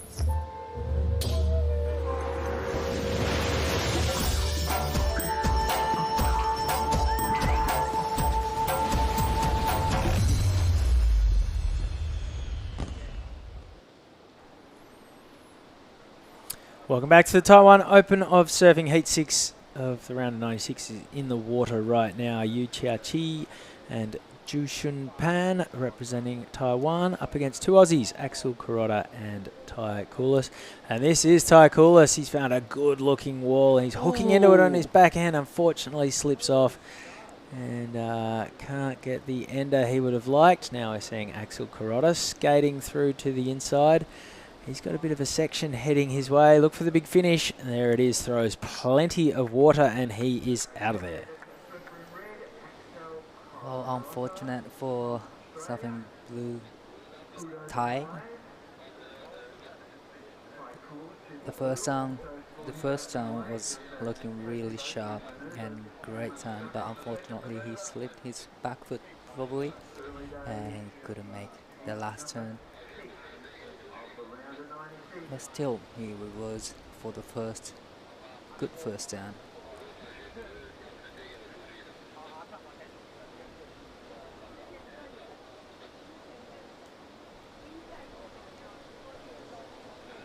It's a live action to left and right.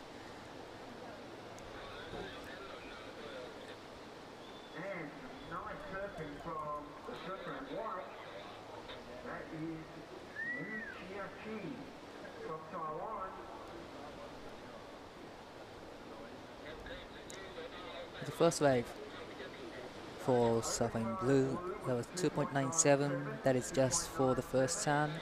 And now here's a live action for somebody.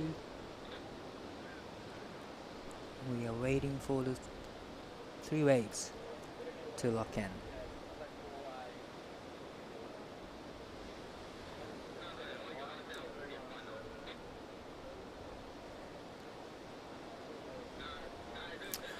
All right, just while we're waiting for some scores to drop in, we're going to cross down to Jessie Starling, who's... Yes, I'm here with Noah. Noah, that last heat was so impressive. You kind of came from behind, got that 7-point ride. How are you feeling? Talk us through that heat. Yes, thank you very much. That heat was like the first 10 or 15 minutes was kind of slow, like not many waves. So I just decided to hold on to my priority and wait for a set. So that wave finally came and I did like 2 turns and in the inside got a good air and yeah, really stoked to make that. And we just saw you surf such an amazing event over in the Philippines in your hometown. We saw you do that air so many times over there. Did you know that you wanted to do more progressive surfing in that heat?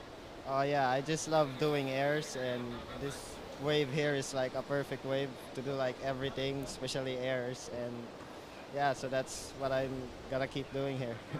And your main sponsor, Backtick Surfers, did they help you get here? And yeah, tell us a little bit more about Backtick. Backtick Surfers, they are the ones who sponsored me here, so they're my main sponsor, and also Congressman Bingo Matugas. So yeah, they are the ones who paid for everything here. And also I'd like to thank my other sponsors, Kudu Surf, Happy Islanders, and Harana. Awesome, well congratulations. Is there anything you want to say to anyone back home? Salamat karadyo sa inyo taran, suporta, tapos pangita sa amo diri. So, awesome, thank you so much, Noah. Thank you guys, back to you. Cheers, Jessie. All right. Great interview there with Noah Arkfeld, winner of the last heat. Axel Carrotta opening wave was a 4.33. Natural footer who rides for the North Stain board riders, so that's Manly in Sydney. He has priority. Ty Coulis, I think he's from Maroubra, so the other side of Sydney, south of the eastern suburbs. And Ty is sitting in the lead with a 3.2 and a 2.97. He still has a score to come. Yu Chia-chi from Taiwan has a 3.17 and a 2.83. And Juswan Pan, just a couple of minor scores to his name. 18 minutes to go. We just saw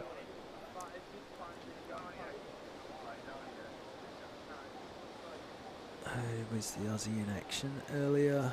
It was Saxon Reba. He's travelling with Ty and Axel, so that's a good little crew. Axel Carrotta came 5th at the Crewy Pro, so he's currently sitting 11th on the Australia Oceania rankings, but just the 2 events so far. Tully Wiley, currently the #1 ranked Australian, the big tall wizard from Torquay. Goofy footer. Morgan Siblick, he got 5,000 points winning the Crewy Pro. I'm not sure if he's in the field here this week.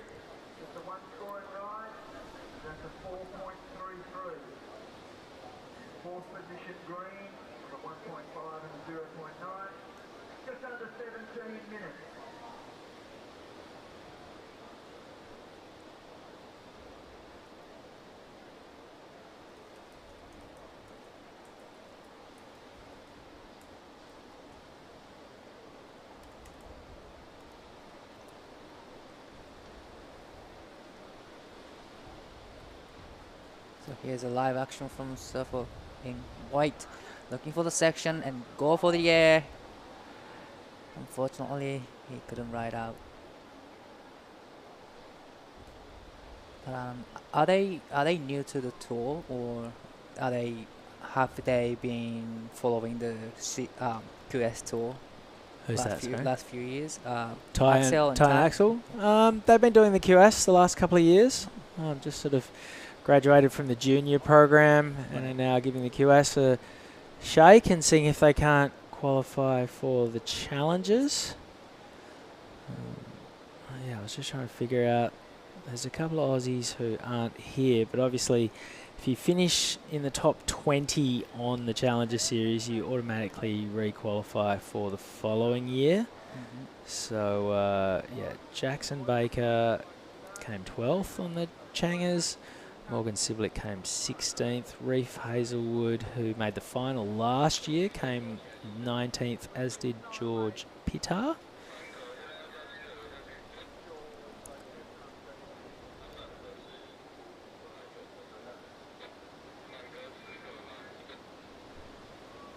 Yeah, I thought we might have seen Joel Vaughan, Mikey McDonough or Dylan Moffat here at this event.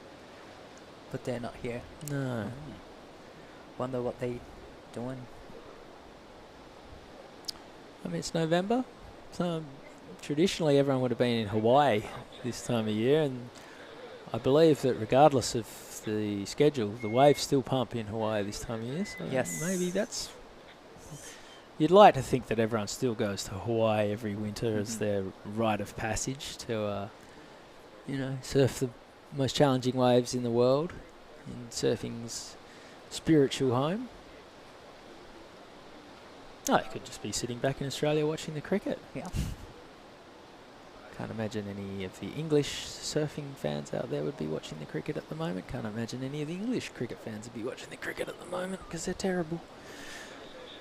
14 minutes to go. That is Jinzun Harbor. That is right behind us. We are just to the left of the screen, and you can see the beautiful backdrop, almost shades of Tahiti, the way that the tropical mountains just rise up out of the ocean. And that little man-made fishing harbour is the reason we see these waves out in front of us.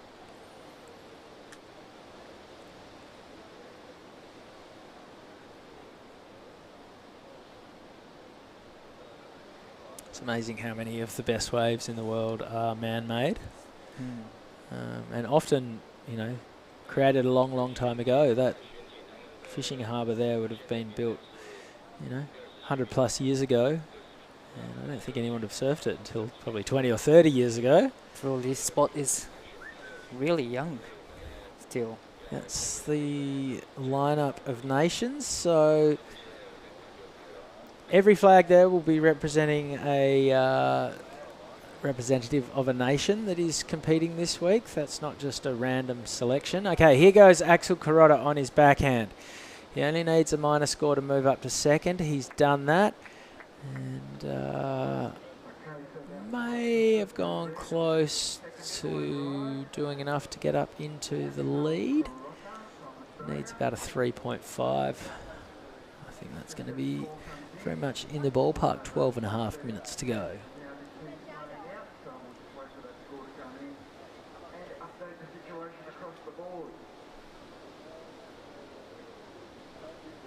So he only needs 1.67 to go to second place, and he only needs 2.21 to go to the lead. And here is the replay of surfer in red.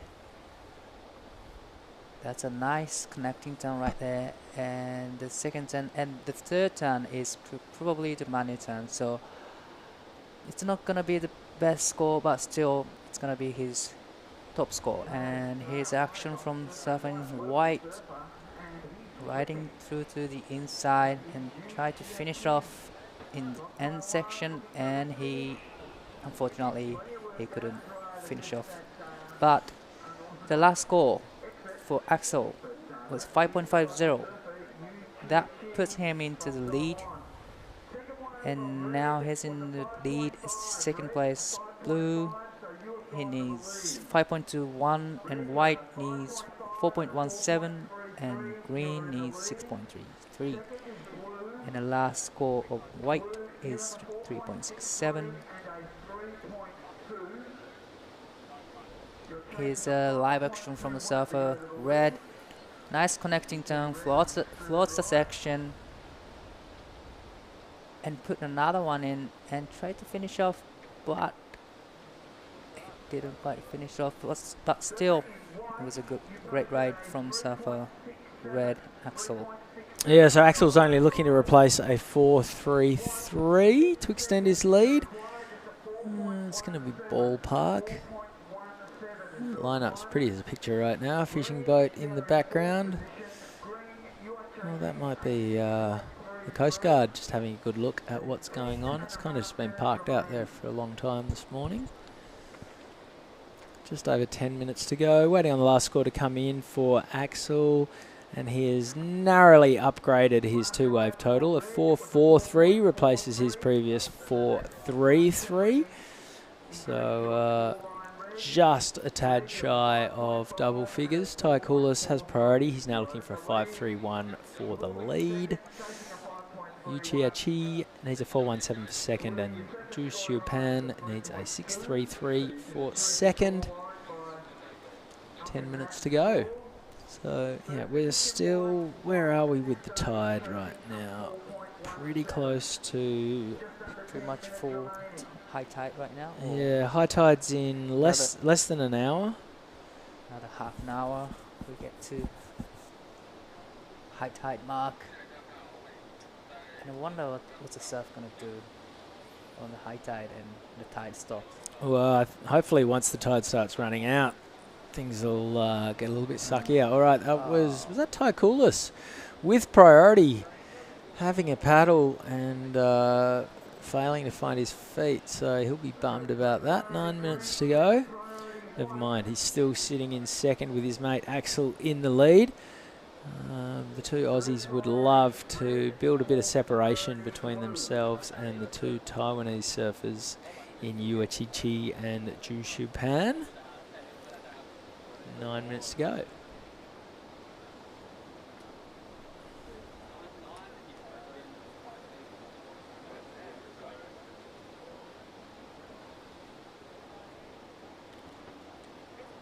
So from Australia to Taiwan, how is the flight like?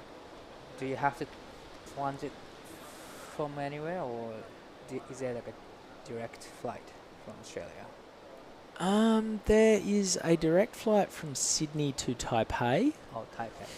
So for those of you tuning in who haven't been to Taiwan, I'll bring you some travel information after this exchange. This is Axel Kuroda on his backhand, and it looked like his mate Taikulis was also taking off on the right on his backhand. So a split peak from the two Aussies, and nicely compiled wave there from Axel as we see Tai kicking out almost simultaneously. We'll need to catch up with whatever he got up to on the right on some replays.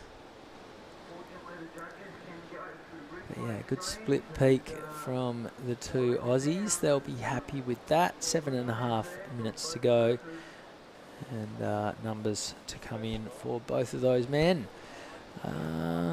Yeah, there's a direct flight from Sydney to Taipei. Taipei is then a quick little sort of 45-minute hop from one end of the island to the other. You basically take off, turn the seatbelt sign off, turn it back on, and land. And then that's Taitung, which is where we're all staying in the city. A lot of the surfers and competitors are staying out here at Jinzun Harbor, which is about a 40-minute drive. And yeah, that's the quickest way of doing it. As we see Taikulis on his backhand putting his red rails to work. And wow, he's really throwing some grunt into this one. Plenty of effort. He's definitely not half-assing his way down the line. He's giving it a red-hot crack. That was a 3.9 for Taikulis. We're still waiting on a score to come in for Axel Kuroda. It goes into Tai's top two.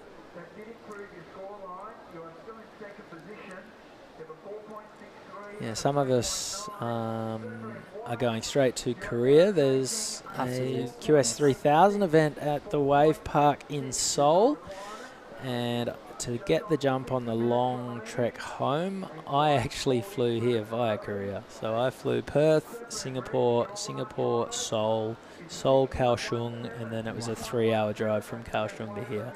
That's a long trip. Took me about 26 hours. Didn't leave my time zone. I'm still in the same time zone as Perth. Just 26 hours straight north, basically. All right, last score for Axel Kuroda was a 6.17, so that has thrust him even further into the lead. He's got an 11.672 wave total. Here goes this is Yu Chia-chi on his backhand in the white. This is going to be his best wave. Oh, that was great 2 turns from surfer white Yu Chia-chi from Taiwan. He only got 3.67, 3.17. That ride definitely puts him. Note the last score for the white is 2.83. It didn't go to his top 2 scores, unfortunately. Just over 5 minutes to go.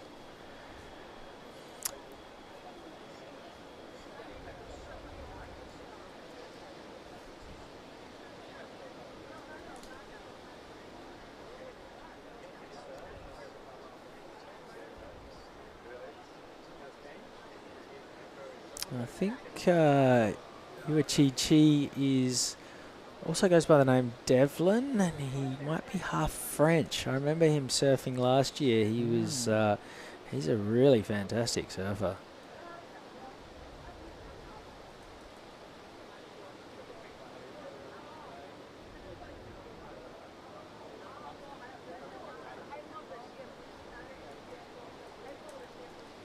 So just over 4 minutes remaining, and Yu Chia-chin, he's looking for 4.86, which isn't the big number to require.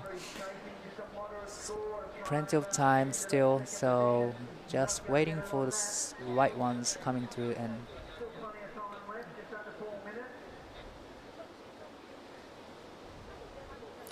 yeah, so Devlin Marcelo, he's French Taiwanese. French Taiwanese. So Yu Chia-chi is his Taiwanese name. We see that a lot.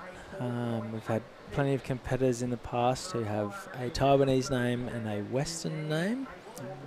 Rory McDonald for a long time has been one of the standouts around these parts. Can't see Rory's name in the draw, which is the first year I can remember being here that Rory hasn't been involved.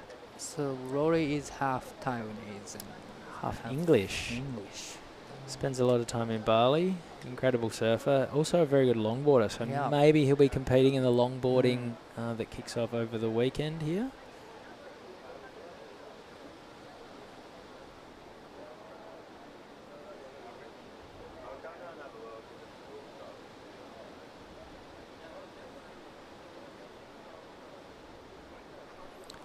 So just under 3 minutes to go. It is Axel Kuroda with a 6.17 and a 5.5 who's in the lead from his mate Tai Koulis. Tai's got a 4.63 and a 3.9. This is Ju Hyun Pan on his backhand. And Yu Chia-chi or Devlin Marcelo is the surfer in white. He's chasing a 4.86 to see if he can't overthrow Tai Koulis. 2 Aussies have first and second priority. Priority is following the leaderboard at the moment, but this looks like Devlin on his forehand. He might be looking to find a ramp if he can. Skating super fast down the line, but pretty frustrated. He just didn't get the opportunity. It was all build-up and unfortunately no substance. He was really hunting a section. Maybe could have done a couple of turns. Yeah. Rather than just looking for a section that wasn't there. But a minute 45 to go. He will make it back out.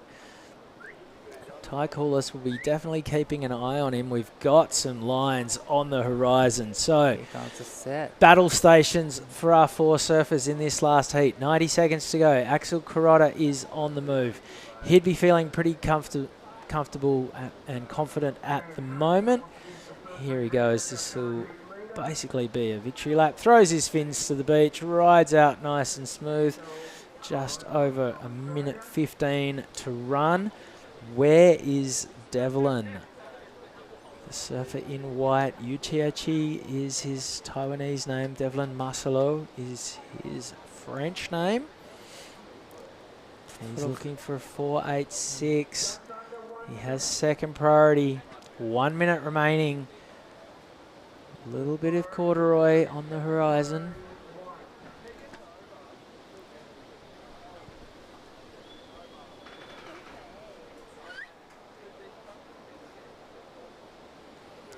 .40 seconds to go. This is Taikula. So he caught that wave as much to keep Devlin off it as he did to add to his own score.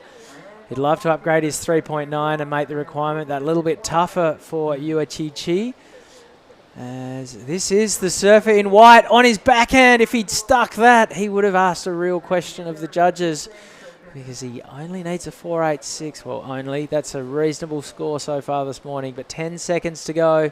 And it looks like that was the last shot for the local hopeful. And it's going to be the two Aussies, Axel Kuroda and Ty Koulis, through to the next round. But Devlin Marcelo, otherwise known as Yuchi, pushed both of the Aussies to the brink, and Ju Xiu Pan wasn't too far behind them. Don't go anywhere.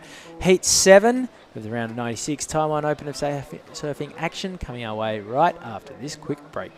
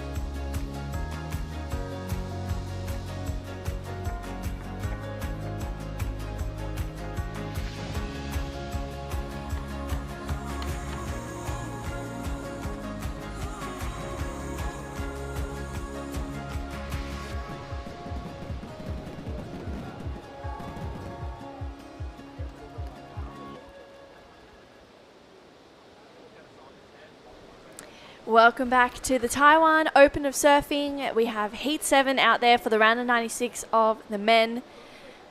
Jinzun Suzuki in the red, Casey Lane in the blue, and Irawan Wow is out there in the white.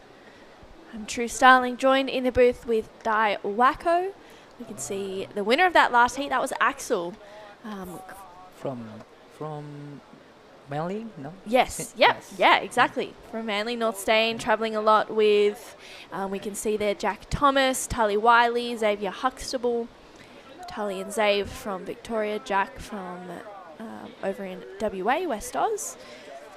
Two Aussies got through the last heat. Yes. Of the run of 96. Awesome. Aussies are dominating. Yeah.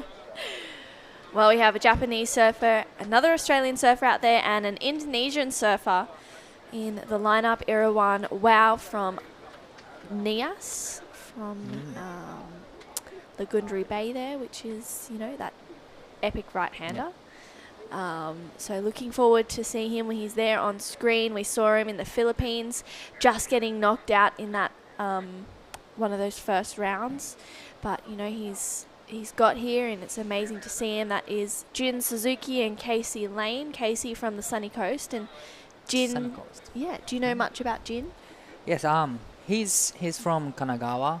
It's kind of near Tokyo area. It's only like 1 hour drive to the southwest side in its coastline, and he loves go to the air games. He's really good at air games as well as tube ridings.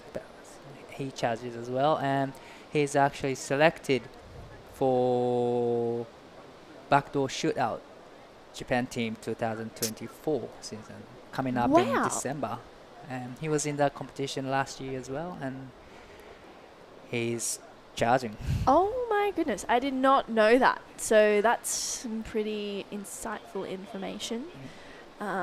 So charges and competes as well. Does he do well with it? Well, we'll come back to that though, because while there's a bit of a break in the action here, we have Chris Binns down there with the last heat winner, Axel Kuroda. Cheers, thank you very much. All right, Axel, conditions are looking pretty good, way better than a couple of hours ago. Yeah, I think it's a lot more cleaner than what it was, and the tide's definitely helped it more. It's peaking up a bit, but that heat was pretty slow, but the heats before that looked really fun. You got a couple of waves straight off the bat, and then were able just to build your score up throughout the heat. You must be pleased with your performance. Yeah, I'm pretty happy to win that one. I was nervous all morning, kind of freaking out, but yeah, it definitely feels good to get a few waves and didn't really fall off at all, so yeah, it feels good. Local surfer Devlin Marcelow, he's half French, half Taiwanese. I think he's won a national title or two. He pushed you guys in the heat. Yeah. I saw him get a couple nice ones. Everyone's ripping, like all the local crew are surfing really well. It's good to see. Yeah, it's a fun comp.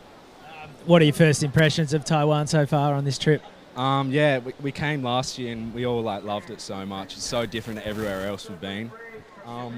This wave's so fun, just the same thing all day, every day. Just fun peaks, food's amazing, people are great, and yeah, it's a sick place. Surfing a quality peak like this as well, there's not too much differentiating the right from the left. Must be great to have the choice of going on your backhand or your forehand. Yeah, I was saying to my mates and stuff, right or left, you can do pretty much whatever you want, small wave surfing wise. It's the same thing, and heaps of little peaks, so you can always manage to get waves on the priority and stuff like that. So it's good. Talking about your mates, anything to say for friends and family back home? Yeah, like to thank all the bench boys back at home. Massive thank you to Chris Orchard and from Open 4. Wouldn't be able to do this without him, and family, friends. Yeah, sick.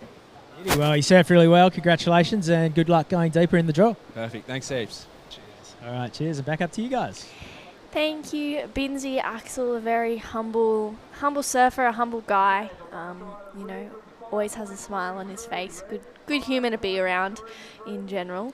But Jin, ripping on that last wave, a 5.33. So best wave of the heat so far, getting a little bit of a leg up in this one, Dai. That was a great wave that he chose. That wasn't a set. That wasn't bigger waves, but still he puts up plenty of the turns, and he got 5.33. That's great way to start the heat.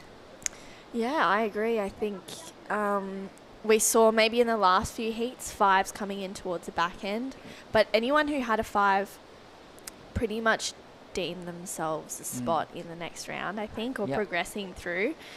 We haven't really seen anyone come out the gates firing. I think Noah Arkfield locked in a 7 in his heat, but this is a replay of Jin's wave, Dai. I love the vertical turn for his first turn and straight into second and third. There's nothing in between third and fourth, there's no struggling or anything like that. That was smooth. And here's live action from Surfer White. Wow, that was a great wave from Surfer. Yeah, Irawan. Irawan from Nias? Yeah, from Nias. Yeah, that was a nice first wave, finishing that one off. We can see maybe the wind picking up a little bit of texture out there, but I tell you what, the wave still looks super fun. Waiting on that first wave of Irawan Wow to lock in. I know Irawan, funding himself like most of the other competitors here from Nias. I'm sure he's got a great support team around him. Casey Lane, as I mentioned before, he is from the sunny coast. I think he's traveling with his mum potentially, but wow, 6.5 for Irawan. Wow, come out the gates firing. Wow, this heat's gonna be so good to watch for us. Yeah, I agree. It's looking pretty good. Talk me through the replay, Dai. Wow, how's that spray? I love how he threw the spray first turn and second turn and straight into the third turn and finish off nicely. And that wave looks so good from the start to the end. That was a wave everyone wants to get it. So. Yeah, I agree. I think, for Irawan, he had a slower start. He waited patiently, and that patience paid off. And I agree, if you're a surfer out there, you'd want to be getting that wave. And for Irawan, that's a huge leg up. 6.5 is a great score, so 16 and a half minutes to go. We'll have a look at the replay again. Love how he just drives off the bottom and gets a nice first connection. Again, for a second one, I really love this angle. You can just see how the wave, that ride, I feel like it slightly bends back at you a little bit. And I get so excited when waves do that. I'm like, yes, steep sections, solid turns off the bottom. So it's exciting to see the men doing that out there today, and Irawan just connecting 3 to the beach pretty much. Those waves are the easiest one to get scores, right? Yes. I mean, they can surf really good, so that's why it's easy. But it's just hard to get one of those waves. It's not the set. It's not the middle one. It's just the inside double up. Yeah. So it's kind of hard. Here's a live action from Surfer Blue.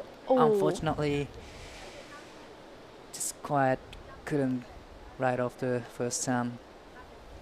Yeah, that was unfortunate for Casey. It was a good-looking left, but he just caught his rail and went down. But still plenty of time to get a couple more waves. He hasn't really had anything just yet. But Jin, he's started off well, got a backup. Now he just needs to kind of better it a little bit, because I feel like he'll be challenged for first place. So yes, Jin actually finished second place at Bonsai Chiba Open, QS5000 in Japan. Wow. And after that, he was competing in Japanese Pro Surfing Tour, and I think he made quarter or semis. So I think he's really confident right now, and he knows that he can do well in this comp as well. So I'm just excited to see what he has now. Yeah, I agree. And, the fact that he can charge and surf so well in waves like this just shows that he's all-rounded. Looks like Irawan up and riding on this one. Nice opening carve, trying to back up that 6.5. Gets another wraparound and has to kick out. He was looking for a 2.26 to go to first, so could be knocking on the door of that number. Yeah, I reckon. I agree. Yeah. I love how he throws so much sprays, but without not rushing it, with a relaxing style. Yeah. I don't know how he does that. Yeah, he just seems really smooth. He seems like a smooth surfer. 2.83 for last of Irawan, so he goes into the lead. And I had a question for you, Dai. Yes. Ryaru. He's leading the rankings, or he was, or when going into the Philippines, he was leading the rankings in Asia. I don't actually know too much about Ryaru Ito. Ryaru. Okay, yeah. Ryaru. Yeah. Okay. That's how we would pronounce Ryaru.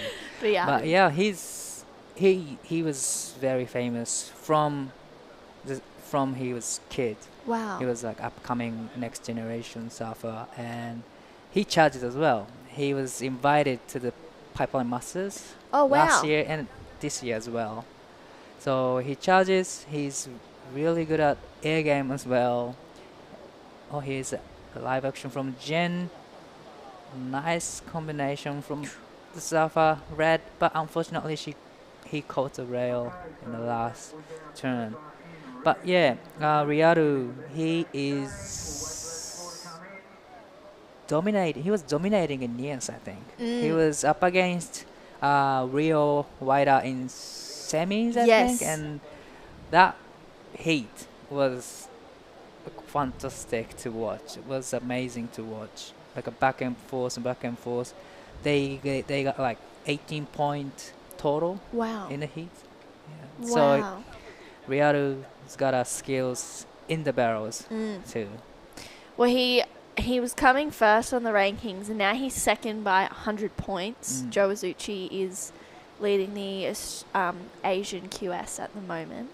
I was just so impressed with his surfing. He had a great run in Siargao. He came in 13th, So getting knocked out in the round of 16, but he was dominating in the free surfs. In the heats that he had, he was getting really solid scores. So it was so great to see. I think it was just unfortunate. I think maybe his heat was one of the heats that was towards the end of the day on the lower tide. But yeah, I didn't know too much about Riaru. Yes. Riaru. That's how you pronounce. You'll have to. But yeah, no, I was like, I was intrigued. I was like, I need to know more. But Casey Lane up and riding here, flying down the line. Unfortunately, goes down again on his backhand there. So yeah, he's from Miyazaki area. Okay. It's the west side of the Japan, Mhm. where we get all the good waves. Yeah. In Miyazaki, and so he charges a lot. A year ago or 2 years ago, he was in Tahiti, and he got a sick waves and sick footage. So you might wanna just check his Instagram. Yeah, that's amazing. Wow. Very exciting. He's only like 21 or 22 years old. Oh, so he's still young. Still young. Wow, that's awesome. Oh, Irawan Wu just going straight up into the lip. Live action here. Goes for the air and doesn't quite get a finish, but I was thinking, wow, he's close to riding out of that one. So Irawan just getting another nice connection there. Up next we have Heat 8 for men's round of 96. Thomas Carvalho will take on Tim Bain, Han. Oh, that's hard to pronounce. Han Swan, I'm going to say, and Ting Dong Liu. So that will be Heat 8. I'll have to get confirmation on how to pronounce the last name. I don't want to say things wrong. That's why I feel lucky to have you here, Dai, to correct me on my Japanese pronunciation of the names. So yeah, last score for the white, 4.27. That puts extend his lead with 6.50 and 4.27. Second place, Jinzun Suzuki needs 5.45. And blue, Casey needs 6.30. Yeah, here he is up and riding, right on cue on his backhand. Unfortunately, once again goes down. Casey just hasn't seemed to find a good connection yet, Dai. Keeps catching a rail. Almost needs to just kind of regroup, go back to basics. 2.07 for that last wave of Casey. His best to 2.93. He needs at 6.3, as you said, Dai. And, you know, maybe he has enough time to get one wave and then find a backup, and instead of focusing on that one score. That is Irawan just pulling off another wave there. So coming down to 8.5 minutes just over to go in this heat. And that is Casey Lane up and riding. Nice turn there for Casey. Again for another one. Just trying to finish this thing. Gets another nice snap. And a connection to finish for Casey. So he's back in the heat with 8.5 minutes to go. Still time to get another wave. Probably he just, it seems like he wanted to, you know, take away, put away the 2s and 3s. He wanted to have the 4s and 5s. Now here's a Jin. That was a good connecting turn straight to the last turn. That was epic. The last turn was solid. Yeah, I agree. Yeah, that was what I was going to say. That was really solid surfing. No bumps in between turns, like super smooth connections. To get to that finish as well was really solid to see. So looking forward to seeing what that number locks in as for Jin. Scores also to come through that last wave of Casey, 2.7. So he still needs a 6.3. Waiting for that score of Jin Suzuki with 7 minutes 20 seconds to go. So is Casey new to the QS tour or been here for a while? I think he's done a couple of QSs here and there. He's a great surfer from the sunny coast. Really, really nice guy. Super easy to chat to. So yeah, I think just trying to get as much experience like we all are here, and experience this place. I don't know if he came last year. I can't quite remember. But yeah, you know, I really liked that last wave. It was just unfortunate that it didn't give him a better second connection. But that last wave of Jin, a 6.33. So Jin goes into the lead. Wow, that puts him into the lead. 6.33. And just over 6 minutes to go. He must be feeling great, having 6 points in the last 6 minutes. Yeah, I agree. He'd probably be feeling pretty happy with having that 6.33 and a 5.33. But Irawan still has the best wave of the heat at 6.5. Looking for a 5.16 to go back to first. And Casey now with 6 minutes to go, looking for a 7.84, which is a pretty solid score. Well, here comes on his backhand. Nice first stand. I can see how he frustrated from the previous waves. Well, I can tell, and I know how it feels like. Yeah, it's hard when you feel like you just can't get a good connection on some waves or nothing goes right. But we've seen so many people have 3-minute heats or 5-minute heats and just be able to turn it back around. So can't give up until that hooter goes. And for Casey, he has enough time to break it down into 2 scores of a 10.78 combination. He just needs to have that belief. Yes. So 5 minutes to go. Jinzun Suzuki dominating this heat with a 6.33 and a 5.33, sorry. But Irawan, wow, is, he's close behind, nipping at the heels, looking for a 5.16 to go to first. And Casey Lane just looking to put a good combination together. This is Irawan up and riding. Nice first turn. Goes to the air here. Gets the rotation. Does he get a finish? He has to work hard for it, and looks like he will. Nice. Wow. That was great surfing. He just popped so easily then. Yeah, he surfs so easily. Like, he throws sprays, but he doesn't push too much. Yeah. And goes to the air. Looks so easy, and he rides out of it. Wow. Wow, that was, talk me through the replay, Dai. Like I said before, I love how he throw the tails and throw the sprays. Yep. And straight into the air games. He's got a power skill and air games, so that's everyone wants to be like. Yeah, I agree. Everyone wants to surf powerfully and be able to take to the sky. So scores to come through for last of Irawan. I feel like it'll challenge for that 5.16, a couple of scores locking in. Looks like it will be enough to get him into the lead. So Irawan 5.93 goes into first. Jinzun Suzuki down into second. Casey Lane, that requirement has just gotten a little bit bigger, and 8.73 for Casey is required. 3 minutes to go. You can see Casey paddling around, just trying to find something to give him a good opportunity. He's just been, I guess, out of that priority rotation when those good waves have come through, which was, unfortunate for Casey because he's such a good surfer. And I was really looking forward to see him showing us what he has. But, sometimes either you're not in that priority rotation or the waves just don't come to you. Sometimes these things just happen. 8.73. What would you do if you were him right now?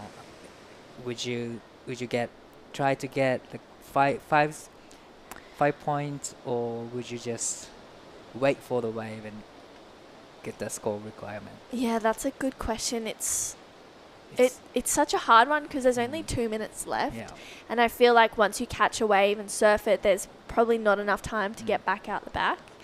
So if I was Casey, I would be, trying to surf to that 8.73, wait for a set, hope one comes through, and just, go top to bottom. a couple of times, but we haven't really seen any solid sets come through in the sense of, you know, 3 great steep sections. Here he is. He's having a look. He's going left on this one. Races down the line. Nice first turn for Casey. Again for a second one and a third. Gets a slide but doesn't quite get a finish. That was really unfortunate for Casey. It looks like he was on his way to a nice number. Also 1 minute 20 seconds. We can see 2 reds on screen. Jinzun Suzuki, and then out the back that is Thomas Carvalho from Australia. Tommy is from Kira Head, Surf to Snapper Rocks, and that is Jinzun Suzuki. Up and riding on this one, and gets a little bit caught behind, so he's going to kick out. That last wave of Casey at 2.87, so goes into his top 2. With 50 seconds to go, he's still, you know, now's the time to go for a Hail Mary and, you know, hope that something comes through. Hope something comes through. He needs to just wait. That's only he can do in that timeline. Last 30 seconds. Yeah, that was unfortunate for him. Just couldn't get a rhythm with the ocean. Yeah, but Irawan, wow, that man on screen right there, putting on a great performance, 6.5 and a 5.93. Just showing us what he's made of. Jinzun Suzuki, a 5.33 and a 6.33. Coming in second, Casey Lane, getting a couple of turns in there. Oh, just doesn't get a finish. Once again, just blowing it a little bit too much out the back, but solid effort nonetheless for all 3 of the surfers. Irawan, wow, taking that heat out. Jinzun Suzuki coming in second, and Casey Lane in third. That last wave was a 5.3, so he got himself back into the heat, but time just ticked away. Don't go anywhere. We'll be right back for heat number 8 of the round right after this quick break.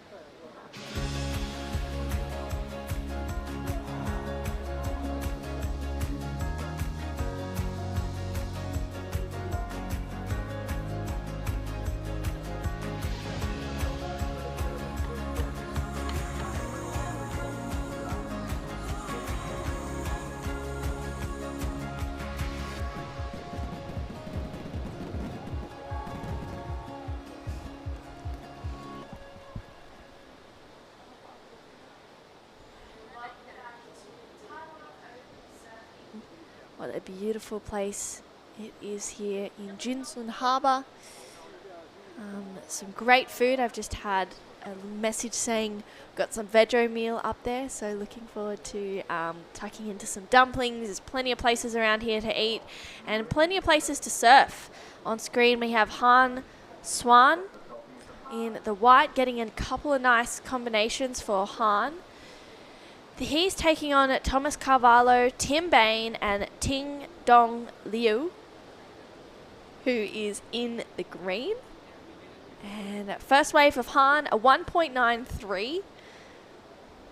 We've got 2 more heats after the completion of this one, and then we are done for the day. We'll be heading over to the opening ceremony. But that last heat was a great heat. Irawan, wow, getting a couple of nice waves out there. 6.5 for his first wave, backed it up with a 5.93. He was looking really solid all heat, as well as Jinzun Suzuki. But live action right now, we have Thomas Carvalho up and riding on his backhand. Nice first turn, wraps it around for a second one, puts it up there again for a third, throwing buckets of spray. Just taking this one through to the inside and gets out of that one. So that's a nice way to open up their account for Tommy. True Styling joined in the booth with my sister Jessie. And Jessie, you were out there for a little bit just before. What's the vibe like around the athlete area? Yeah, it's pretty good. There's heaps of Australians down there, you know, supporting the Aussies. We've seen so many of them kind of come up in the draw recently. I'm just looking at the heats now on this paper, and I'm like, wow, we've got a really stacked back end to the draw as well. I saw Tommy getting ready for that heat, and he looked pretty fired up. He looked really in the zone, and he's definitely one of my favourite backhand surfers. But this is Tim Bain, and he's kind of ripped through a couple backhand turns as well. But yeah, just remember so vividly a surf with Tommy Carvalho at Pellows down in the central coast of Australia, and he was just on fire. And that day was that I was like, wow, Tommy Carvalho has my favourite backhand. So I'm very excited to see him again on lefts. He's probably one of the most cool, calm and collected guys I've ever met. So I know that his heat strategy is probably pretty calm, you know, just do his thing. And you can see just the way he's paddling, he looks pretty relaxed right now.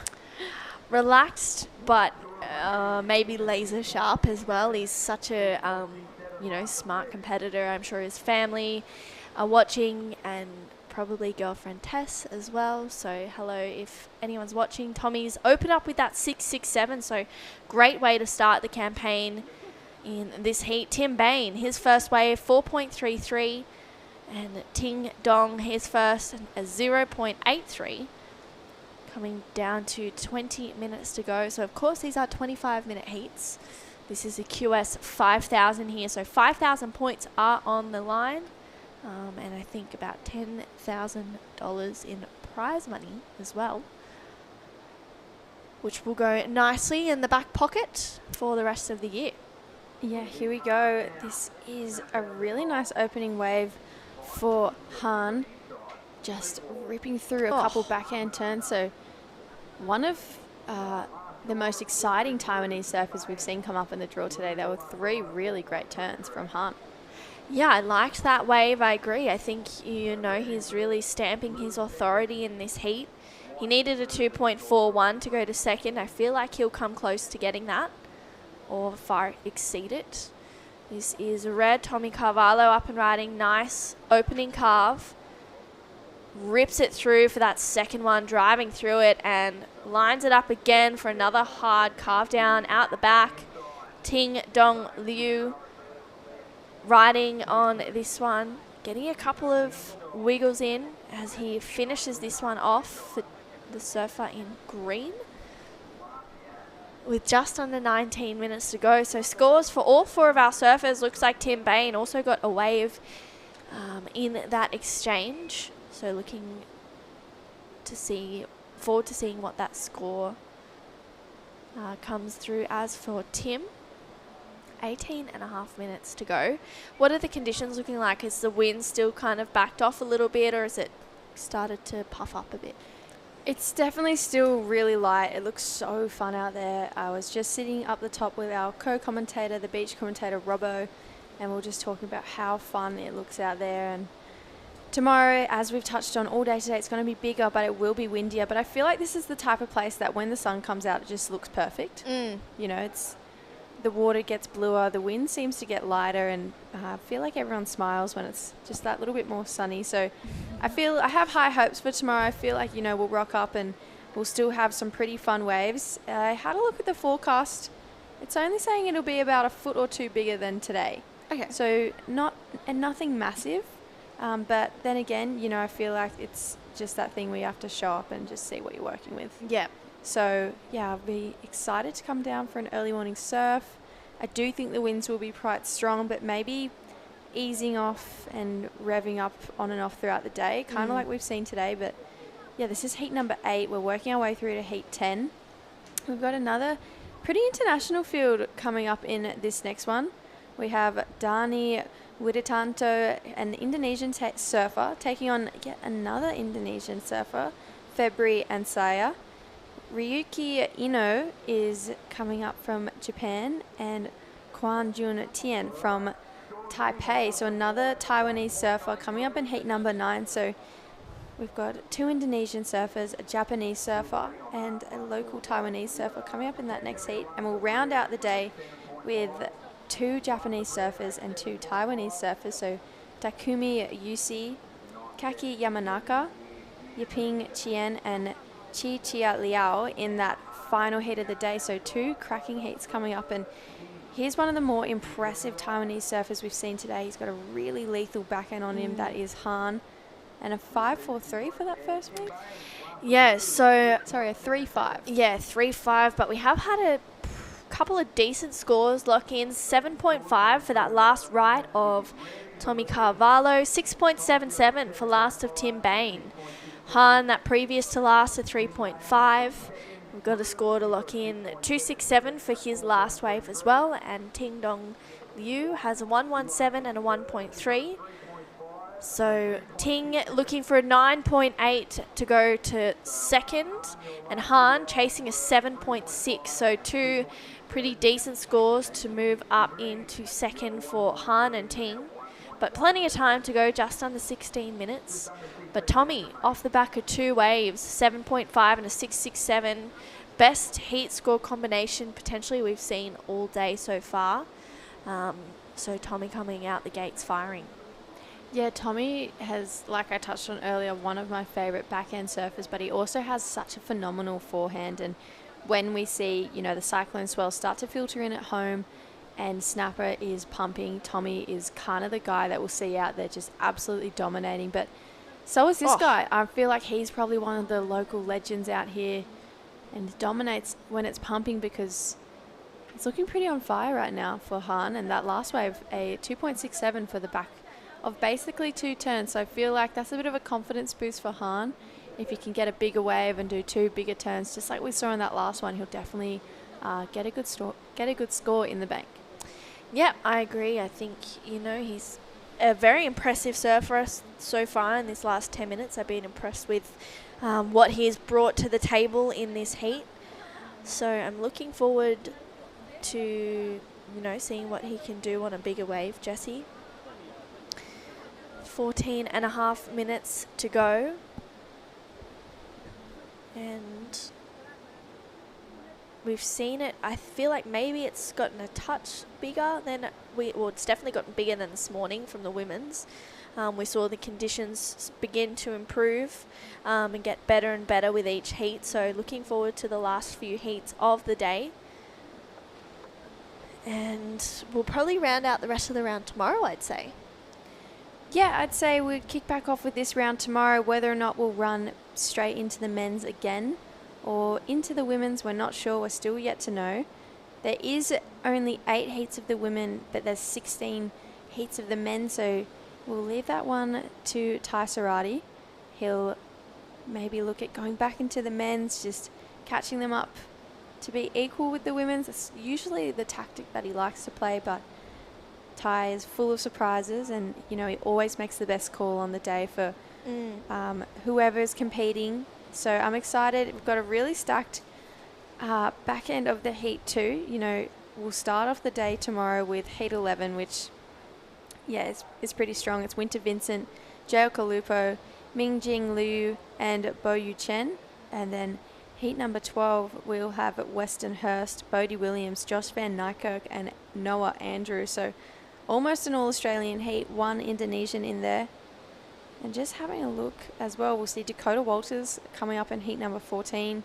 He's always so impressive to watch in heats. Kobe Clements, he'll be in heat number 15. As well as we'll have Ren Okona from Japan. He was really impressive over in the Philippines. Keito Arashi as well. And then we move into that more stacked round where we'll see that Asian field and that top end of the Asian and Australia Pacific rankings really start to shine. We'll have John Mark Takong in that second heat, also known as Marimar, as Joe Azuchi, who is now the current number 1 rankings leader. So he overtook Ryaru. Yes, so I was speaking with Di before, it's Liaru, pronounce it Liaru, he was saying. I could be wrong. Like Laiha. Yes, like Laiha. So got the proper pronunciation for Liaru, who is number 2 on the rankings by 100 points. And Rinta Ootu, he's 3rd. He's not that far. And I'm also looking at who else is seeded. We've got Roy Kanazawa, who is always so impressive. I feel like he's that stock standard surfer who you just know is going to make it further down the draw. Same as Joe Azuchi. Like, you just know that he's going to dominate. We've got Kuroto Ohara coming up as well. Tenchi Iwami, who is just so impressive, and he's kind of had a bit of a breakout season. And I believe he's maybe only 18. Still quite young, but he took out the 3000 in India this year. Yep. Very clutch as well. His It win. was, yeah. I was just about to say that. It was super impressive. But then we're going to move into the Australian rankings, which honestly I'm more familiar with the Asian rankings right now than I am with the Australians. But okay, let me pull it up. And we can go through. Here we go. Live action. This is Ting Dong Liao. So getting some nice carves here for the local surfer.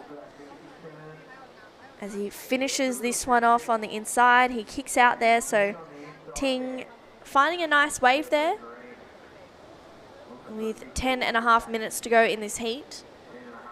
So we'll have, for this season, Tully Wiley is first. Is he? On the rankings. Go Tully. He's in heat number 7 with Joe Azuchi. So the 2 first place rankings coming up against each other. Wow. Morgs in 2nd. Caius sitting in 3rd. Oscar Berry in 4th.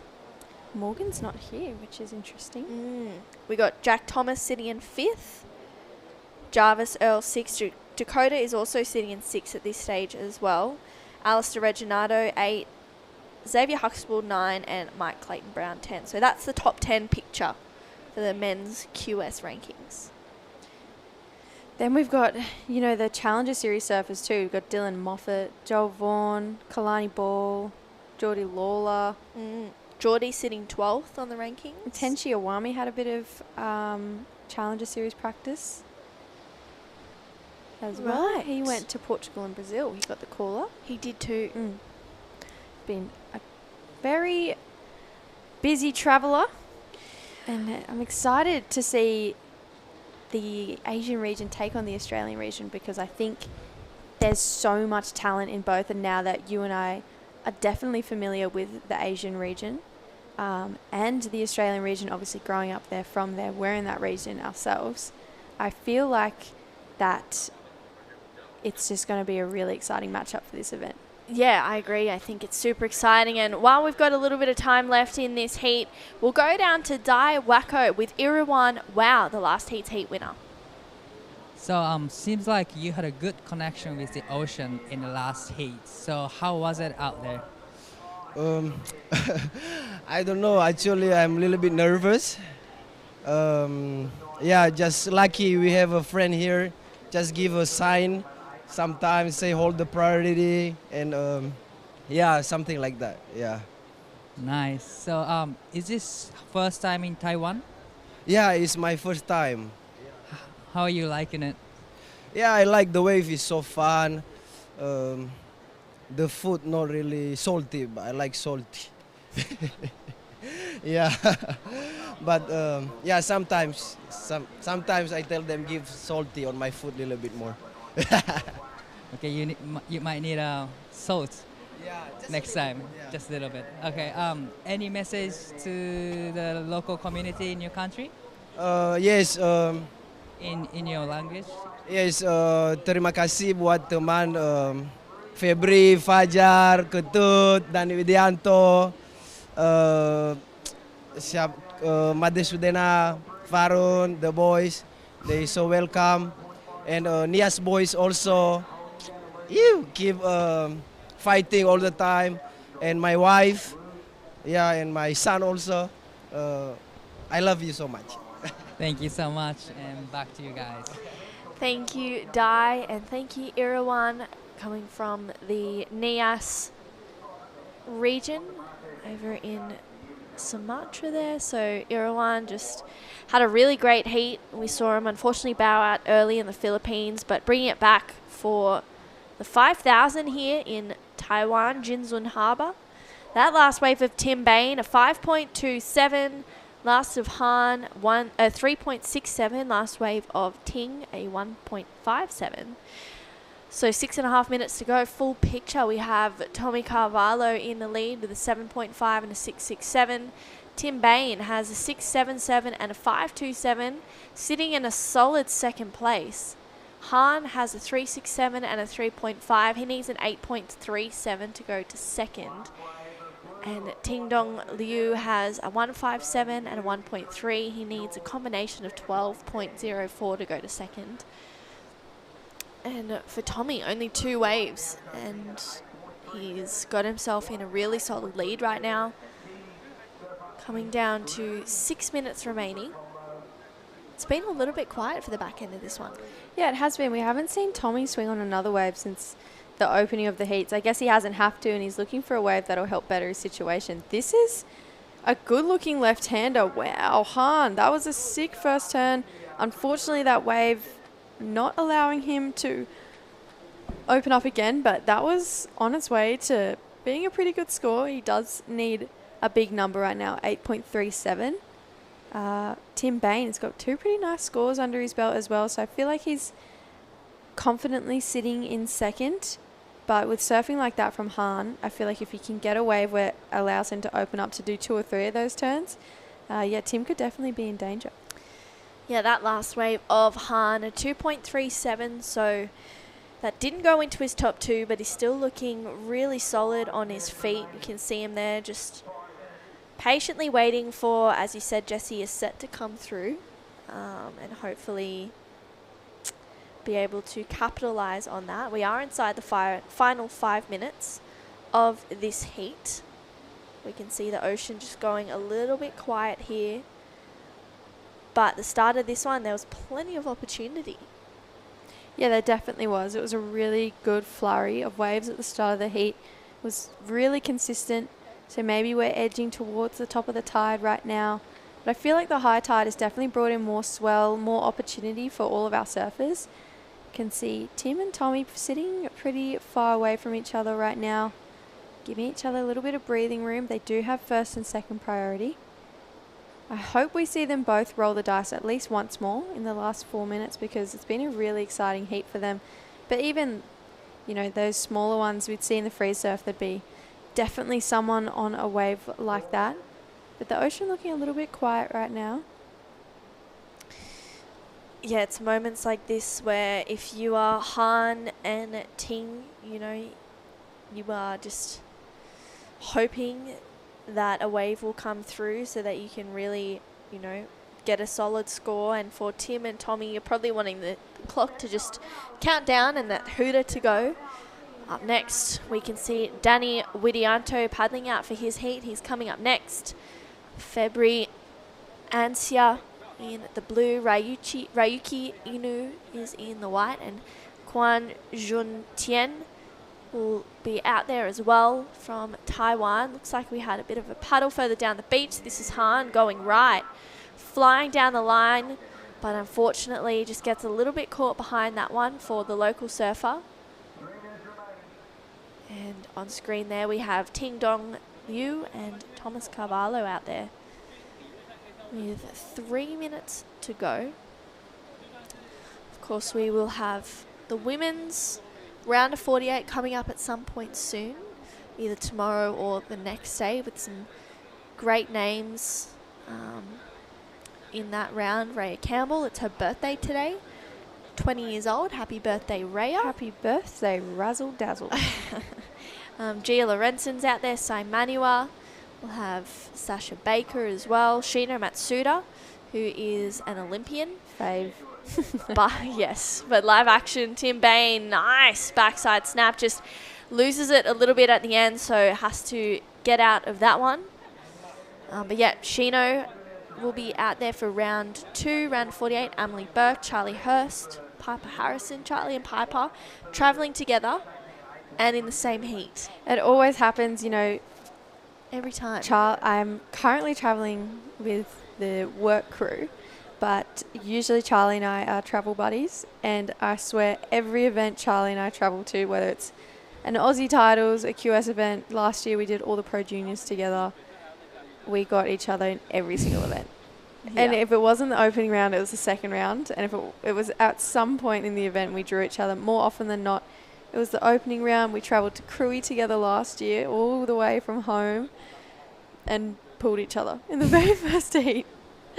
But we love it. We love competing against each other. We push each other a lot. So I'm sure Charlie and Piper will as well. A bit of a almost family affair. Charlie dating Piper's brother. I was going to say boyfriend, but I was like, no, that doesn't work. No, that would be weird. Yeah. Well, coming down to 1 minute to go in this heat, Tommy Carvalho coming off the back of a solid win in this one, 7.5 and a 6.67. I say he has definitely secured himself a spot in the next round. Tim Bain coming in second with that 6.77 and a 5.27. Here he is up and riding, trying to better that 5.27, flying down the line, gets a quick float, still going on this one. And you can just see this wave start to fatten out a little bit. Looks like maybe he was wanting to go for an air, but that wave just didn't quite cooperate. 30 seconds to go. So Han is chasing an 8.37 and Ting looking for a 12.04 combination. Looks like Han having a look here. Doesn't look like this one's going to do much. An 8 is a really solid number, and unfortunately I don't think that that's going to be it. So with 5 seconds to go, looks like Thomas Carvalho taking the heat out. Tim Bain coming in second. It was great to see Han, Swan and Ting Dong Liu in this heat, putting on a great performance. Don't go anywhere. We'll be right back with Heat 9 of the men's round of 96 coming up right after this break.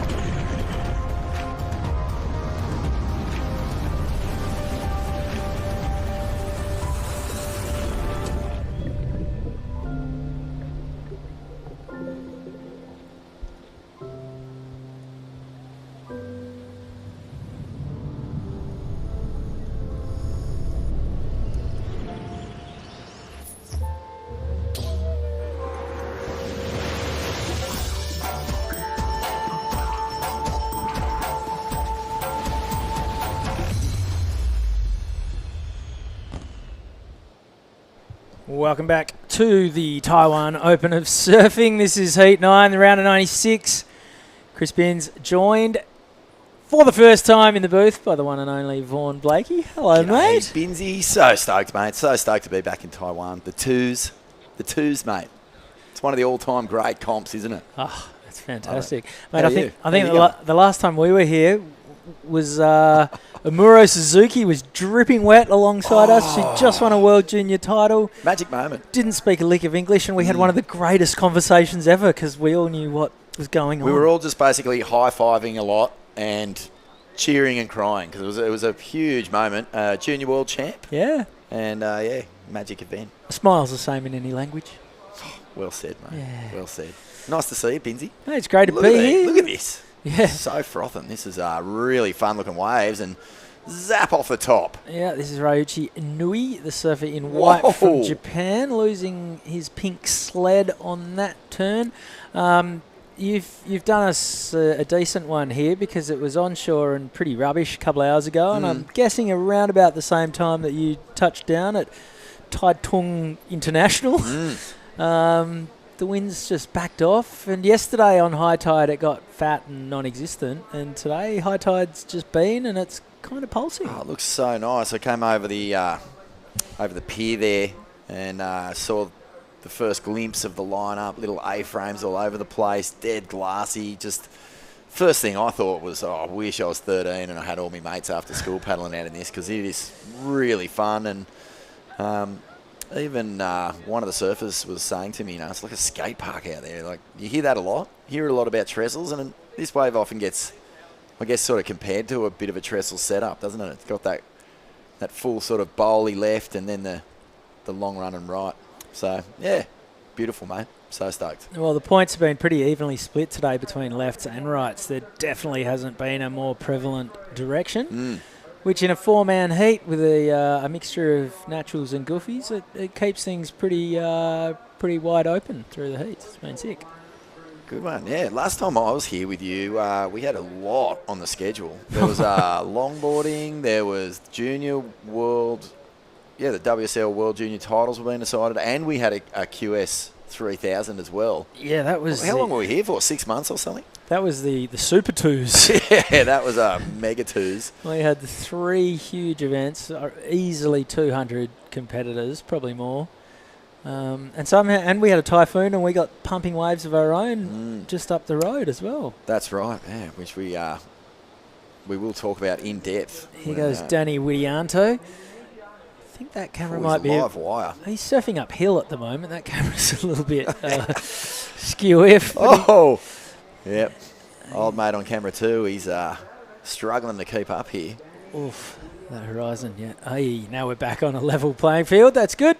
Danny Widianto in the lead with a 4.33 and a number to come. Ryuichi Inui is the surfer in white. February Ansia is in blue from Indonesia, and Quan Jun Tien is the local lad flying the Taiwanese flag. He's sitting in fourth, 19 and a half minutes to go. Sick.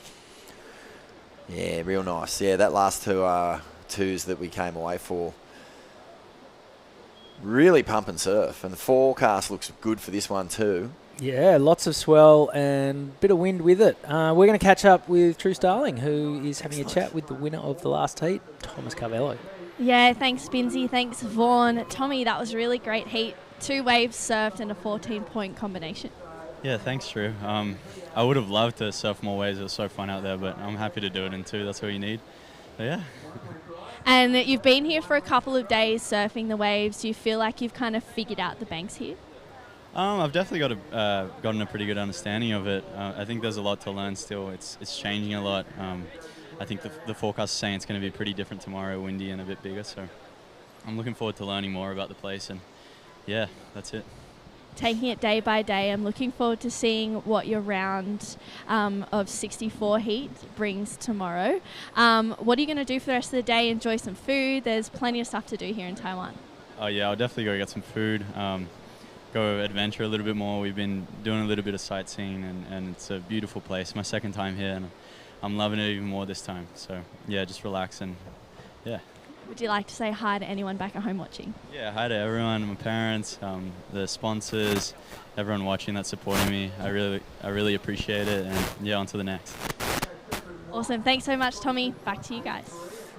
Thanks, True. And, it's a good point he makes there, Binsy. You know, you first come to a place to compete and everything's so new and just getting your head in the game and feeling comfortable when you get down to the beach is a little bit of a challenge. When you've done it, like, once before and you get a second go around it, you know where you're staying, you know what the conditions are like, you kind of have a good relationship with the wave if you've been here a couple of times, and he looks really relaxed, doesn't he, Thomas? He's one of those guys, like, remember the last time we were here? I was going to bring this up, you know, with the junior world champs and stuff, we got to see a couple of names like Crosby, Colapinto, Cade Matson, who weren't necessarily on the radar so much, but it was at this event where they sort of first made a bit of a name for themselves in this sort of level of competition. And Thomas Carvella is one of those guys, man, like Georgie Pitter, and there's a few crew who sort of got onto that Challenger Series and just went nuts. Didn't quite get the job done like Cato and Crosby, but really made a big statement. And Thomas will be looking to sort of get deep into this draw and let everyone know around the world what he's capable of. Because back home in Oz, we see it all the time. You wouldn't have seen it last year, but we've got the opening ceremony this afternoon. Thomas Carvello didn't find too much difficulty getting comfortable last year. Got up on stage at the opening ceremony, maybe a couple of sponsors, Coronas under the belt, ripped a karaoke version of Nickelback's How You Remind Me. At the opening ceremony. On stage with a live band. Oh, wow. So, if that was him finding his feet. Yeah.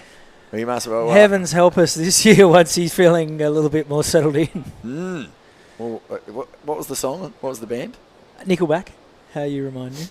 Which, interesting choice. I mean, far out, yeah. The funny thing there was I'd never met the guy before, and that's my go-to. Yeah, okay. And I was like, hang on a sec, this dude's stealing my moves. Oh. Who is this guy? It's a great track. I thought your go-to was that Phil Collins number that you sang 90 times at the karaoke bar last time we were here. Well, you got to read the room. I don't have a go-to. it all depends on, what the mood is determining. And, everyone goes, oh, what's your favourite karaoke song? That's like trying to name your favourite child. But that is a go-to. Because it comes up on the screen, Nickelback, and everyone in the room, boo. Yeah, too cool. And by the end of the song, they're screaming it along with everyone else, having the time of their lives. And then they realise that maybe we should all just try and get along. Ooh, some speed here and taking to the air. Oh! Gets the full roadie. Puts it down on the bolts. That was steezy. So that was February Ansia, the Indonesian surfer. All kinds of pop out of the lip on that one. He's chasing a 5.43. The judges have rewarded the punts so far today. 15 minutes to run. Number to drop in for the Indonesian surfer in the blue Rashi. And here's the replay. Febreze, you spent a lot of time in Indo, mate. What's your knowledge of this kid? None at all. Wow. Yeah, that's crazy. There's just a few nations at the moment that are so electrifying with the next wave of talent. Fabri really has that classic sort of Indo styling of being able to just stay high, light, and when they get that section, they really know how to huck it. Obviously, the Brazilian's been leading the charge with that sort of surfing for a long, long time, but as well as being absolute charges in the water, he's got to back up straight away. You just you see that nimble, high-speed, twitchy reflex in the beach breaks from a lot of Indonesian surfers. Quick scour of the internet says that he's from Java, but it also says that he's in the Legian board riders. So maybe he's moved over to Bali to hang out with the Beach Boys. And why not? How was that punt? Still got a score to come in. Pagi to all the crew. Yeah, 5.33 the result for that last air. Sees him sitting in second, 13 and a half minutes to go. Yeah, that World Juniors. So we saw Crosby. Cade, I thought, was really unlucky in the final. Yes. As this is Danny Widianto, slightly better known Indonesian surfer than his compatriot February. The Grom I remember from that event, and it's pretty funny because he just won the Challenger Series. I remember seeing Cole Hauschman He's the only guy I've ever seen ride a Hayden in competition. I was like, oh, and I think he would admit, anyone who's been with him would admit that he's been a massive, massive late improver. And I thought he was just that guy who was travelling with his mates. Like, this is cool. He's come to this World Juniors with Cade and Crosby. Like, good on him. And then he got a couple of heats, and I was like, oh, that's nice that he somehow snuck in the draw. It's pretty amazing, isn't it? Like, because even Jet Chilling was in that event, and they were kind of, you could feel the push. You could feel that momentum that sort of turned into the 2% now, even back then. But yeah, probably 0.5% back then. Yeah, maybe not even. Maybe like 0.32%. That was just a twinkle in Kaloha's eye. Indonesia holding it down, and Ryuichi out there looking for a score. 6.4 to get into an advancing scenario.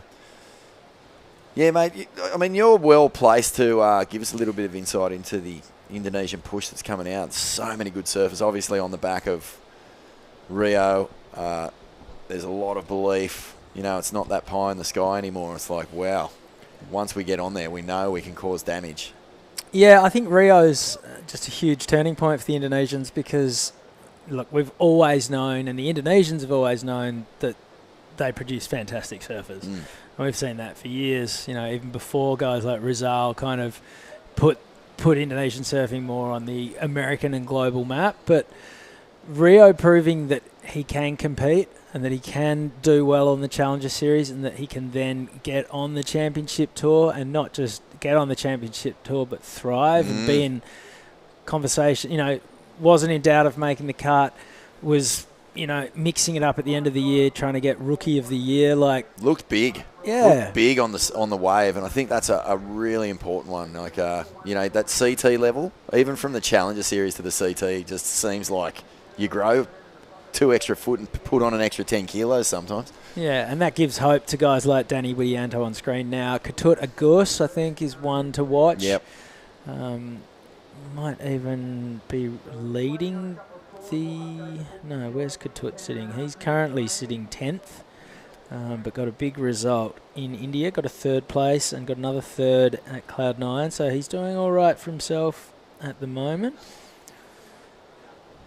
And yeah, Rio, be great. Hopefully there's none of this second-year blues stuff. Be great to see. You know, a lot of that, the events on tour are kind of hard to figure out. So the second time around when you're facing up to Bells or Margaret River, you know, you've found your feet a little bit. Yeah, you hope so. Backside, good combo. Sort of a slice into a stab, and we've got a little situation change. Binzi. Yep, so that's February Ancia. His last wave was a 6. Puts him into the lead. So the two Indonesians are doing it pretty nicely at the moment. Ryuichi Inui from Japan is sitting 3rd, and Kwan Jun Tien is sitting in a distant 4th with just a couple of very minor scores. Yeah, it's classic, that second-year syndrome. It's sort of it just starts hunting you down the second you get on there. You're dealing with people who are coming back from having been cut, so they don't want to suffer that again. Your confidence is up because you've sort of just breezed it. Feels like, how hard is this? Next thing you know, you're having to get back on the Challenger Series, and it's just far out. It's brutal, isn't it? Well, but Danny Widianto is staying so busy out there right now. He's going off on this one. Wow. That was lacerating. He let the judges know he was happy with it too. He kicked out and his jersey turned blue. That was a wild shot. What just happened? So February Ancia was on the right, and we've done a quick cut between the two. Yeah, I think Danny's going to put a pretty big score on the board here. He was fully unleashing.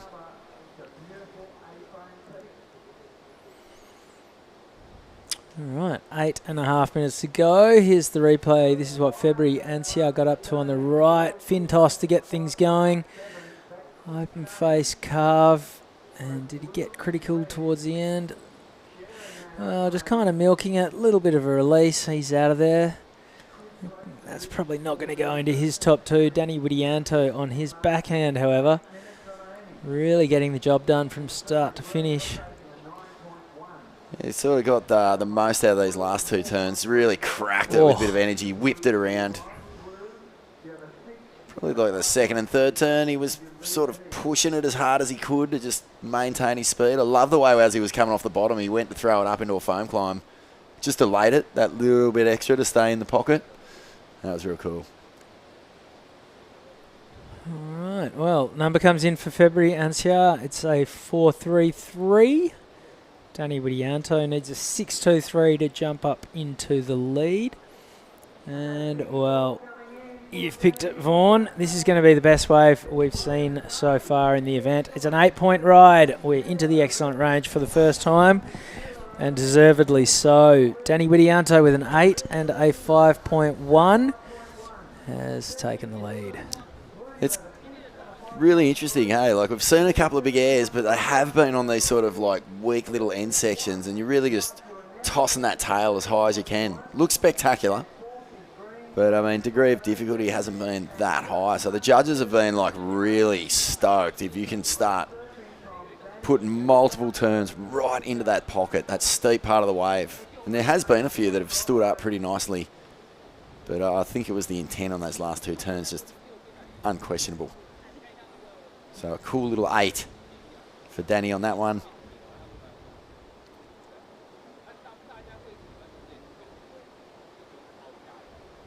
He'll retake the lead. His backup score just a 5.1. So Fabri out there is sitting in second with a 6 and a 5.33. That's good scores. But he'll just want to keep a pretty close eye here on Ryuichi, who is looking for a 7.1 to move up into second.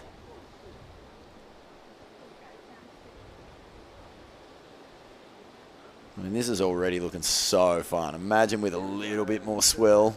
Forecast is looking good. And a couple of little backside foam climbs here, just caught behind. That won't be the score he's looking for.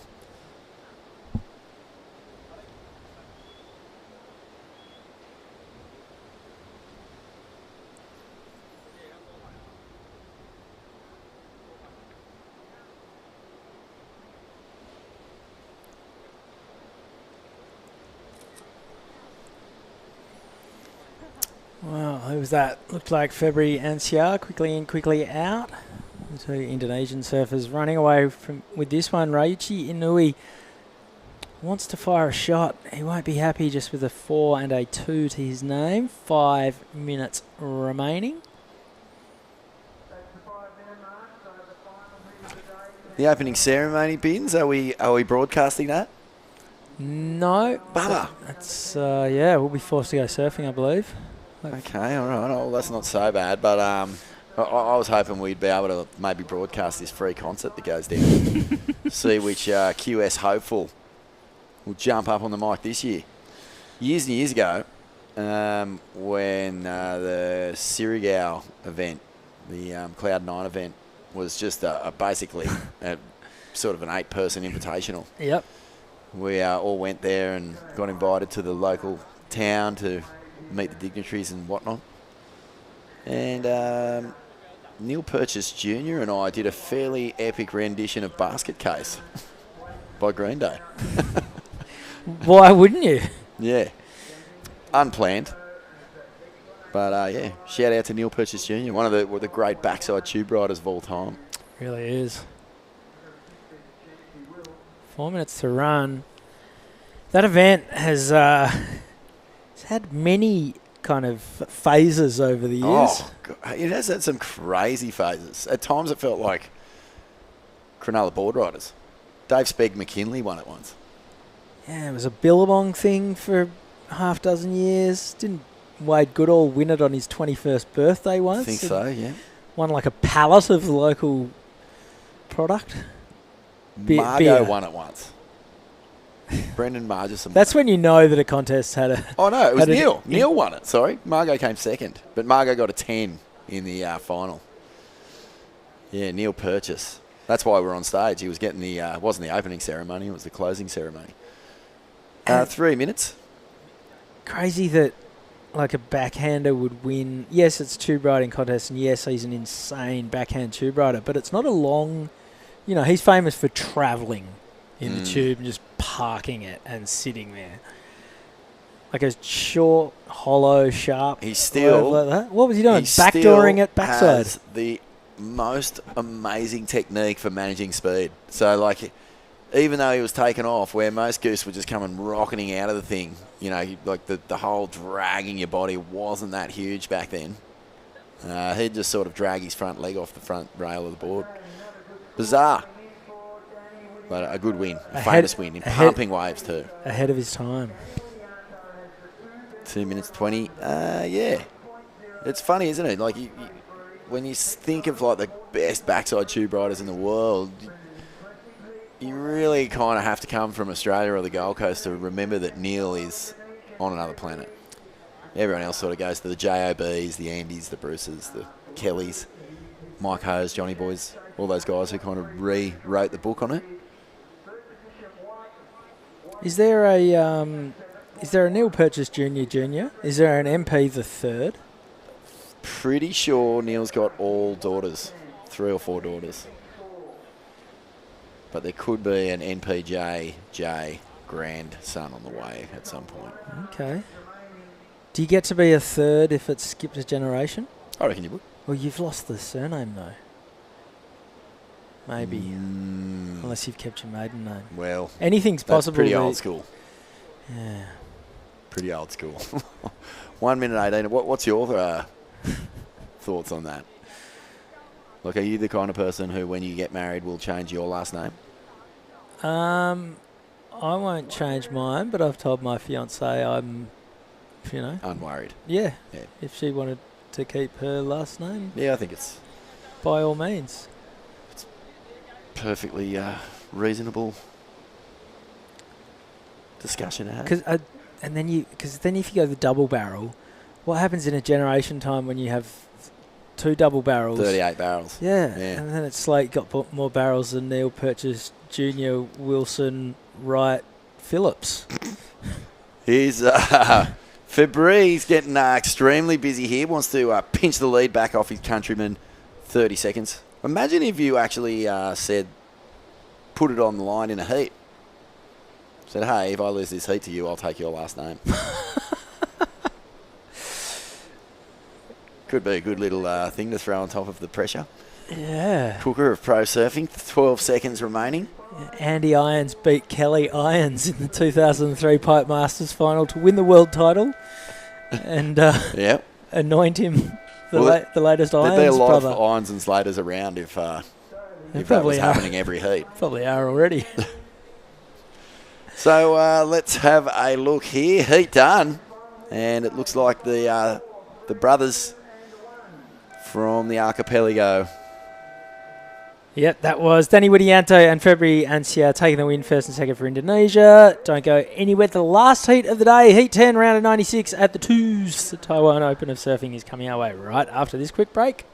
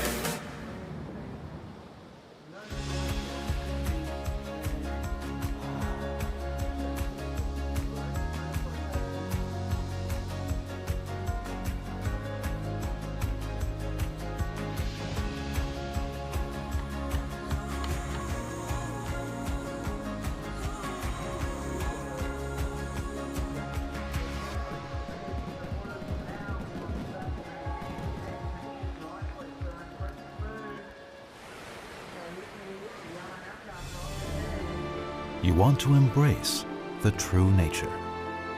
You want to explore the beautiful world beneath the sea. You laugh and sing songs. It is a surfer's paradise here. Whenever you're ready to undertake a different kind of travel experience, Taitung is your next destination. Welcome back to the Taiwan Open of Surfing. This is Heat 10, last heat of the day. Conditions are still kind of firing, but we have the opening ceremony to run. So unfortunately, this will be the end of competition, and Vaughan Blakey will be unleashed on the lineup, fresh off the jet. In the water right now, Takumi Yasui from Japan is in the red. Keiki Yamanaka from Japan is in the blue. Yiping Chen from Taiwan is in the white, and Chia Liao is also in green, representing Taiwan. Yiping Chen. Taiwan, it's always exciting to see the Taiwanese surfers get through a round or two and push the level of surfing, push the level of belief on this island. Some pretty amazing setups around here. We've had the good fortune to be here on a number of times when there's good swell, Binzy, and yeah, mate, don't want to drop any clangers that get us chased up and down the rocks, but there's a few setups here that are right on that world-class sort of scale, I'd say. Yeah, hopefully bit of this swell later on this week. Because there was one year where we were here and it was too big. Yeah. And they called the comp off for either a day or a half day, and we went up the coast, and, mate, some of the setups were just cracking. All right. Snap out of the back. This is Takumi Yasui signing off from his first wave. We're going to throw down to Jesse Starling, who's having a chat with Danny Widianto. Yeah, Danny, what can we say? That was such an impressive heat, you know, scoring the highest wave we've seen today. What's going through your head right now? Just like confident, just take a wave, take the good wave, like the set. The wave like really hard, too glassy, too like, yeah, still fun. And tell us, is this your first time in Taiwan? And if so, is there any similarities between here and your home? Yeah, it's my first time, maybe like my home wreck, Kuta Beach, like high tide wave, yeah, same. So a little bit of similarities, which is going to add to your confidence. What are you going to do to take yourself even better into the next round? Yeah, just like keep focus and just take the handset. And is there anything you want to say to anyone back home? Anyone you want to say hi to? Terima kasih buat sponsor saya, Ima, Flanagan, Jungle Surf, FCS, dan ibu saya, bapak saya. And Fajar to support me. Thank you, guys. Awesome. Thank you so much. Congratulations. We'll see you in the next round. Back to you guys. You beauty. Thank you very much, Danny Widianto. Frothing. Yeah, big shout outs Frothing. to all the crew back home in Bali. Yeah, just checking out the new surfing world at home, Binzy, and such a cool shot of Katut Mendo when he's like same age as Danny there. Oh, wow. Back in Australia, flicking through an old mag. He must be so frothing on where Indonesia surfing is at. Yeah, nice strong backside surfing there too. Keiki. You still a contributor to the surfing world? Yeah, I contribute here and there, mate. Anything Contribute stress around deadline time by not submitting stories, etc. Mate, I have no idea how you were an editor. Oh, mate, I can't believe it. Here we go. Yiping Chen, the Taiwanese surfer. Like, I'm pretty OCD and was pretty militant with my contributors, and I thought Nick Carroll was a nightmare to try and get to file on time. My limited dealings with you have been like deadlines, like the old saying is deadlines are guidelines, but yours are like deadlines are like just things you light on fire and send off to the Deadlines sky. are basically they're like, say you're on the grid. Deadline is the green light, not the orange light or the red light. But when you were cracking the whip on people to file, how? Yeah. Oh, look, we're talking in ancient terms. I mean, there's not too many surf mags that have left anymore, but, you know, these days, like, the whole thing runs on a up-to-the-minute sort of thing. News and all that sort of stuff just escapes instantly. If you don't provide, you get sacked. But back in the old days, You could just make something up like, oh, no, the photos didn't come in. Oh, he went surfing. I don't know. You could fudge your way through it, mate. You had a whole month to get a magazine out, so you weren't really that stressed about letting a day or two slide.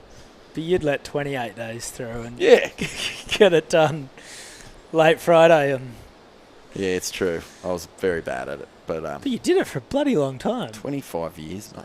At pretty much every mag in the country. Yeah. Was that by choice, Surfing or Life did is you the get only moved on from one to the next? Surfing Life was the only mag I never did, but the funny thing is it was the first mag that printed an interview I ever wrote. So I was published in it, but yeah, never edited it. Yeah, but all the others had a little stint at. I mean, you would have contributed to every mag in the whole world before they all went the way of the dodo and the dinosaur, didn't you? I've been published in every Australian magazine, but Tracks I put Buddha's name in.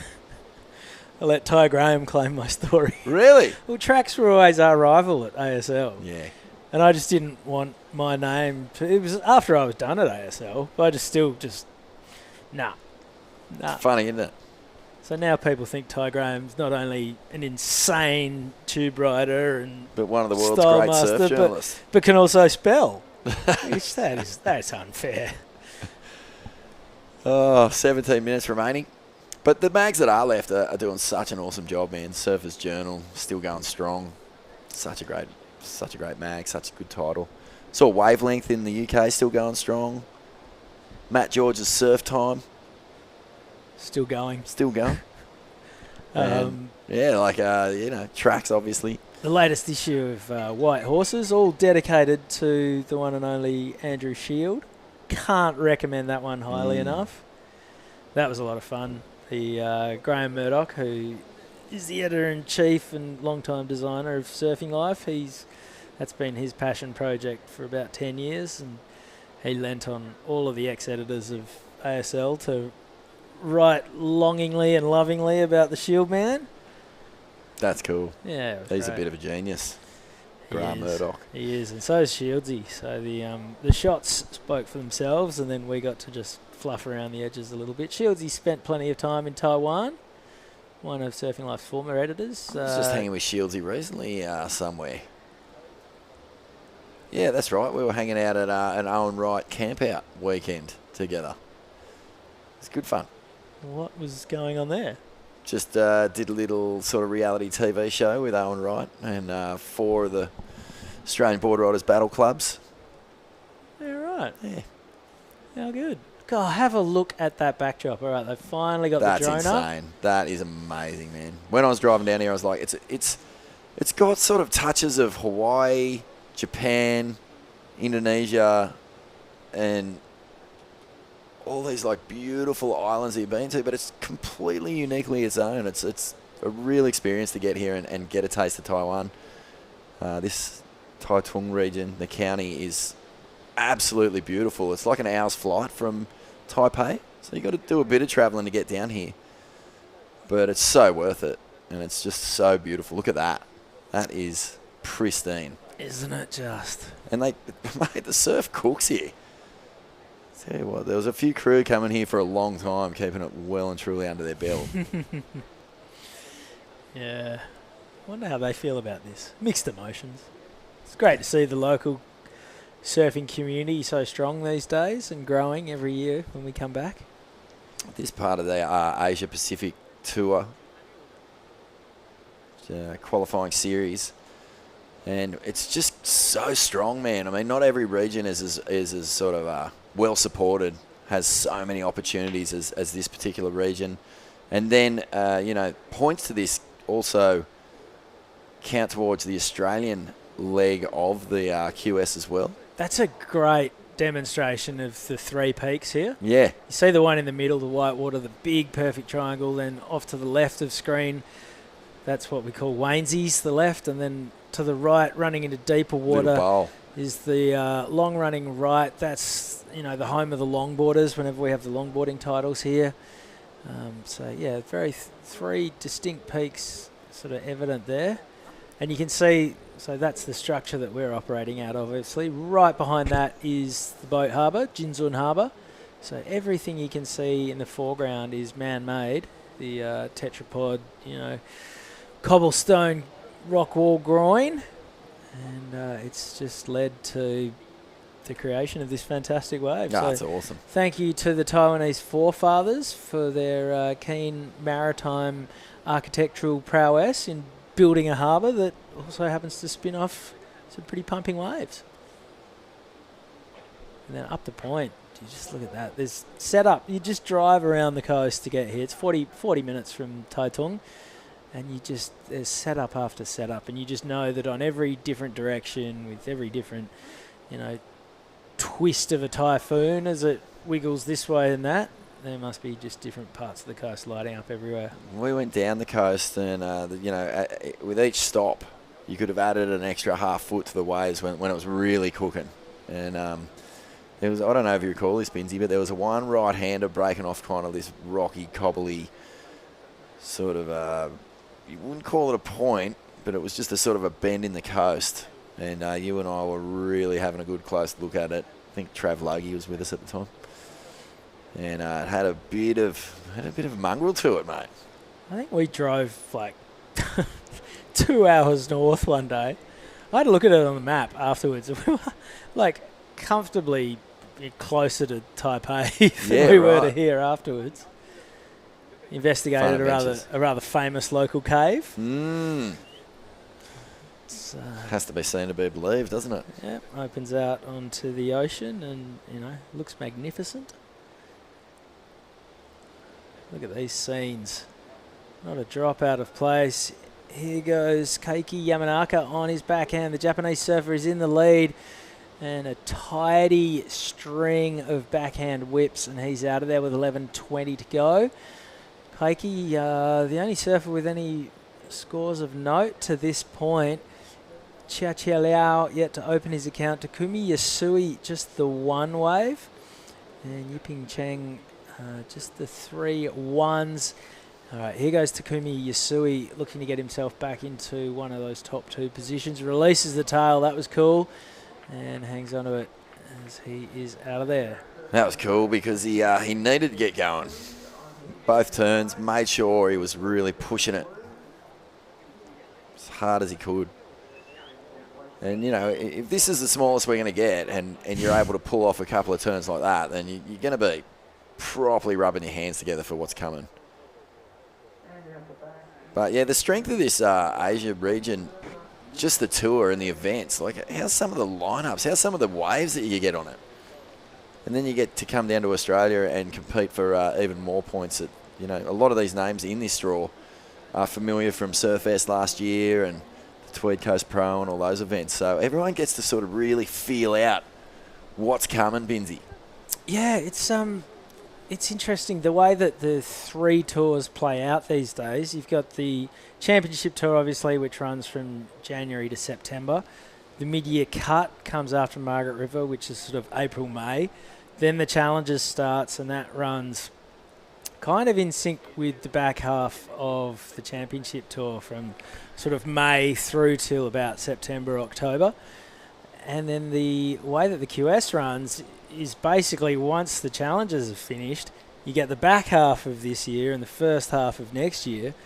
And, the Aussies won't surf in Australia on the QS this year for this season. But then they get to do it next year, and then ideally they make the Challengers and they go straight to Snapper.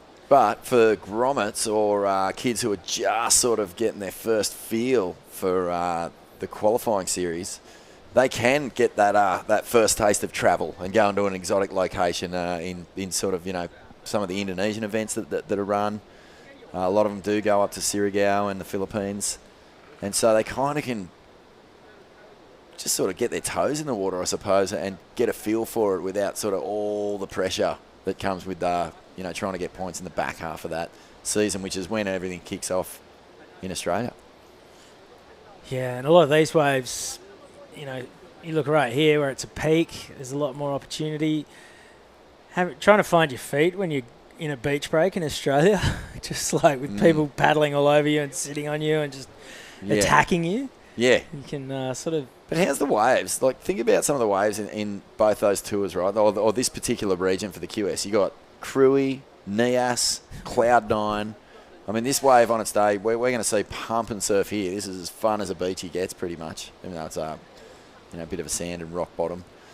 I mean, Merriweather, Newcastle just cranks on its day.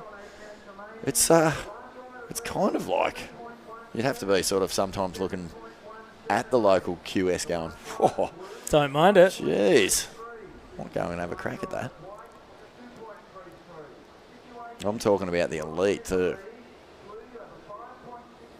How many QSs have you surfed in over the years? I've surfed in 2.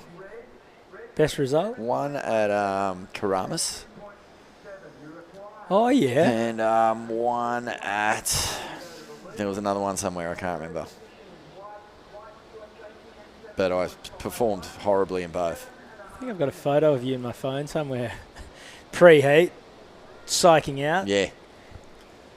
Yeah, well, the big thing is like, it's not that... Yeah, first of all, those who can't do teach and those who can't teach talk about it. Talk like they can. So that's how you become a commentator. Here we folks, are. But yeah, my memories are like I just kind of melt once a Rashi goes on. Do love surfing club heats and stuff. I just remember being so impressed. As we mentioned earlier, you're an incredibly meticulous person. Whoa! Put that in the oven. Everyone used to go on about Mick Fanning would take an hour to do his pre-heat routine. You've managed to take that hour and condense it down into like the hooter had already gone before you put your Rashi on. Yeah. Like, that is incredible efficiency. Yeah, I think from memory I had Asher Wales and trying to remember now, but it was devastation. Yeah, the Rashi couldn't get back on the coat hanger quick enough.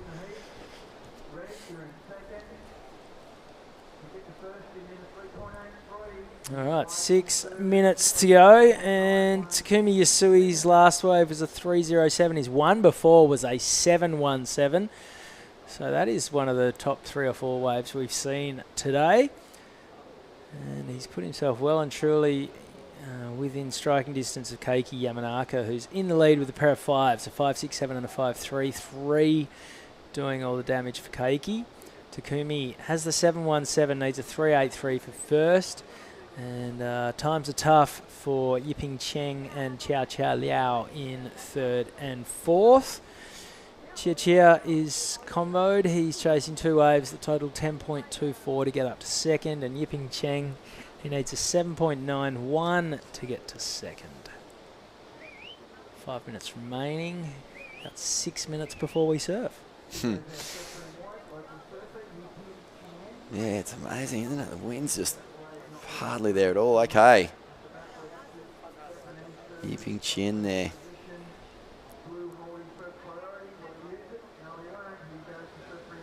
Out the back.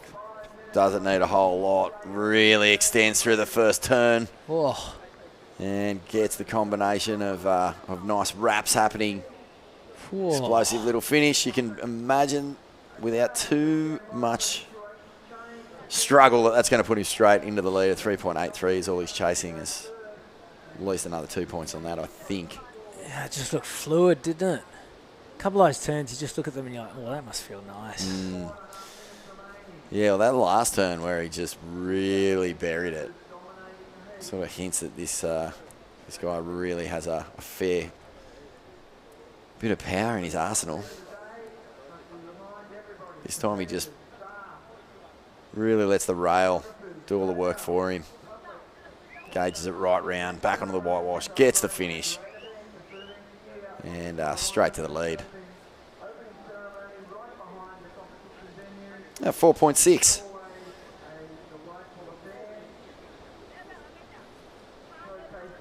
Well, for the last of Takumi, so solid. Yeah, it wasn't smaller wave. Wasn't as comfortable as you thought, but he is in the lead by 3/4 of a point. And Keiki Yamanaka fired up. He's lost his perch. Knocked down to second. And taking a bit of frustration out on that section. 3.5 minutes to run. Very entertaining opening day here at the Twos. Taiwan Open of Surfing. Your highlights, Binzi? I really liked, there was a good heat. Axel Carrotta surfed a pretty good heat. Saxon Reba looked pretty good. Noah Arkveld from the Philippines did a couple of pretty nice punts in his heat.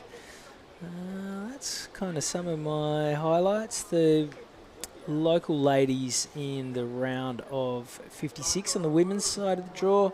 It's always great every year to see the level of the local surfing just jump up so significantly.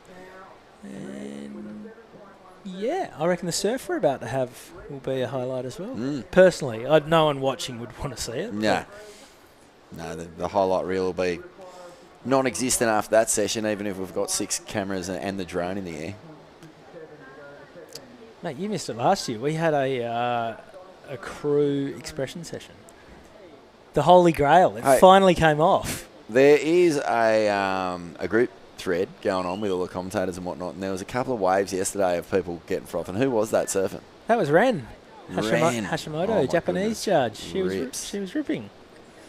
Rips. Wait till you see the edit that was made of the staff expression session last year. Good? Not bad. Yeah, everyone had a crack. The worst part about the expression session is we see Keiki Yamanaka going upside down on his backhand was a few of the competitors turned the tables. They'd found the fridge and they then found the microphone and they were commentating us. Oh, no. And sweet revenge. Yeah, the nerves when you paddle into a wave and all of a sudden you've got people screaming your name and you know that there's a lot of eyeballs on you. Terrifying.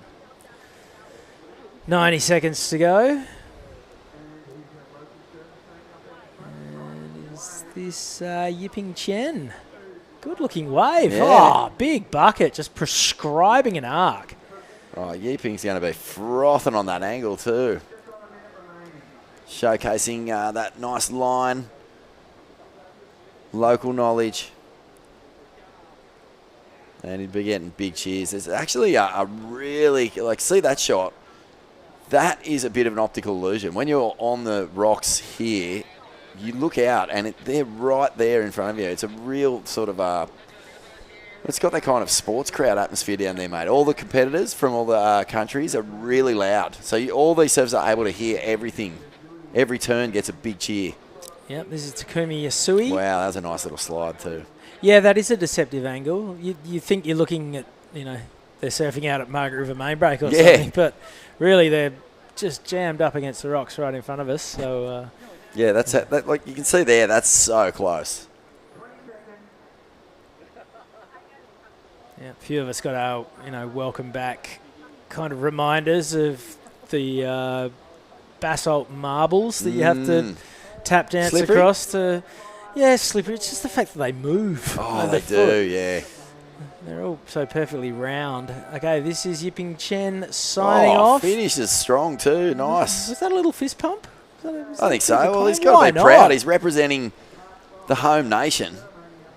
And he's caught plenty of waves, so he didn't go out of this thing wondering. Yeah, 9 waves. That's solid. So that is the day. 9 waves caught by Yiping Chen.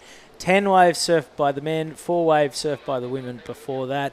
Big first day of action here at the Taiwan Open of Surfing. We are going to go and enjoy the opening ceremony very shortly. But first we're just going to sign off from right here on the broadcast. That's us in the little cube you can see next to the big 2 tents. Oh, that little cube. Yeah, the little blue cube. With the WSL on it. Yeah, that's the one. You can see the 400 photographers to the left. They will be loading up the local Facebook photography pages this afternoon with... That's one of the biggest photo galleries in the world for any event. It puts pipe to shame. It does. Like if we get a tight shot on that, you'll see how many crew are there with telephotos just pointing. Well, and you'll only see half the people because they're all in camouflage. So, yeah, look, that's the structure, the Taiwan Open of Surfing. It's beautiful infrastructure. It's the same one that we use year on year, because why change it, if it ain't broke and all that bizzo. Fantastic first day of action here at Jinzun Harbor. I'm Chris Pins. This is Vaughan Blakey. See you tomorrow. We hope you'll join us all tomorrow for more of the same. Thank you very much. Over and out.